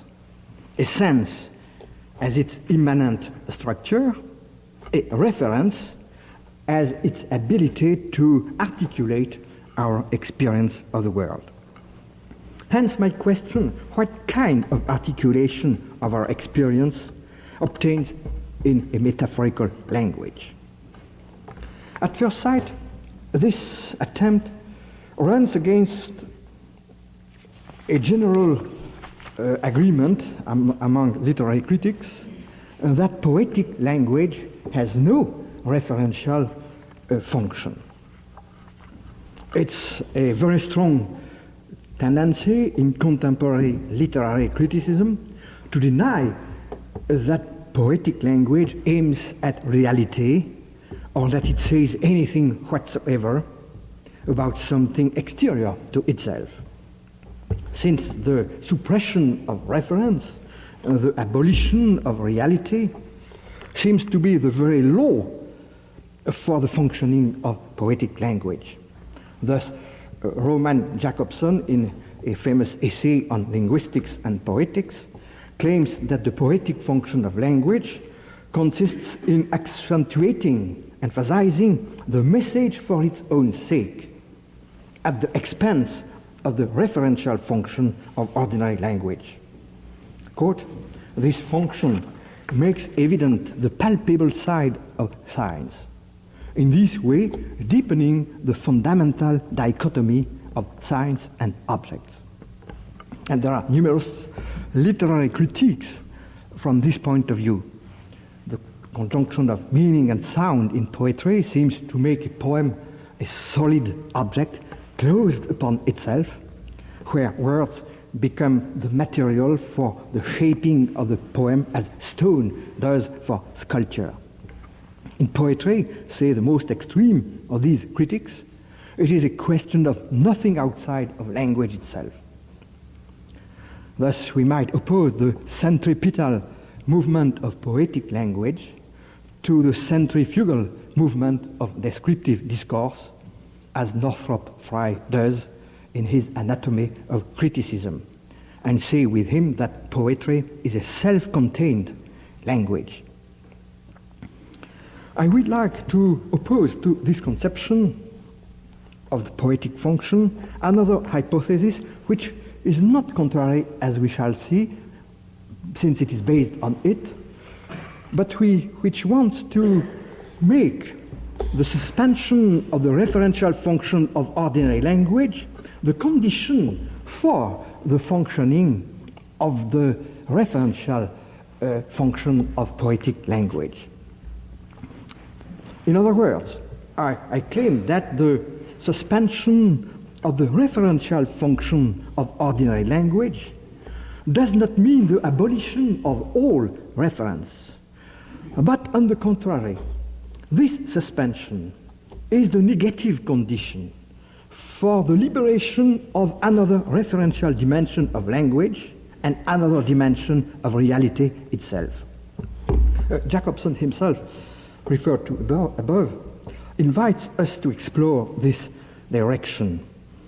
I quote him, "The supremacy of the poetic function over the referential function does not obliterate the reference, the denotation, but, I quote, renders it ambiguous." Again, it says that in poetry, reference is doubled, split in two. Well, let us try this way, in saying that in order that poetry functions in a referential way, it must first abolish a first use of reference in order to liberate a second order use of the referential function. And I shall base this analysis on what I said previously concerning the conflict within a metaphorical statement between two interpretations, a literal interpretation which collapses and a metaphorical interpretation which makes sense with all the tensions between the terms. Could we not say that with the literal interpretation collapses also the literal reference, and that the superimposition of a new meaning, of what I call a semantic innovation, which is the answer, the reply to the self-destruction of the meaning under the pressure of the contradiction, to this innovation of meaning at the level of the whole sentence, would correspond also the liberation of a power of reference. In other words, could we not say that the metaphorical interpretation of a statement gives rise to a reinterpretation of reality in itself, in spite of and thanks to the abolition of the reference which corresponds to the literal interpretation of the statement? Thus, I propose to extend to reference what I said about sense. I said that the metaphorical meaning instituted a proximity between meanings which were hitherto remote. I will say now that it is from this perception of a proximity between remote fields of thinking that a new vision proceeds. It is from this proximity that a new vision of reality springs up, which is resisted by ordinary vision, tied to the ordinary use of words. And it is the function of poetic language to weaken the first-order reference of ordinary language, to allow this second-order reference to come forth. But reference to what? Here I propose a detour, which I think will be very helpful in order to prepare an answer to this question. I will follow a suggestion which comes from the relationship between metaphors and models. I owe this to Max Black in his Models and Metaphors, and to Mary B. Hessel in her Models and Analogies in Science. The general idea is that metaphor is to poetic language what model is to scientific language.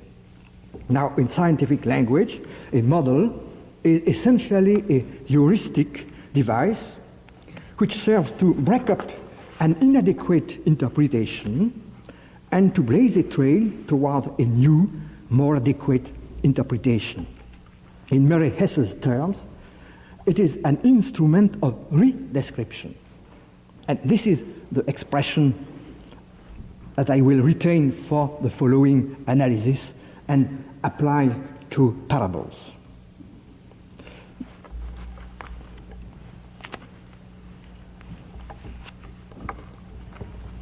So the main idea, I summarize my paper here, is that it's by the means of a heuristic fiction that we are able to look at things in a new way. So my claim is that we have to link here the fictional aspect of the model to its power of redescription. And we shall see how it works precisely in the case of the parable. I shall retain from this analysis of models the conjunction between the two notions of heuristic fiction and redescription. After this detour through the notion of model, I had no time enough to develop the theory of model, we can return to the question which we left in suspense concerning the ambiguous reference or the split reference of poetic language. Poetic language also speaks of reality, but it does so at another level than does scientific language. It does not show us a world already there, as does descriptive or didactic language. In effect, as we have seen, the ordinary reference of language is abolished by the strategy of poetic discourse, but in the very measure that this first-order reference is abolished, and another power of speaking the world is liberated, although at another level of reality. I should dare say that this level of reality is the one which Husserl has designated as Lebenswelt, and which Heidegger called being in the world. It is an eclipsing of the objective, manipulable world, an illumining of the life world, of non-manipulable being in the world, which seems to me to be the fundamental ontological import of poetic language. Here I rejoin the great idea of Aristotle in his Poetics. Their poetry is described as a mimesis of human action, and we have poorly translated mimesis by imitation. But it is not a copy. Precisely, this mimesis passes through the creation, through the poiesis of a fable, and in Greek the word is mythos, and it has been translated by David Ross and the great translators of Aristotle in English by fable or plot, and this will be very important for the theory of the parables. So it's by the means of a fable, of a plot, that the poet exerts the mimesis of reality. In language we have adopted here, I would say that poetry imitates reality only by recreating it at a mythical level of discourse. Here, fiction and redescription go hand in hand. It is the heuristic fiction which bears the function of discovery in poetic language. And now we are prepared to apply this analysis to the literary genre of the parable. This extension to biblical parable of our analysis of metaphorical discourse is based on a general agreement among New Testament scholars, namely that the parable works as a transfer of meaning from the level of a freely created story to the level of existential experience. The parable as a whole works as a metaphor in the sense which we said, namely to the extent that it functions as a fiction which redescribes life. But if the extension from metaphor to parable is sound in principle, it cannot be done without taking certain intermediary steps. And these intermediary steps concern the narrative form of the parable itself, therefore the literary genre to which the parable belongs. Therefore, we cannot apply directly a theory of metaphor to the parable without combining a theory of genres and a theory of tropes. The theory of genres rules the narrative form, and the theory of tropes rules the transfer of meaning from the story as it is told at its fictional level to the existential sphere of existence. And I think that the most difficult thing in a good epistemology of the parable is to link correctly the theory of genre, theory of the narrative form, to the theory of the metaphorical transfer, which is rhetoric, which is based on a rhetoric of tropes.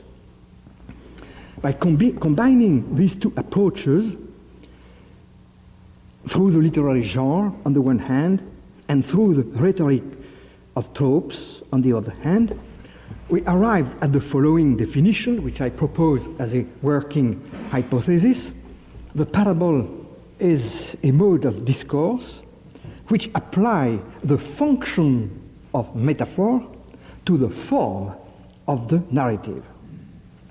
So we have two sides in the problem: the functioning, the form, the functioning of the parable as a narrative, and the whole transfer from one sphere to another sphere, which is a metaphorical process. The analysis of parable as narrative, as such, implies no metaphorical transfer of meaning, and it may be done according to the principles of structural analysis of folklore tales, of primitive myths, and so on. And for that purpose, the work of Dan Otto Weyer, the parables, their literary and existential dimensions, represents an important breakthrough as concerns the methodology of the problem. But surely it's possible to go further and far further if we apply not only Aristotelian category of tragedy, but a structural analysis as it had been developed by the Russian formalists, the French structuralists. And Gutgemans has started this analysis in Germany on the basis of the linguistic of Chomsky. But I shall use only here Weyer's work and try to show how it prepares the application of the theory of metaphor which I developed. According to Weyer, the one-point approach which prevailed after Jülicher with Dodd and Jeremias in their works on the parables, this one-point approach is largely responsible for missing the inner structure of the parable. As is known, this one-point approach was directed against the allegorical interpretation, maybe of the primitive church itself, which tended to establish a one-to-one relation between the multiple elements of the story and some esoteric teachings exterior to the parables. For example, if we are not informed in a certain other kind of discourse, we shall never be able to recognize in the birds which bring away the seed in the parable of the sower, the correlation with Satan cannot be done without another kind of discourse, which is not the parable itself. And the problem for Weyer was not whether there is one or more than one point, but what constitutes the parable as a narrative. And for that purpose, it borrowed from the tradition of rhetoric and literary critique three main methodological tools. First, the concept of plot, borrowed from the theory of tragedy in Aristotle. For him, it's the plot which makes coherent the story, and it's with the plot that we have to do, and not with scattered elements. So it's a unifying pattern at the level of the story as a whole. He was encouraged in that task by the neo-Aristotelian of the Chicago School of Literary Criticism, McKeon, Crane, Booth, and others. And he made a second borrowing from literary criticism concerning the basic kinds of plot movement. A plot is a movement, the movement of a story, either an upward movement toward well-being, or a falling downward toward catastrophe. And he called with Northrop Frye, this idea is borrowed from Northrop Frye in his Anatomy of Criticism. He called comedy the first kind of plot movement towards well-being, and tragedy the second kind of plot movement. And you see, there is no necessary link between a so-called tragic worldview or a comic worldview and the use of these categories as merely formal categories. The paradigm of the comic parable would be the prodigal son, which is typical of the upward movement from destitution to reconciliation. And the paradigm of a tragic parable would be the parable of the 10 maidens, since 5 of them are excluded from the festal occasion. And a third structural trait pertaining to the literary genre concerns what he calls the protagonist's power of action, which makes of the parable neither a myth, nor a folk tale, nor an epic, and nor a novel. They are not myths because they don't deal with characters superiors in kind to men and to their environment. This has been always stressed, that in the parables we have only ordinary people doing ordinary things. We shall see it this afternoon that this is not quite true. There is an extravagance, as I shall try to say this afternoon, but an extravagance within realism. And the parables are not legends or folk tales, because the laws of nature are not suspended. The organizing ideas are making and working. And they are not epic because there are no heroic figures superior to us. It is evident with an unforgiving servant, the unjust steward, the wicked tenants, and even the workers in the vineyard.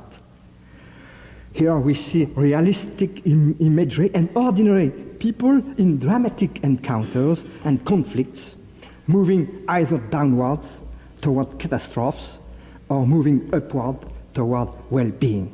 So we have here a first approach which makes of the parable an aesthetic object. And for me, the advantages of this approach are numerous. First, we see how a literary genre works. It's not only as I tried to say in the second lecture, a means of classification, but it's an instrument for producing a discourse.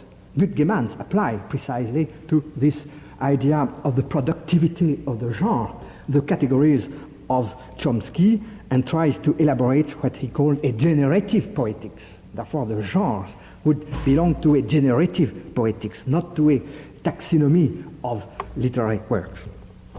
But secondly, the function of the genre is not only to produce discourse, but to preserve a space of communication on the basis of a traditional modes of discourse. It's the general function of codification, grammatical or lexical, to use a common structure as a basis for mutual understanding. But I think that the most decisive implication concerns the effect of the literary genre on the transmission of discourse, beyond the initial situation of discourse. Literary genre, in my own language, would be a means of distanciation. And this has to be strongly opposed to the claim of a mere historical approach, which would claim to merely restitute the first Sitz im Leben of the parable, the situation of origin, and provoke a kind of direct encounter with the ipsissima verba of Jesus. But precisely, the genre is, from the very beginning, not only an instrument of protection against distortion, but a means of distanciation, which makes the story, the message, available to people outside of the initial situation. Instead of looking back to the past in a kind of nostalgic restoration of the first encounter with Jesus, we have, on the contrary, to go on with the work of interpretation, because thanks to the distanciation in the genre, the message is open to a new interpretation. And it is precisely to this concept of openness, which I relate to one of the functions of the genre, that I connect the metaphorical functioning of the narrative as a whole. Let us return to our tentative definition of the parable as the combination between a narrative form and a metaphoric process. This definition implies, first, that the metaphoric process starts from the narrative as a whole, On that respect, the introductory phrase, the kingdom of God is like so and so, is very striking, because the kingdom of God is not compared to someone, to the man whoever he may be, king, landowner, father, son, tenant. The kingdom of God is not as who, but as when, as if. So it is the plot as a whole which is the correlate of kingdom of God. I shall say something about this expression this afternoon. So the metaphoric process works at the level of the plot as a whole. This first implication leads us to a second one. Which aspects of the plot makes sense and are transferable in the metaphorical process? We said that the plot is a movement which may go downward or upwards. In other words, what makes sense for the metaphorical process is the movement itself from crisis to denouement, the movement downward, upward. In that way, the existential transposition is rooted in the structural trait of the fiction plot. It is to say, these two existential possibilities that life may be lost or gain, that there is loss or gain in the drama, in the crisis described by the means of the plot. Existence in that way is redescribed according to the basic kinds of plot movements, namely in terms of meaningful crisis, which put existence as a whole in question and call for a radical answer, for an answer as radical as the crisis itself. In that way, the metaphorical function is applied to the narrative, form, preserve the correspondence between the structural traits of the plot and some fundamental possibilities of existence. Now, and only now, after the long detour of the structural analysis of the parable as narrative, we may describe it as a metaphor of existence. It's a narrative which is a metaphor. And we may apply, therefore, to the narrative what we said from the metaphorical statement by the means of the literary genre. And we may therefore apply to the parable the thesis which I presented a moment ago about some short metaphorical statements like time is a beggar and so on. And this is to say, with statements which did not present the structure of a narrative. I remind you of this thesis. I said that it is the whole statement which is metaphorical and not one word. Secondly, metaphors cannot be paraphrased, can be paraphrased but not translated. Thirdly, a metaphor is not an ornament but includes cognitive information. We may say now that these conditions can be fulfilled by a semantic analysis of parables which does not surrender to allegorizing tendencies received from the tradition of Neoplatonism and maybe already from Gnosticism. But I think that the most striking application of the theory of metaphor to that of parables concerns the correlation which I have established between fiction and redescription. If it is true that the signification of the metaphor is tied to the plot of the story, then we may say that thanks to the different issues implied in this plot, in the movement of the plot, human existence and reality as a whole are seen in a new way. The function of the parable is to open new ways of seeing human existence and reality as a whole, according to the structure of the plot, according to the vision developed by the fiction. It is imagining another way of being which introduces the tension with a prior moral or theological teaching into which it is untranslatable. And thus is born a paradox in the strict sense of the word, that is, a manner of thinking outside of common opinion, paradoxa. Not being able to be translated into an ordinary theological or moral statement, paradox operates instead as a provocation which cannot be answered except by a reorientation of existence as a whole. So I want to stop here by saying that in that sense, religious language works as a kind of poetic language. If I call poetic function the conjunction between fiction and redescription. And this afternoon I shall try to say how a religious language may be distinguished among other poetic functions of language. Thank you.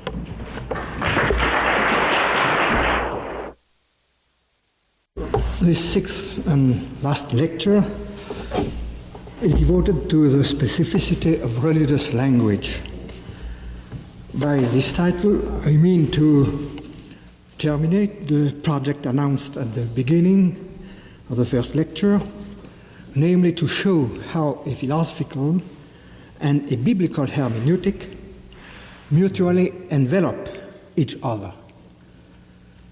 The first plays, in turn, the role of a general hermeneutics with regard to a regional hermeneutic, then of an organon with regard to a biblical hermeneutic. The examination of religious language, to which this lecture is devoted, will serve as a test of the inversion of the relation between the two hermeneutics. I will take as my point of departure the results of the preceding lecture, which was based principally on the functioning of discourse in the form of the parable. That analysis might have given the impression that religious language is merely a variety of poetic language. I will assume up to a certain point that characterization on the condition that we respect the scope of the poetic function such as I have defined it, namely the power of making the redescription of reality correspond with the power of bringing to speech the fictions of imagination. Since the poetic function was conceived in this way, the religious language of the parables is an instance of poetic language. However, it is precisely on the basis of poetics that the religious reveals its specific character to the extent that the poetic function can appear in an inverse sense as the medium or the organon of religious language. In the first part, I propose to show how religious language modifies poetic language by all sorts of procedures: intensification, transgression, going to the limit, which make it, according to Jan Ramsey's expression, an odd language. I will place the study of these diverse procedures under the general title of limit expressions. I intend to show that these limit expressions virtually contain the use by theological discourse at the conceptual level of that which Jan Ramsey likewise terms qualifiers, and which he sees applied to diverse expressions, by means of which religious language functions as a model with regard to the whole of human experience.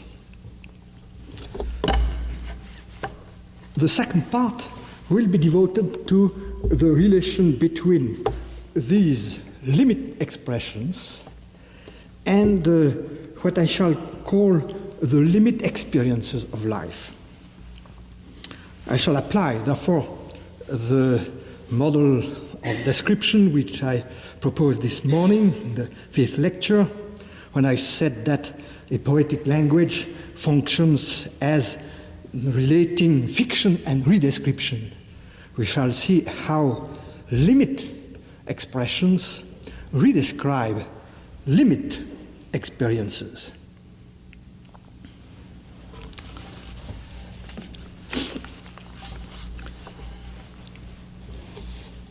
Limit expressions in religious discourse.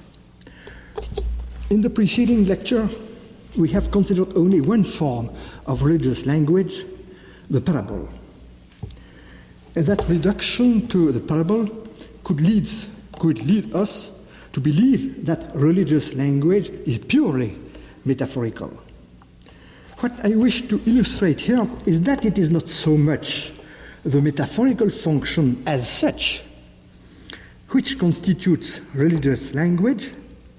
Rather, it is a certain intensification of the metaphorical function itself, which is found also in other types of non-metaphorical discourse. For example, the proclamatory sayings of Jesus, mainly in the sayings of an eschatological character, and also in the proverbial sayings. And I want to show that it is not so much the use either of a parable or of a proverb or of an eschatological statement, but the kind of transgression which permeates this form of discourse, using and abusing them up to a point of rupture. And this is, for me, the specific note of the religious within the poetic. If we isolate the parables from the other forms of discourse, we might bypass this phenomenon.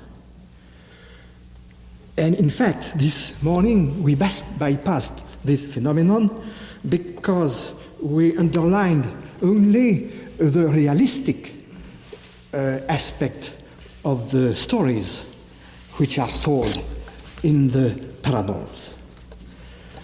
And therefore, we have completely bracketed one fundamental trait of the parable. It is to say that it is a parable of the kingdom of God.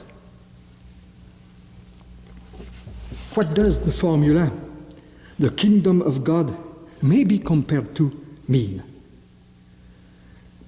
We have noted that the semantic and lexical use of the expression compared to does not apply to the one who does something in the parable, but rather to the very sequence of action in which the principal actor is called. But the entire problem remains: how does the kingdom of God function as the referent of the parable, as the about what the parable is told?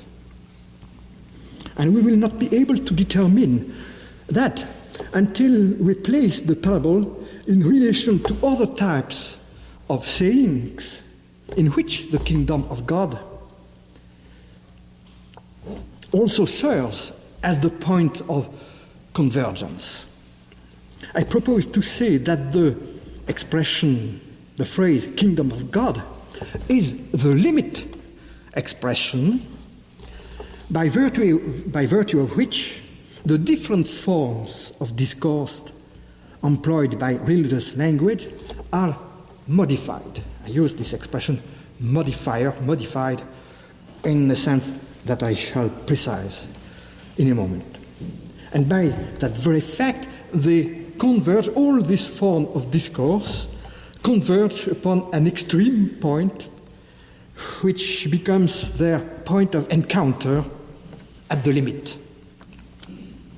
Let us start from the sayings in which this transgression of the form is obvious, the so-called proclamatory sayings. I think that it's the most appropriate way of proceeding. First, to forget the parables for a moment and to begin from the two other types of discourse, which better allow us to perceive the breaking of the form of discourse under the pressure, under the inner pressure of limit expressions. This is why I start with the proclamatory sayings. It is there that the singularity of religious discourse is the most evident, if it is true that the proclamation of Jesus was essentially an eschatological proclamation. Let us consider such formulas, such sayings as those which are usually considered as authentic. The kingdom of God is at hand. The kingdom of God is within us. Don't seek for signs, and so on. What is important in these sayings is not so much the apocalyptic form of discourse. That was a traditional form of discourse, just as the parable, the mashal, was for the parabolic sayings. The important fact for us is that this form is simultaneously employed, traversed, and shaken up through its new usage. We can say that the apocalyptic form here plays the same role as does the narrative form in the parable. It's a vehicle for something else. Here too, the apocalyptic proclamation presents a literal character which is transgressed in a way comparable to that in which the form of the story is transgressed in the parable. There is, in effect, in the case of the apocalyptic sayings, a literal comprehending, a literal understanding of the apocalyptic symbolism. It is to say, a way of interpreting in temporal, chronological terms, exactly as if we took the story of the parable at its face value.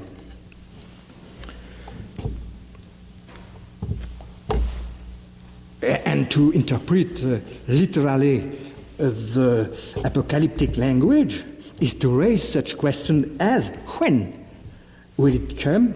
Is it at the end? Or is it now, or not yet?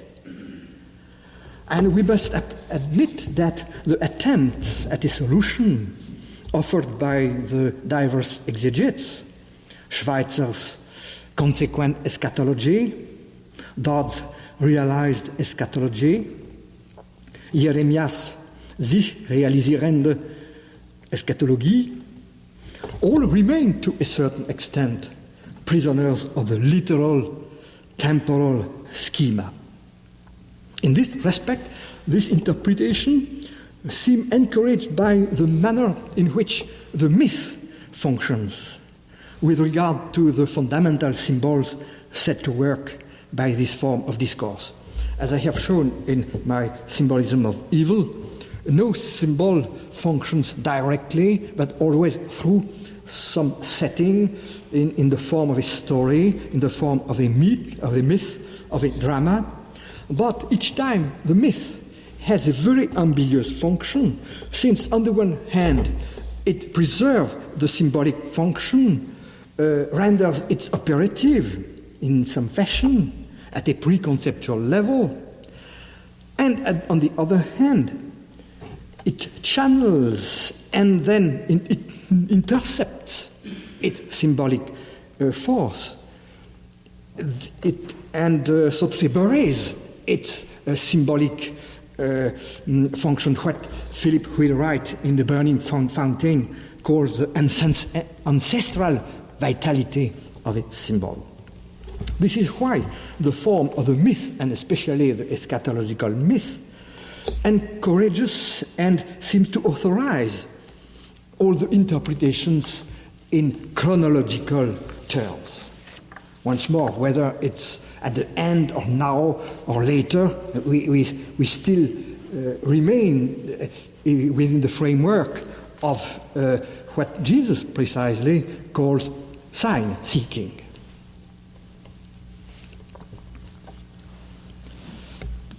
And what does Jesus do when he uses the apocalyptic language? In a sense, he takes it for granted, since in one text he interprets his own exorcism on the basis of the plagues in Egypt, but in projecting their meaning into temporality, the kingdom of God is close at hand, it escapes properly chronological alternatives, now, later, and so on. The at hand is, in a sense, a kind of dismissal of all chronological interpretation. The new Exodus, toward which the reactivation of the symbol included in the myth of the Exodus points, is a symbol which operates at once in the myth, inasmuch as the myth is still the vital force for the people concerned, and against the myth, shaking its literal interpretation. The second text alluded to, the coming of the kingdom, clearly implies you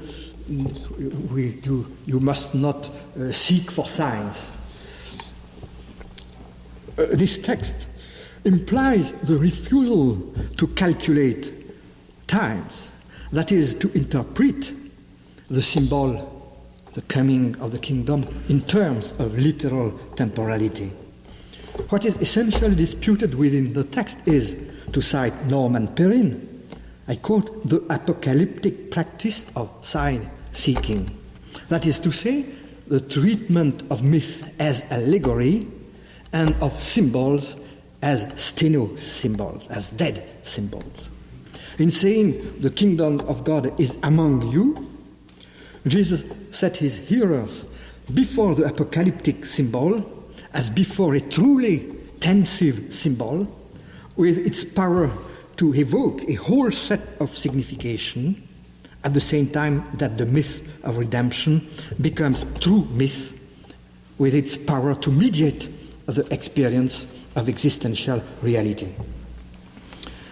In the same way, in the petition of the Lord's Prayer, Thy kingdom come, which must not be separated from the other proclamatory sayings, we see that the expression to come becomes a very strong symbol which has no specific time in a chronological time.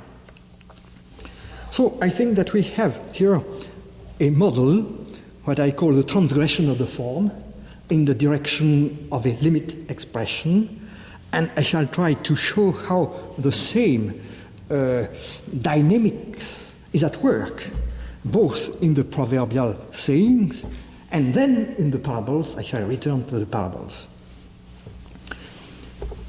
The kind of internal subversion undergone by the apocalyptic formulas can perhaps be clarified if we bring it together with a comparable phenomenon which we can see at work in the proverbial sayings.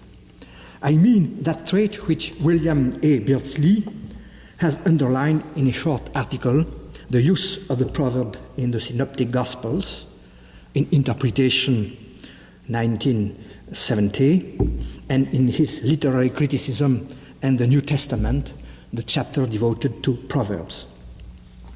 William Beardsley terms intensification This trait, which I would like to place in relation with the preceding trait of surpassing the traditional eschatological framework in the proclamatory saying.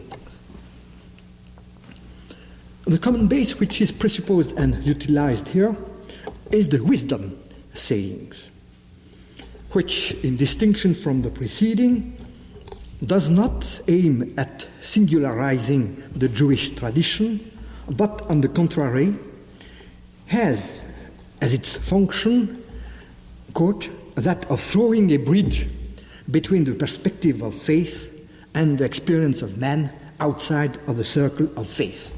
This is the way in which Beardsley understands the proverbial sayings. Therefore, the interpretation of existence, which is employed here, goes either by way of speculative wisdom, in the line with which are some of the fundamental Christological categories, such as logos, wisdom of God, or by way of practical wisdom, which the proverbial sayings of Jesus prolongs. But, and this is a decisive trait, the form of discourse, it is at the same time taken up and transgressed, shattered in its usual form. The proverb, quote, is a statement concerning a particular type of occurrences or situations, an ordinary sequence of experiences which can perhaps be repeated, end quote. It is in this way that this form of discourse presents a certain kinship with the parable. Without being a narrative, the proverb implies a history, something which happens. Here we have the beginning of a generalization, but at a pre-discursive level. The art of utilizing that form is to discern in each circumstance which little story is suitable. It is this play between generalization and confrontation which the proverbial speech of Jesus upsets by the process here called intensification. By this, Beardsley intends the use of paradox and hyperbole, which dislocate the practical purpose of the proverb, which was to orientate life. The paradox is most properly the intensification of that sort of proposition known under the name of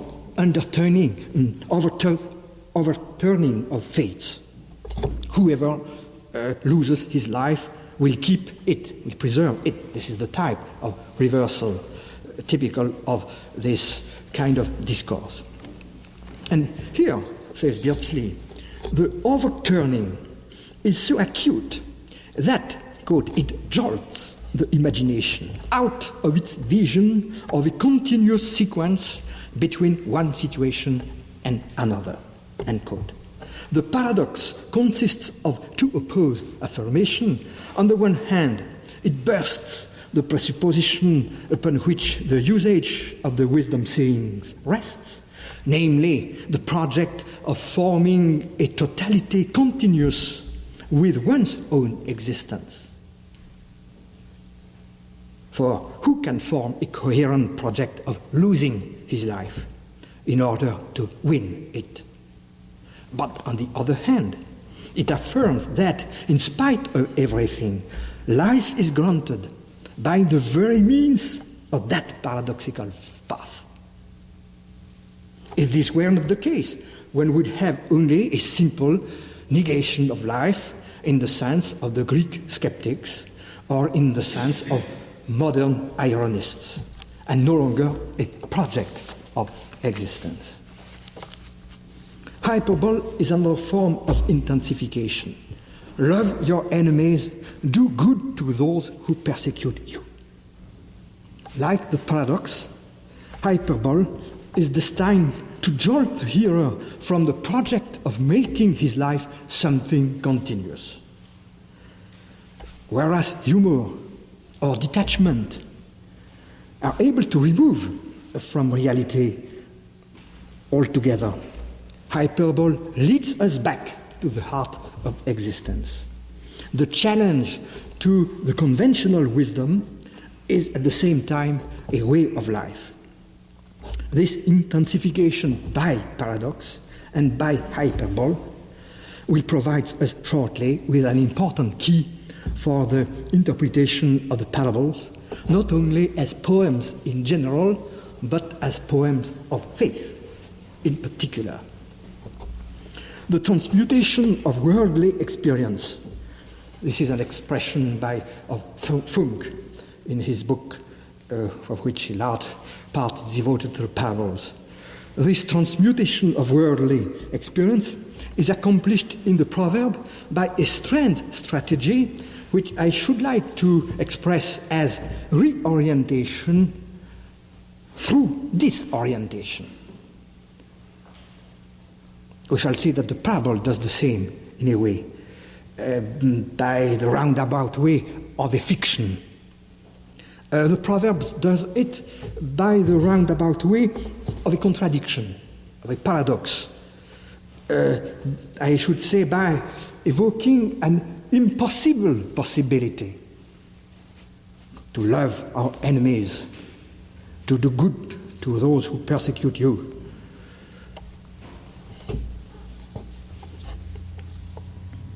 Both presuppose a first field of common experience which has been oriented by a common use of the parable, of the proverb, but the new use of this form of language dislocates, so to say, the function of this previous language, which is transformed into a kind of language of challenge. Beardsley, if I am correct, speaks of a field of intensification. He says that the previous use of the proverbial sayings constituted the field of intensification, which has already been oriented by the traditional wisdom. Perhaps it will be also necessary to say of the parable what we have said here of the proverb, that of itself, by itself, it furnishes neither the practical way in which it would be possible to reinsert the impossible model into the web of experience, nor the way to incorporate the abrupt rupture within some unifying vision. I would like to return to the parables with the pattern of interpretation applied to the proclamatory and proverbial sayings, and therefore add something decisive to my analysis, to the analysis given this morning.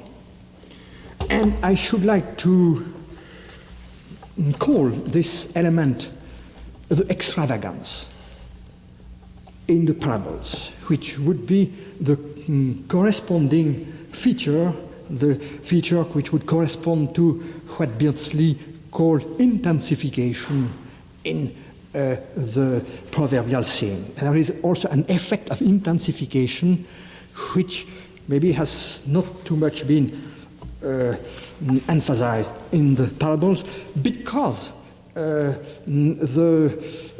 fight against all kind of mystical and gnostic interpretation had to be excluded in order to return to the genuine form of the parable.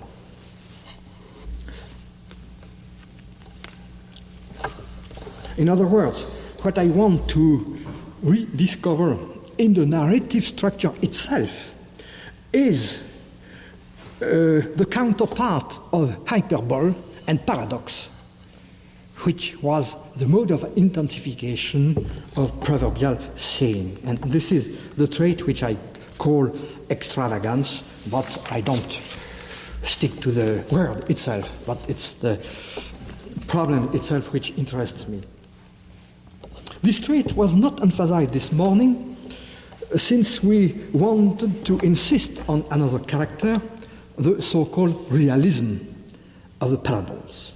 The parables tell of stories that could have happened, or that without a doubt have happened. But it is this realism of situations, of characters, of plots, that precisely heightens the eccentricity of the modes of behavior to which the kingdom of God is compared. What I should like to call the extraordinary in the ordinary, and which characterizes, according to me, the denouement of the parables. The extravagance of the landlord-owner in the parable of the wicked husbandman, who, after having sent his servants, sends his son. What Palestinian landlord living abroad would be foolish enough to act like this? And what can we say about the host in the parable of the great feast, who looks for substitute guests in the streets? Should we not call him unusual? As for the parable of the prodigal son, does he not overstep all bounds in greeting his son? Love without limit, says Jeremiah, and he had shocking conduct. And what shepherd would abandon 90 sheep to save only one? What employer would pay the employees of the 11th hour the same wages as those hired first? The parables of growth are no less implausible. Here it's the hyperbole of the proverb that is at work. What small seed would yield a huge tree where birds could nest? The contrast is slightly less in the parable of the leaven. Here, Jeremiah says, he speaks of the contrast between the effect and the cause. And the parable of the sower is constructed on the same contrast. If it points to eschatological plenitude, it is because the yield of grain in the story surpasses by far all reality. The harvest in the parable of the passionate husbandman also appeals to a disproportionate growth, at least with regard to the efforts of the man, whether he sleeps or when he's awake, says the parable. Jeremiah says, imperceptible beginning, triumphant ending. What a contrast. The most paradoxical and the most outlandish as far as their realism is concerned are those parables which Jeremiah has grouped under the title, The Imminence of Catastrophe. It's the fourth group in Jeremiah's book. And under the fifth title, It May Be Too Late. Here we have a schema of plot based on the crisis, seizing and missing an occasion. But what kind of occasion? An occasion which presents itself only one time, and after which it is too late. Here we have a kind of dramatization of what we call in ordinary experience grasping an occasion. But the dramatization is both paradoxical and hyperbolic. Paradoxical because it runs counter to current experience, which is that there will be yet another occasion to grasp. Hyperbolic because it exaggerates the experience of the unique character of the momentous decision of existence. Look at the depth of Matthew 5:25, the inexorable crescendo which, beginning from the judge to the officers, ends in the prison.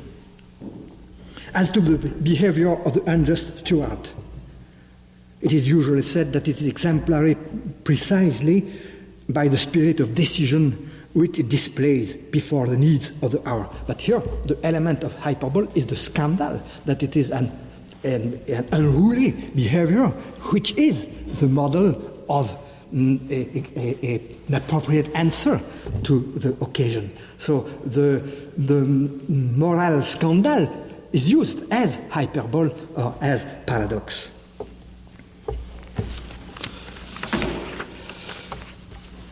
And in what village, in what village wedding has one slammed the door on the frivolous young maidens who hardly look into even the immediate future? Who, after all, these poor 5 maidens, are as carefree as the lilies of the field. And it is said, these are parables of crisis, of course.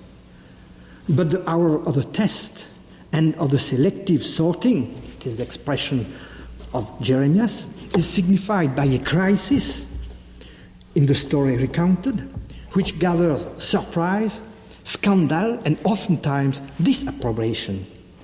When following the language of Ottavia, the denouement is inexorably tragic and not comic, as in the prodigal son.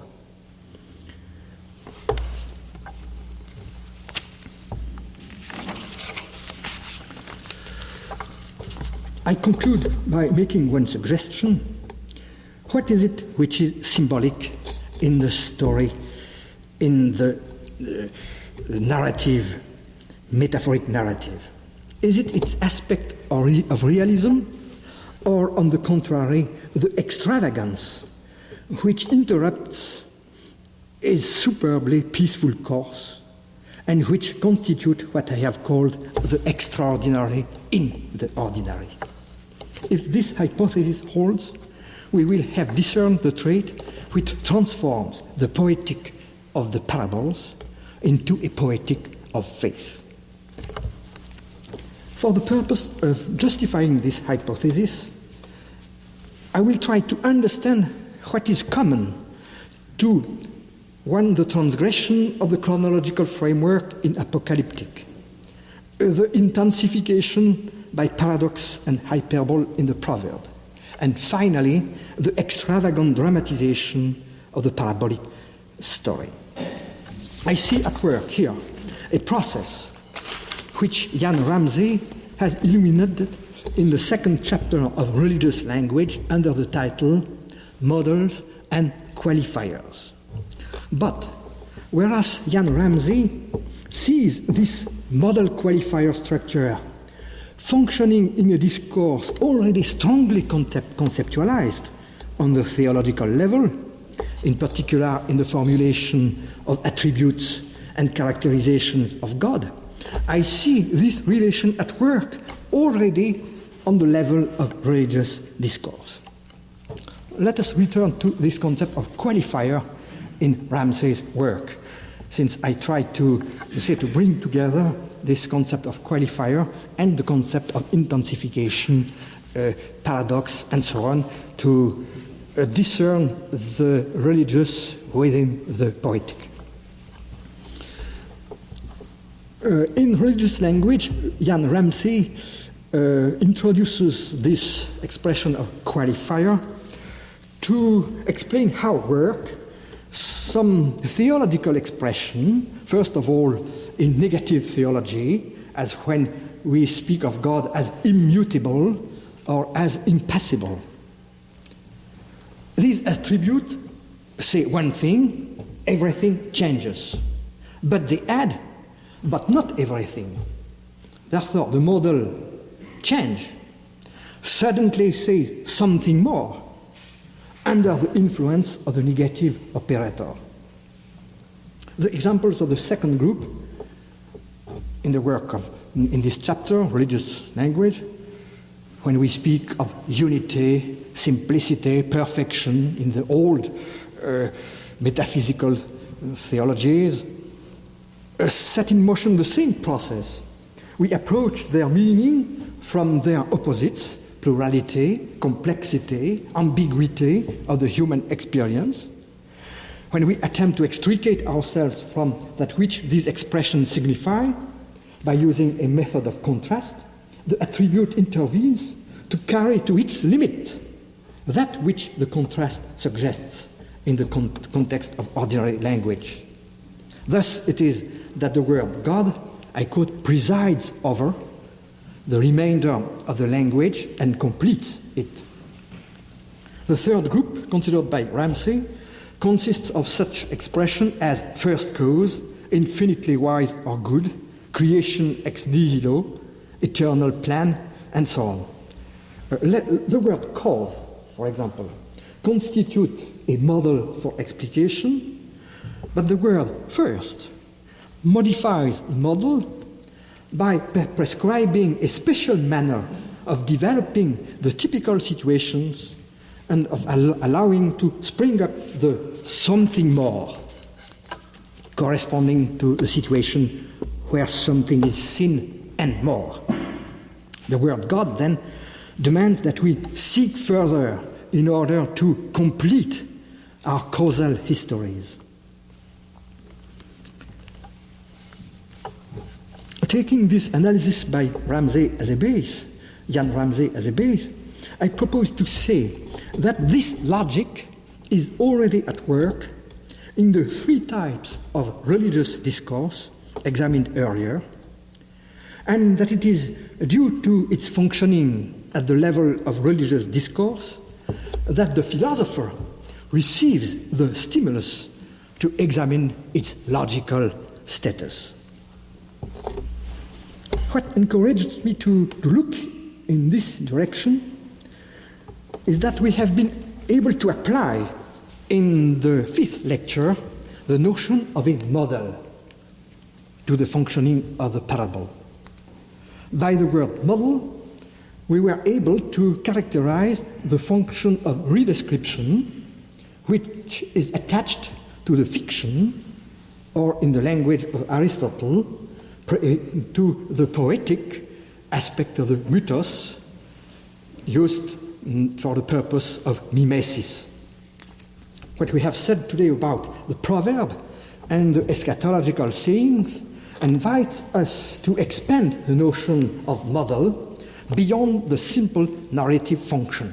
So I claim that it's not only the narratives which play the role of model, but to a certain extent all the kinds of discourse which we considered. We have seen with Beardsley that the traditional function of the proverb was to guide decisions in the ordinary circumstances of life. And we have said that the paradoxical use of the proverb by Jesus consists of reorienting in disorienting. In this sense, too, the proverb is a sort of model plus a modifier. Likewise, if it is more difficult to apply the relation of model to redescription in the case of eschatological discourse, we could say, without abuse, I think, but I am not completely sure that that I have to extend the concept of model even to an eschatological language, but I should say that it's a kind of model to orient oneself in time. It's a certain model to grasp time as a whole. And therefore, we may say that when Jesus uses an eschatological discourse, he uses the model plus a modifier which forces us to dismantle, so to say, the mythological use of the model and to return to the plenitude of the symbol. There is a man, I am reading his book on proofs now, Crossan at DePaul University, who is writing a book on the parables in a quite Heideggerian style, and he tries to show that it's a return to the time of which Heidegger speaks from the time of which science and ordinary language speak. It's possible to say that. If then the notion of model is appropriate to this level of discourse, what about the function of the qualifier? It seems to me that its role in eschatological proclamation, in proverbial sayings, in parabolic sayings, is to make us see a modality which logic tends to pass over in silence, namely the logical scandal. Oddness is in effect to say too little. Scandal alone fits. This is the kind of scandal which was at work when we said that the proverbs used by Jesus were completely dislocating our projects in such a way that we become unable to make a whole of our life, a continuity of project. What is called into question here is the logical structure of the qualifier itself. You see, it is not a means for completing, for making a system. On the contrary, it reorients only if it disorients, and therefore it has a function which I should call a limit function, more than the function of closing off the discourse in a system. It has an anti-systematic function. See, I should be prepared to say that it has more to do with the concept of limit in the Kantian philosophy than with the concept of absolute knowledge in Hegelian philosophy. We have here a specific use of limiting concepts which are already at work in the most simple religious language. I draw the following consequences of this analysis. First, the various forms of religious discourse, at least those which are attributed to Jesus by the synoptics, present a similarity of function, namely the type of abuse which births the very form of discourse employed. It is this to which I have wished to draw attention by calling it a limit expression. And then I should be prepared to say that the symbol kingdom of God can be considered as the common referent for these diverse types of discourse, and therefore also of their functioning in the form of limit expression. We could risk calling the symbol kingdom of God the limit referent of these limit expressions. And now, at the end of this series of lectures, I should like to say something about the limit experiences which are disclosed by a poetic language modified by limit expressions. And I think that here we are hitting on what we could call the ultimate referent of religious language. The poetic power of discourse, as we said this morning, is to redescribe reality. In this sense, it's a kind of model. But religious language is not a fiction among others.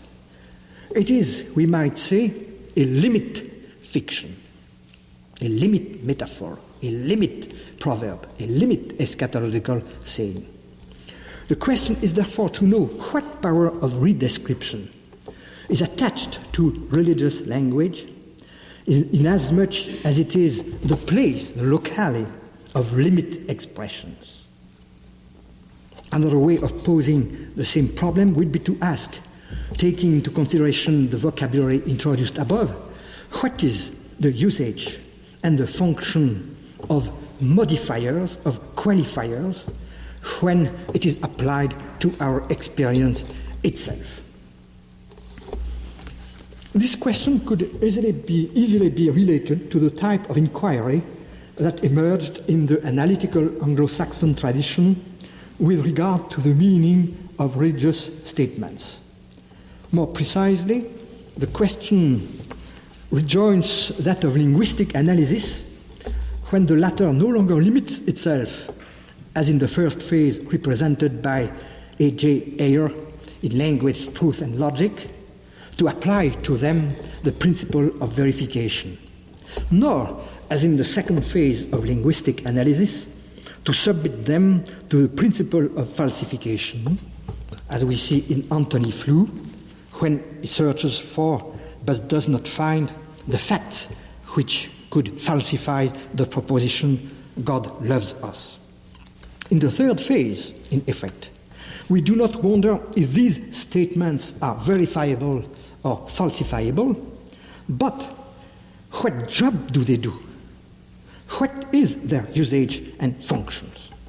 And my own analysis places itself incontestably in the line of thought opened by this question, but strives to go a little farther than the authors who have located themselves in this path.